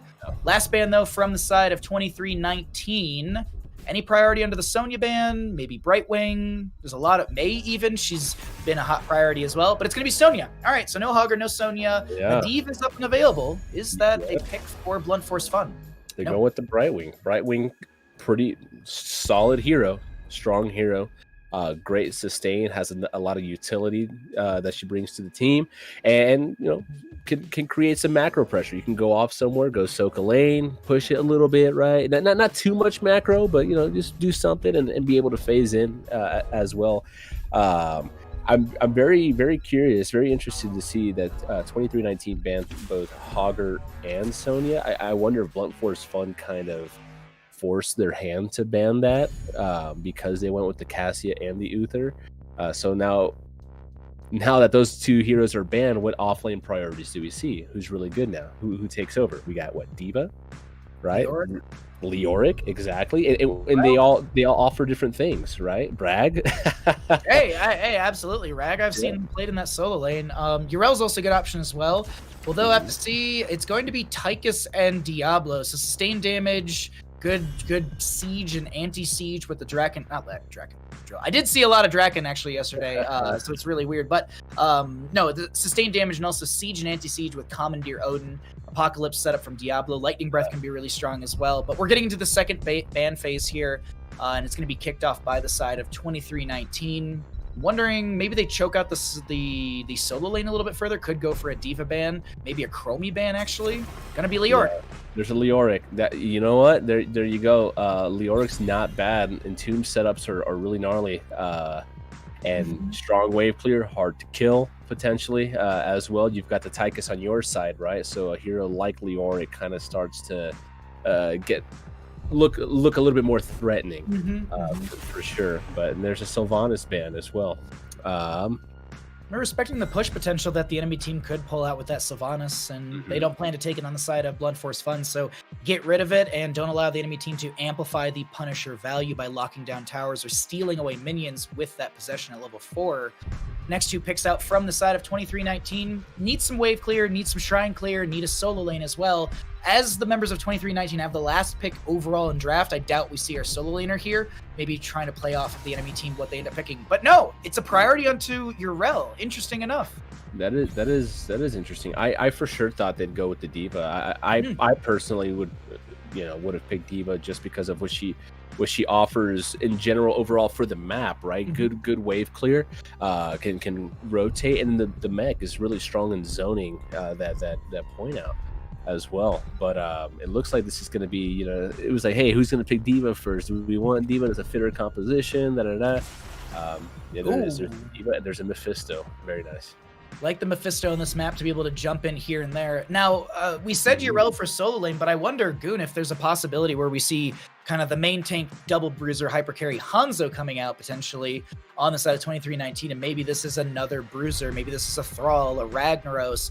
I do like that idea as well, because we've been seeing a lot of that format or draft style from a lot of these teams, or it just could be a strong mage that amplifies the wave clear. No, it's going to be Falstad. Okay, so more auto attack into the enemy team, but I do like the gust for D.Va Mech Explosion. Let's say Mephisto gets a great Endurance of Hate, and let's say Falstad's not hit by it. There's going to be a great utilization of that gust to push back the Diablo, anyone who's trying to step up during that collapse. So I think the Falstad's good utility, good rotation, and single target sustained damage will be great. I personally, if I were to lean into, like, if I was able to bet in Twitch chat, I think I'd lean into 2319's composition here, Goon. I don't know about you. What do you think? Yeah. I do like their composition. I do like the Falstad a lot. Having the gust there to kind of either force fights if you want to, if you have a numbers advantage, being able to disengage, negating the bomb from zoning your team out is another strong tool there. I'm curious to see if the side of BFF can get, or I want to see how much value they can get out of this Mephisto pick with the Diablo. I think there's a lot of potential there, but I guess we'll have to see in this game. We'll have to find out as we have loaded on into game number 1 in our final best of 3 of the day. On the right-hand side, we have Blunt Force Fun. We have Luna on the Mephisto, Epic Player playing Diablo, Chimera playing Brightwing, Talking Trees on the Tychus, and Corgi Booty playing D.Va. And on the left-hand side, in the blue, we've got 2319. We got Mason Blaze playing Lucio, Roger playing Hanzo. That's Infrared on Falstad, Tremor playing May, and Nathanatos on the Urel. We move into mid lane. God, Fun fact. Okay, so Issa's figured out how to rotate the camera. Fun fact: if you actually break off the observer while they have the camera rotated, yours actually locks to the rotated camera. I found that out yesterday. So little more fun here as the Storm interaction things when it comes to observer UIs. But regardless, Luna's going to dive in on this Mephisto. Is going to be the Lightning Nova build. We did have actually a buff on Mephisto in the most recent patch, which I guess you can say isn't so recent, as we just had a buff on Mephisto in a patch that we actually got in the game. And it is going to be the Unyielding Power was buffed out. You get extra Skull Missiles once you hit 40 of those stacks, and it also pairs well into a lot of those other Skull Missile talents throughout the build. We actually had Pirate Rum talk to Kyle Ferguson about it, and we learned quite a bit, actually. I learned so much from that video, but right now it is going to be kind of that old-ish build, if you will. Furious Spark at level 1 for the Mephisto.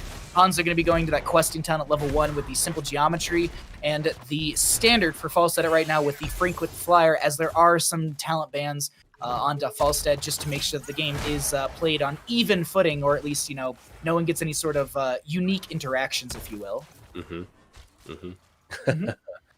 Early on there, we saw the side of 2319, they were able to clear the wave faster, which means they're able to get the bottom lane faster, which means they're able to disrupt the rotation coming out from the side of BFF. Some of you guys can take into your NGS games or your Storm League game, whatever the case may be. Hey, if you have an advantage in wave clear, maybe we should slow the enemy team down from doing the same thing. We know what they want to do. Let's stop it. But we see D.Va coming down to help clear this mid lane, clear the Cosmo camp. Typically, sometimes what you'll see here is, actually, hang on a second, Luna almost getting caught out there by the Wizard, and well, actually, Brightwing's the one that ends up going down. Mason Blaze with the bop on the sound wave from the Lucio actually stopped the phase shift from Brightwing to connect onto the friendly member. I believe that was supposed to be onto Luna, so just a good read coming out from Mason Blaze on this Lucio. I honest to God, that's it's little things like that that make insane difference. And I want to point something out really quickly. Looking at the actual roster breakdowns per se for 2319, technically there's no healer main on their team. They've got a flex, and Mason Blaze is listed as range DPS.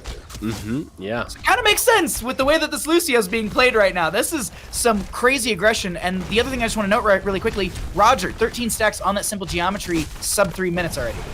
15 now.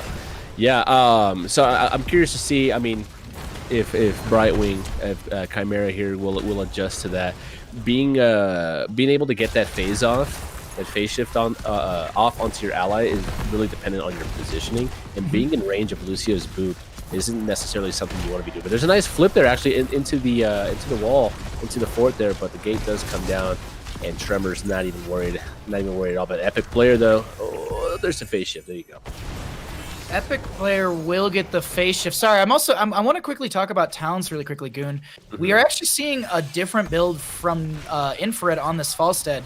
In the past, it's since you're going into frequent flyer at level 1, typically you see hammer gains for the auto attack damage, or excuse me, the auto attack healing. So if you're scaling your base auto attack, then you're also scaling your level 4, the self-healing you're getting. And then often you'd see Crippling Hammer because that's all synergistic together. Here, this is more self-sustained with the static shield, and we actually see the new version of Boomerang. So Boomerang is actually baked into the hammering itself as every player gets dove here, and Tremor and team find another kill into this Diablo. Luna's gonna be low! The dive underneath the tower is insane! Oh, no. One thing no. I just wanted to just mention here is that the Boomerang now, the explosion deals 75% additional damage on top of the initial explosion, and then you have armor reduction, or spell armor reduction as well. This is a very interesting pickup because what's the major spell power coming out from the side of 2319? I guess Hanzo per se? Hinterlands Blast at 10. Oh, no. Come on!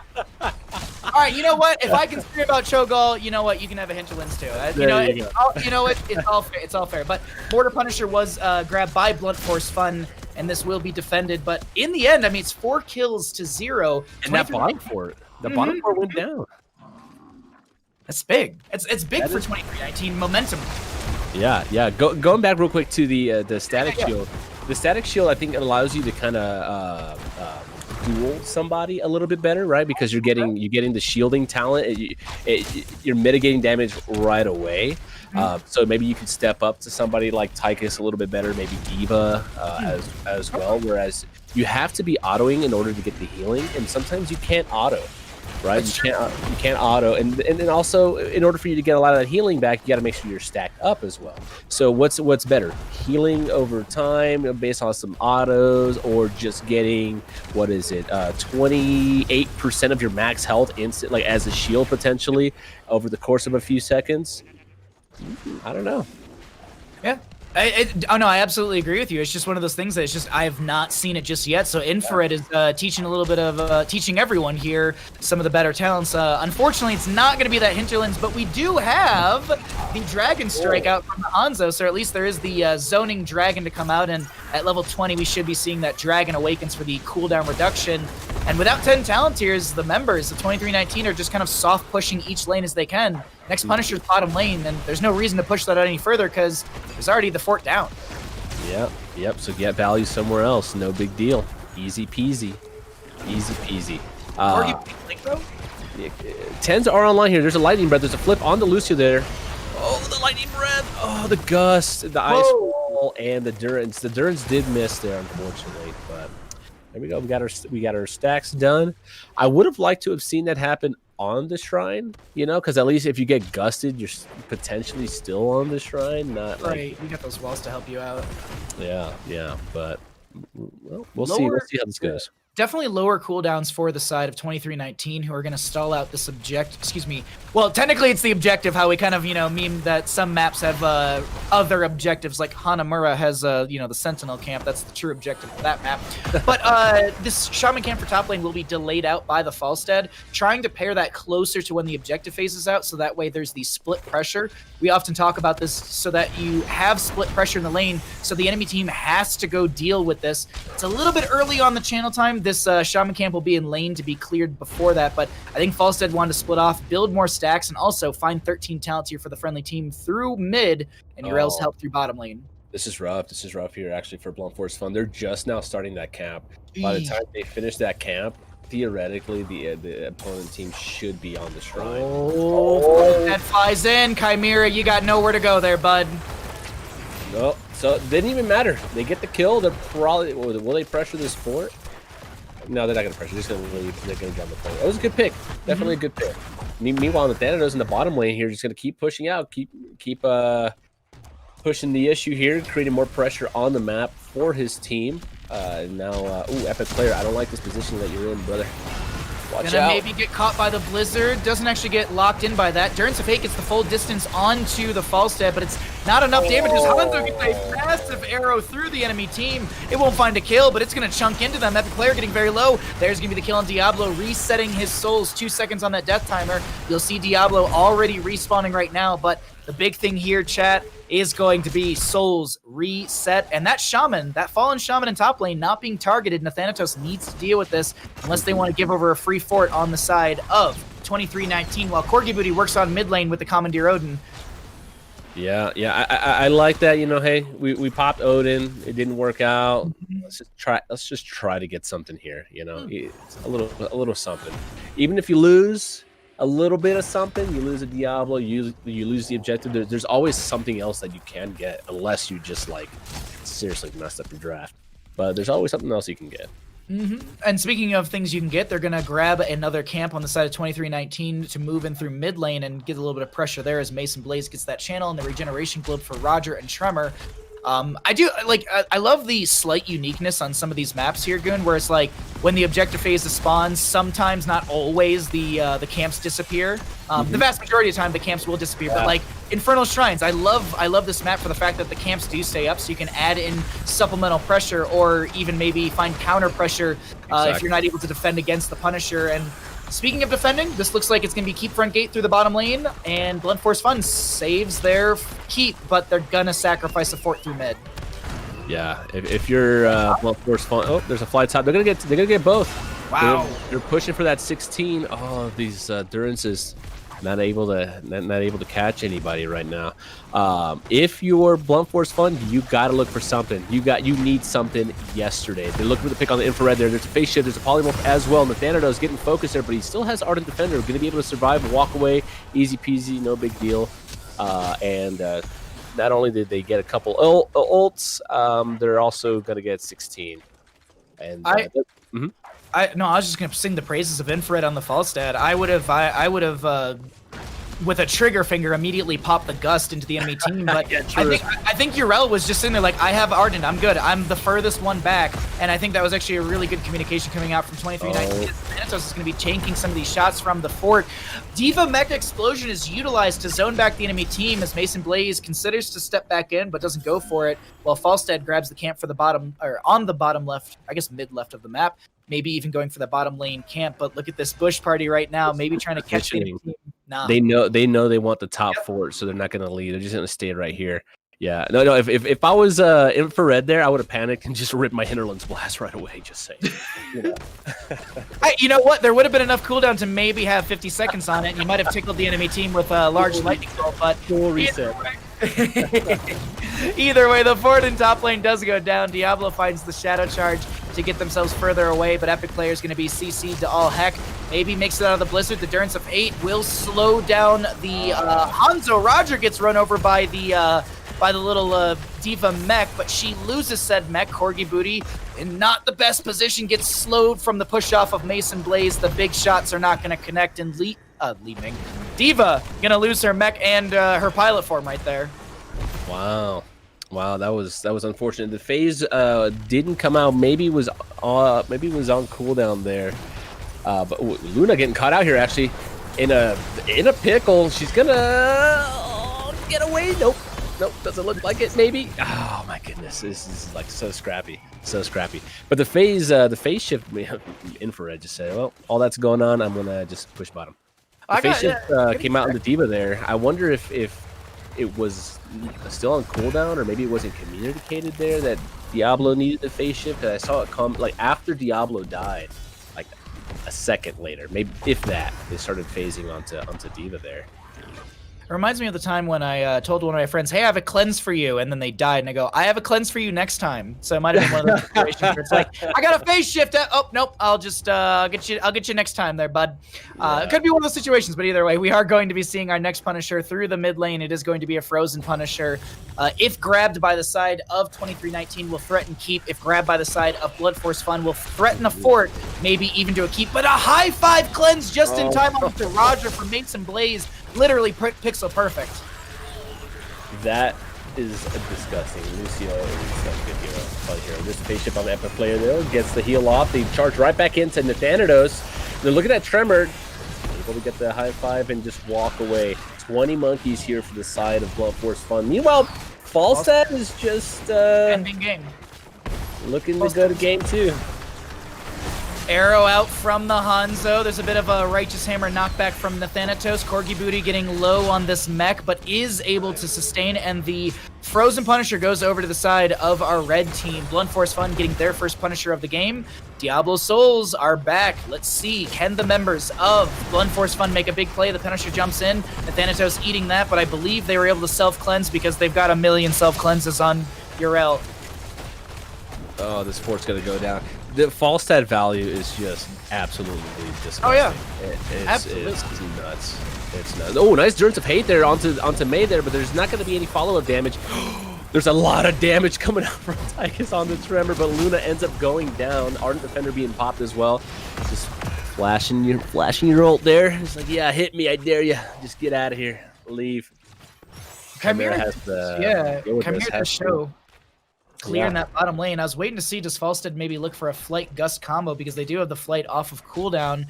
But no, I was wondering if Falstad would actually just kind of like fly ahead of the enemy team through mid lane, but I guess it looks like 2319 is going to play this safe, play this slow, and continue to push out these waves. We don't know where the next Punisher will be. Could be top, could be bottom. There's a minuscule chance it can repeat mid, but no, it's going to be in the top lane, and it is going to be a Mortar Punisher. We should see 20 talent tiers. Well, actually, we will see 20 talent tiers for the side of 2319. Can Blunt Force Fun close that gap within the next like minute and a half? Less than that, it feels really, really, really rough. It's gonna be a challenge. Like, do you play for 20? Can you even get to 20? You know, or do you just gotta look for something, catch some people off guard, and go from there? I like the positioning here from Nathanatos and Tremor, just watching their flanks, protecting their allies that are in the lane. They're allowed to be here. They can do this. Pressure in his top keep wall. Get some damage out. This objective is going to be top side, right? So the more damage you can get done before the objective, before you get the objective, the more damage the objective's going to do potentially. Yeah, the soft pushing of the front gate means that they can step in on the side of 2319. Arrow ripped by Hanzo. They do have that Dragon Awaken, so watch that cooldown reduction on that arrow for Hanzo. Just went from 40-something seconds to like 34, so big cooldown reductions coming out from that as Luna tries to jump into the backline on this Mephisto, but not able to make any sort of plays just yet as the keep is still being threatened. You just noted it's already back up and it's going to be ripped again. Talking Trees being zoned back by that one. Nathanatos almost finding the Righteous Hammer into Luna on this Mephisto. It's a lot of poke. Yeah. There is a lot of poke, exactly. There's a lot of poke here, and the longer that they stay here, those other lanes, they're going to push out. Eventually, someone's going to have to leave and deal with that. And when that happens, this keep goes down. Blunt Force Fun are the ones who are definitely on a timer, so they're trying to make some sort of fight happen here. But 2319 are just living in this top lane. Typically, this is punished in a lot of games. This is considered an overextension, but 2319, they have the read into this. They have the advantage. They have the tools to disengage as well. So they're looking comfortable here as they steal away this camp. Luna going to get chunked, but has the origin point on that Shade of Mephisto to back off. Yeah, here we go. Objective's going to be spawning here, activating here in just a few seconds, and they're going to stack up here and man, yo, stay here, get this keep down. Let's get this keep down. Ooh, 50% healing reduction, by the way, on that phase shift, so not the entire heal. It's that mixing fire value. For anyone that's wondering, it's just Lucio just going around pressing R onto the enemy members and reducing their healing received by 50%. You also deal damage, too. You deal 513 damage. That's more than a Phoenix does with the salvo, I feel. Oh, my God. I gotta. I mean, when a healer does more damage than a Phoenix, come on, it's weird. It's weird. Hey, chat. come on. That's the only damage Lucio's doing. Come on. Okay.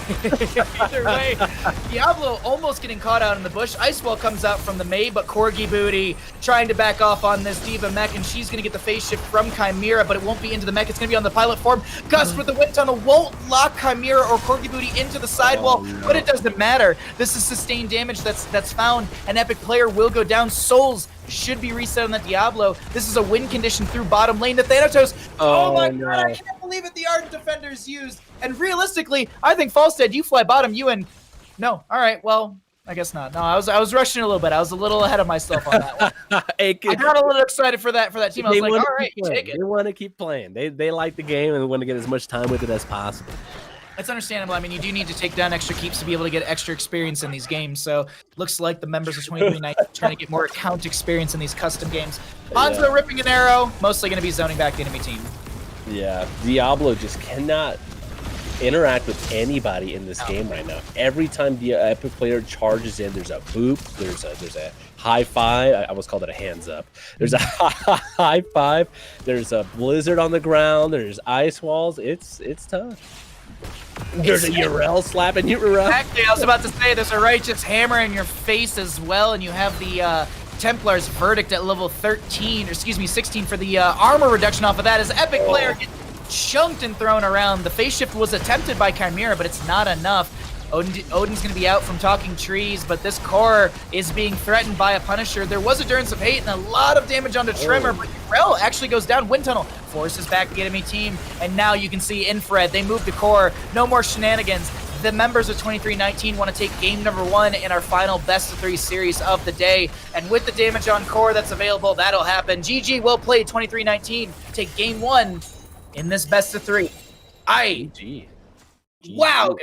Wow, that it was control from minute 1 from the side of clinical 2319. I honest to God, that was a really, really good game to showcase macro and micro. You and I talked about this going into Infernal Shrines, how it's kind of an amalgamation of literally everything when it comes to Heroes of Storm concepts, and we saw every single one of those boxes checked by 2319. CC, cleanse, just disengage, engage, burst damage. Everything was there from 2319 with their draft. Not to say that the opposing side was lacking in any of those forms. It's just the execution from 2319 was on point with everything else they drafted. Yeah, 100%. I agree. Hanzo's Roger's sitting at almost 90,000 heroes, 86. Okay, by 86,000 hero damage in that game on the Hanzo. That's pretty gnarly. I mean, and here's the thing. That's one death on Hanzo as well. Hanzo had 6 kills and had 7 assists, and that means that Hanzo wasn't around for 1 kill. They were probably dead during that 1 kill that they weren't around for. It's one of those, it's one thing to get kills, but it's another thing to basically be there around every single one. Like Lucio, for example, Mason Blaze, 3 kills, 11 assists, 0 deaths, and 88,000 heroic healing. I really gotta say, I really want to sing the praises of 2319. Not to put down onto Blunt Force Fun by any means. It's just the execution was beautiful to watch right there, and I'm excited to get into our next game in a little bit. Here we have to get the lobby. We got to get all the players in that. We have to figure out what map they want to go to and all that stuff. So Goon, let's continue to talk about that last map. What do you think? Let's actually jump to the opposing side. What do you think Blunt Force Fun could have done in that map, or what do you think they could do in the upcoming map? You can answer whichever one you really kind of feel stronger for. Yeah, more wave clear. I think having just a little bit more wave clear would have helped out a lot. Having the Falstad pressure you around the map, like I said, Infernal Shrine is just one of those maps that Falstad got value.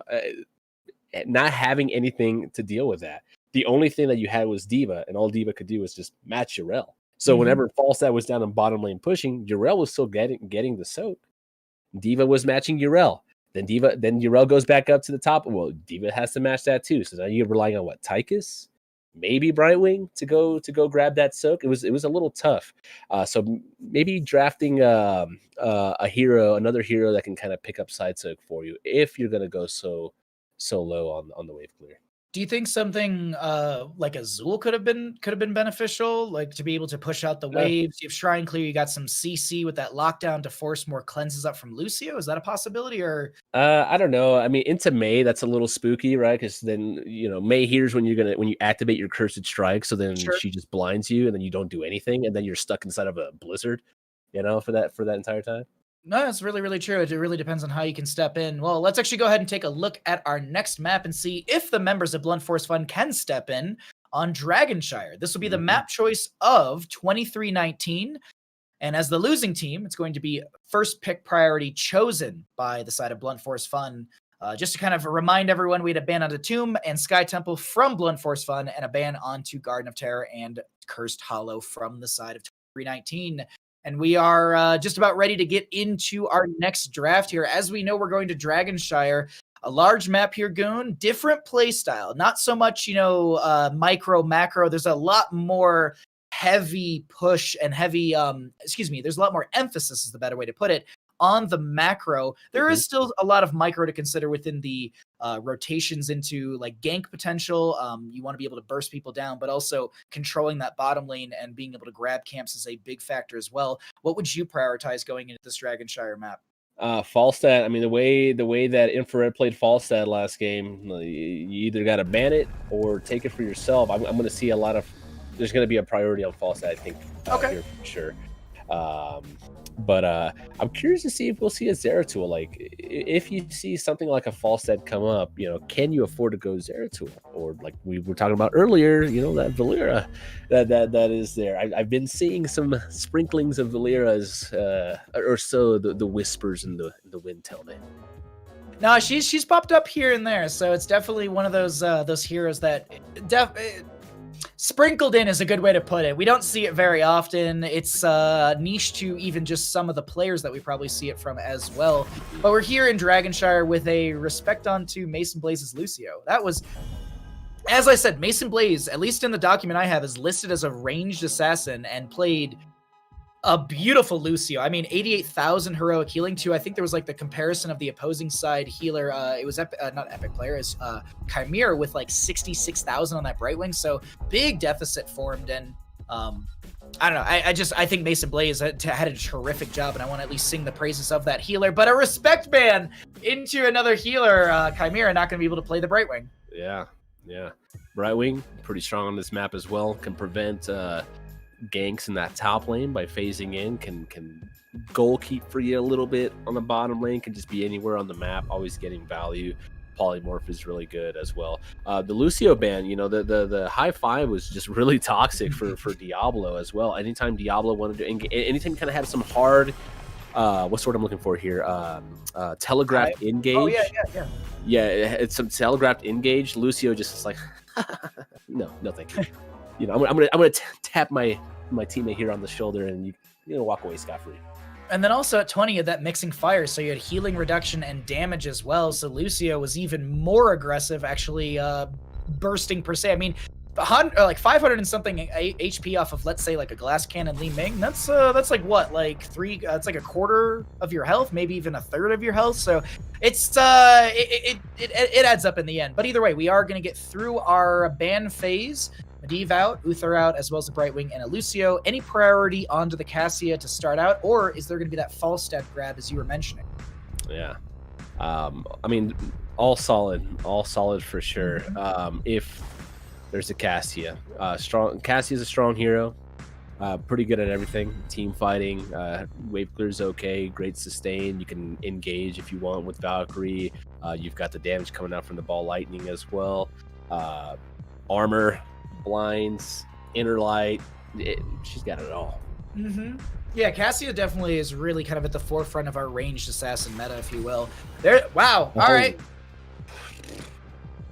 I mean, yeah, you get the Cassia, but that's a Sonya Hogger, which I did not notice that right away. But no, I mean neither did I. I mean, welcome to casting. You're sitting here and you're trying to like 200 IQ everything, and you're like, oh yeah, the thing that's super meta, duh. But anyways, this actually could be a snap onto the May for the side of Blunt Force Fun. They might be able to try and grab this themselves and kind of put some pressure into the enemy team. No, Stukov and Varian. So single target burst. It looks like Blunt Force Fun going to be going into, I wouldn't say a simpler composition, but a composition that is very punishing if it gains momentum. Yeah, the Sonya and the Hogger. That's rough. You got to be careful with what backline you decide to pick up. Extra backline. I was like, hey, maybe the lack of fall stat here is telling me that BFF doesn't play the fall stat. There's the fall stat ban. Like they oh, that's 2319. They right. Yeah, they respect it. They respect the fact that the enemy team could go for it. And here's the crazy thing, Goon. This means that 2319 has zero intention of taking a fall stat. Yeah. They have the pick after this ban phase, and they're like, we don't even want it ourselves. We don't. Yeah, that's. We don't. They probably don't have room for it if they want to go with a real tank. You know, if they're going with a tank, yeah, right? You are right. Yeah. And I don't know. No, I think you're right. I think we're going to be leaning into that kind of triple frontline hyper carry healer. So double bruiser, main tank, healer, and then you get like a Hanzo or dare I say a Genji. Maybe, you know what, Goon, I'm forgetting the most important hyper carry out there. Could see a hyper carry Murky. I mean, you never know. You know what? Just for that one, maybe we'll see a Purification Salvo Phoenix. All right.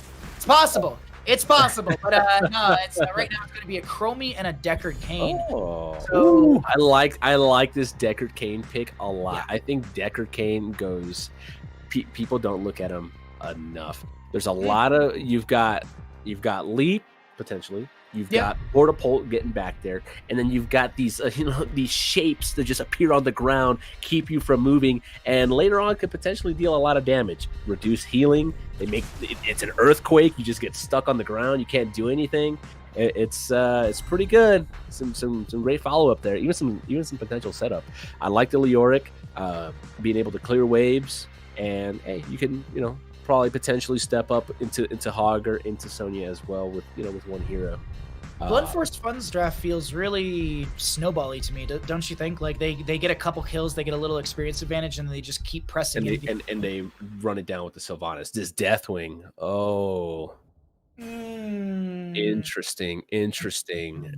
interesting. So, what if I told you that your main tank is unCCable? How much value? I'd ask you if they're healable then. You can't taunt them. Right? I mean, it's true. You can't. I mean, but you can. Here's the thing that Deathwing does struggle against: walls. And Leoric's really good at creating walls in 60 seconds. So that is true. You're absolutely right. I don't honestly, Goon, I don't know who I lean into here. I think that there's a lot of momentum potential for Blunt Force Fun, but 2319, I don't know, that last game, it's just hands up. I'm unsure. Like, it's just like, I think they could do it, but all right. Look. I like Leoric here. I think Entomb is good. Do you even go with the Silence Entomb at 20 with the Stukov? Is that even required? Don't know. Maybe we see a straight up creepy hand suck build coming out from Leoric onto Deathwing, onto the Sonya. Maybe we just see a March of the Black King. I hope not, but it's there. Well, let's see what happens here on the right-hand side. We're looking at Blunt Force Fun down in our best-of-3 series, trying to take us to Game 3 through Dragonshire. Luna on the Sylvanas, Chimera on the Stukov, Corgi Booty playing Leoric, Epic Player on the Varian, and Talking Trees on the Cassia. On the left-hand side in the blue, 23-19, we got Mason Blaze on Deckard, Tremor playing Deathwing, the Thanatos on the Hogger, Roger on Chromie, and Infrared on Sonya. Infrared was playing Falstad last game. So, liking the role swaps per se, I guess you could in this. But the big thing that I want to note here is we were talking about in the draft the empowerment of Chromie through the friendly team, and Deckard Cain with level 1 right now is going to be going into that Sapphire, and that will basically put your slow to, I think it's like 70%. I'm trying to double check on this really quickly. No, it puts it at 65% slow. So in comparison, for anyone that wants to know, the Joanna Subdue, if you hit 2 enemy heroes with that, it's 80% slow. So not as much of a hindrance, but still a big setup potential for our Chromie player. As there's, oh no, the weighted pustule doesn't connect, and the dive, the lockdown, nothing really happens into Thanatos. No, unlucky there. I forgot what I was gonna say. I lost my track. Oh, having this beefy front line here for the side of 2319 ensures that Mason Blaze on Deckard and Roger on Chromie are just you don't interact with them if you're Blunt Force Fun. If you get through anybody, well, let's see. Deathwing has the bellowing roar, right? You've got to stay a while and listen potentially. Oh, there's a gank coming here onto the mid lane, onto Epic Player, looking pretty weak, looking pretty low. Even Mason Blaze slapping him with the stick. He's gonna be able to get away, or does he? No, the slow. First blood over to the side of 2319, utilizing the Molten Flame to zone Varian, who was like, I'm okay, I'm going to stand in a corner. And the Deckard Cain was like, I'm going to teach you a lesson really quickly. I got a story for you, Varian. How you doing? No. But potential Dragonite through mid lane on the side of 2319. And this is looking like Luna's going to stay here for now to just try and, well, dissuade the Deathwing from even getting in. But here's the thing, I'm looking at the mini-map, Goon, it doesn't even look like the members of Blunt Force Fun can like step out into these lanes to try and get the conversion back onto the altar phases. And Tremor gets the channel, the dragon inside the dragon. How does he even fit? Oh my goodness. That's unfortunate right there. I just close enough. I for sure thought Epic Play would just try to throw a Q over that wall or something. Really quickly, for anyone wondering, the Deathwing right now into structures hits for 396, and for funsies, let's go ahead and compare that. Stukov hits for 318. So there you go. Wow. So the Deathwing, or the Dragonite hits for just a little bit more than a Stukov. Granted, though, the auto attack speed's a lot faster than Stukov. Ooh. Oh. Is the taunt down? Oh, there's a taunt. It was a little late there. Probably on cooldown. Roger walks away, not fearing for their life at all. But this top lane. Yeah, I was just about to say, I was watching the mini-map, and I was like, Sonya Hogger are just putting pressure into that top lane fort to just try and make Leoric's life a little more difficult. The fort itself only falls to, looks like about more than, above half of its health. But 7 talents here already found through the side of 2319 as Epic Player comes in, going to have Luna stealing a few of those minions away with possession. This is looking still like control, over to the side of 2319. Yeah, how do you win the solo lane? You put 2 people up there against the enemy solo lane. That's how you win that. What was cool is Sonya and Hogger have been up there just bullying Leoric. Leoric can't do anything up there. And then Tremor, when Sonya can't grab the mid-soak, has been walking up through the bushes and grabbing the mid-soak. It's not like he's afraid of anything. He's not afraid of getting taunted or blown up or whatever. So he's able to do that. A lot of value in that top fort, creates pressure for the bottom side. They're able to get this camp. I would have liked to have seen them try to like push with this at least, but I mean, who's to say they're not going to through the bottom lane? Yeah, Tremor, and they might have just rotated off to grab some experience or maybe a well tap.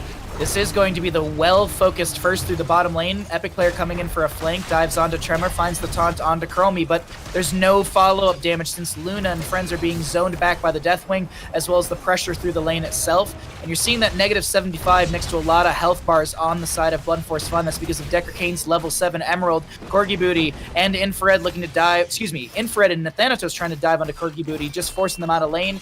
And these two will have the top lane fort down in favor for the side of 2319, as another Dragon Shrine phase will be activating in 20 seconds. That's really big. That top lane's opened up now. Now you've got Sonya and Hogger just creeping around the map, being anywhere at any time. They can look to engage over walls with Leap, with Hortipole onto any camps or during any sieges. This is really, really good for the side of 2319. Huge.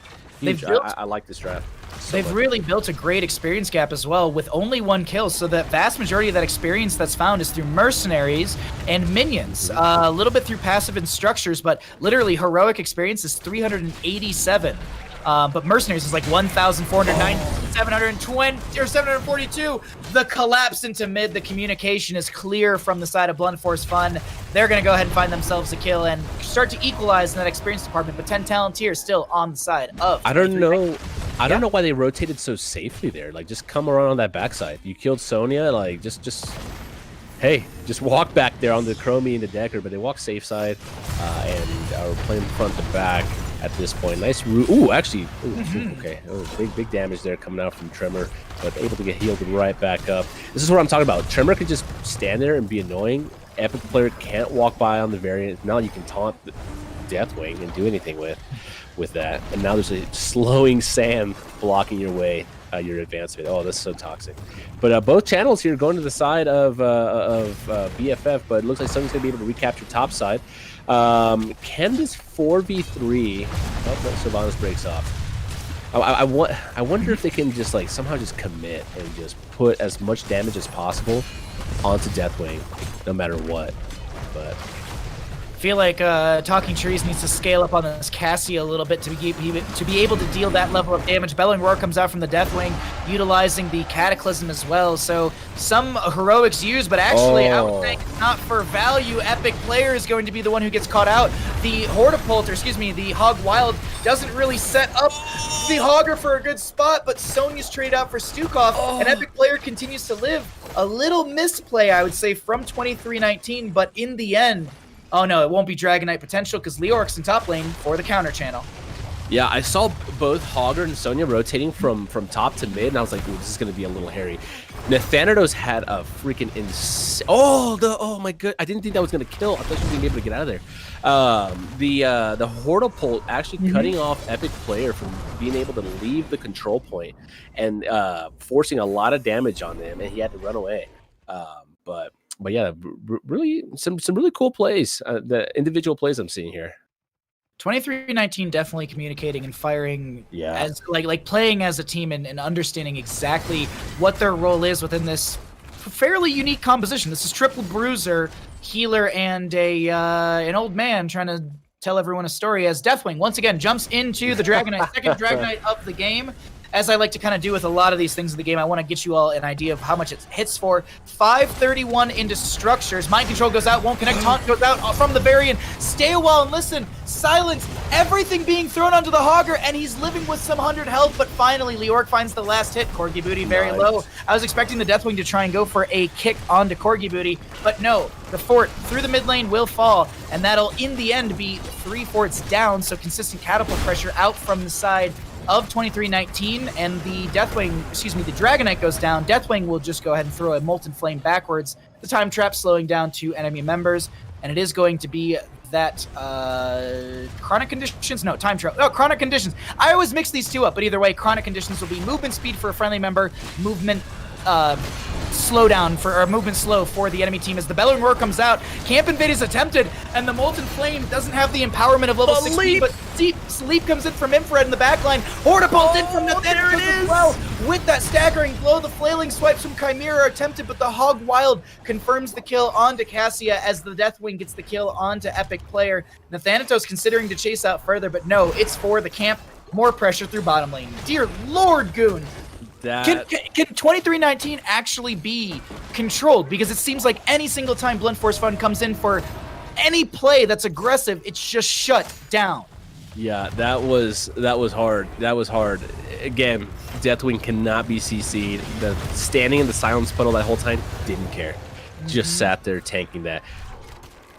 Varian on there trying to do something. Can't interact with the Deathwing at all. So then maybe you look towards the backline, but you can because now your backline is getting zoned out. Nice time trap there. Yeah, now your backline is getting zoned out by the Deathwing as well. This is really, really hard. And then on top of that, now you got Sonya and Hogger, both just, I don't know. Back in the day, the Dudley Bros, WWF come flying off the top rope together, just boom. on that back line, deleting everybody. Sorry, I know I'm a boomer, guys. Sorry. No, hey, I'm right there with you. I mean, wasn't there? I was gonna say heroic. Wasn't there special like the 3D where they 3D? That's right. Yeah, that was my favorite. That was my favorite when I was a kid. That was like, yes, bring on the 3D. Someone's going through a table today. Yeah.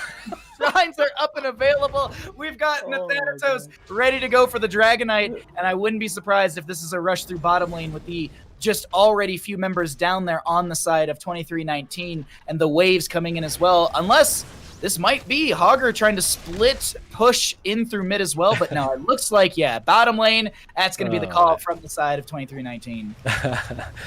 Let's see if anybody gets slammed through a table here on this siege. Look at that. You've got the Dragonite sieging bottom. You've got Sonya sieging top, or mid, rather. She's kind of just lurking there, waiting for her opportunity to keep sieging. But this keep wall should go down. Oh my gosh, the molten flame there. Damage over time from the conflagration. Is it enough? No, Luna gets the healing pathogen, but that conflagration value. Oh my God, can it really like? You gotta respect it always. There's so many moments where that damage over time at the end is like, oh, it won't kill me. And it's like it keeps proccing and keeps going. Dragonite goes down. The keep will stay alive with the mind control. I think hit Tremor, and that's a Deathwing, so it ain't doing anything. It's not doing anything. Yep.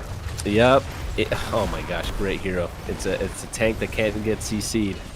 You just throw your abilities. It just eats CC, and then that's it. You don't do anything else. You just I guess we'll just watch as Deathwing just does this. Woo! I'm out. Oh, guess what? Guess who else gets to walk away?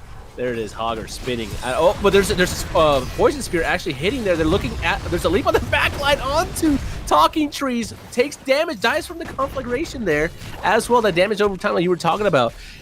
That was all these cooldowns came out. There we go. We get the bottom keep as well. We should anyways. All those cooldowns came out, and then from the side of BFF, and then right away, 2319, they capitalized. They just go right back in, and they off the top rope smash someone through a table there. Usually this is punished from on the side of 2319, them staying in this bottom lane like this for so long, but I want to point out you had Sonya, who was sitting in the bush to our right for the longest time, making sure that there was no flank from Corgi Booty for some sort of Entomb to lock down the Deathwing. I got it. Like, it's just communication is so on point and so well telegraphed, in my opinion, from the side of 2319. Sonya split off to push out that top lane. We've got some camps and some pressure in. Oh, no. The Entomb is attempted. Tremor throws out the Earth Shattered. Another Scroll of Sealing locks down, and that's actually also Scroll of Stone Curse. If you're wondering why that Scroll of Sealing did a lot of damage, Scroll of Sealing deals 200% more damage when hitting at least 2 heroes, and you saw that value right there into the Sylvanas, who got chunked quite a bit from that. I mean, that's what I'm actually curious. What is the baseline damage for that? 316 right now, so whatever 200% of that is, 900-ish,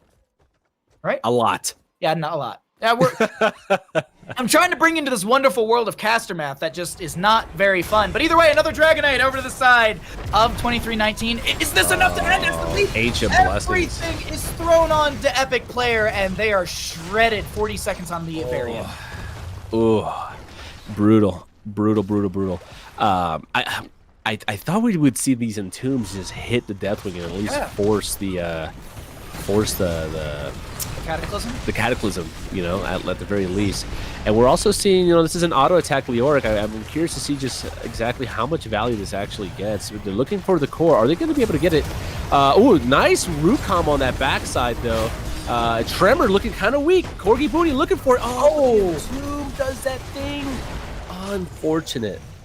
Entomb doing that one thing where it just spits someone out on the side. 693 damage into structures from the Dragonite as it's at 15% and falling. The core still is shielding. Mind Control comes out from the Sylvanas Infrared, getting very low on this Sonya. She needs to spin. She pops her level 20 ignore pain, but you can't ignore that much pain. And Siege Giants are getting some value into this core, but it looks like the full disengage comes out from the side of 2319. Don't remind me, please.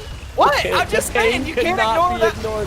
Oh, no control, just the enemy team there, unbelievable. There's actually, how much rage did he have there? That was insane. The conflagration there, able to to finish off the variant as well. This looks like it's going to be pretty hard for the side of BFF to defend. And it's going to be looking like they're going to try and get Leoric. That's going to be all 5 members of Blunt Force Fun going down. The members of 2319 move on to tomorrow's matches in a 2-0 fashion. GG. Well played. I gotta say, good. 2319. That's the team to beat. I'm saying it right now. They were crispy. Crispy with extra chicken tenders that they gave you for free. And you were surprised. You're like, whoa, they gave me my Caniac combo here actually had 3 more chicken tenders in there that I didn't even ask for. Let me check my receipt.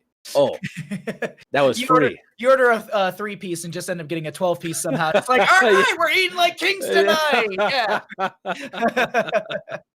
But taking a look at some of the stats right now, we are going to see Chromie 51,000 heroic damage to the Cassia of 32,000. Deathwing pretty much matched with Leoric right there. And when it comes to healing, Mason Blaze less than Stukov Chimera, but we talk about these kind of moments, effective healing versus just healing in general. And Deckard Cain, that's 4 deaths on the friendly side, 3 through Sonya.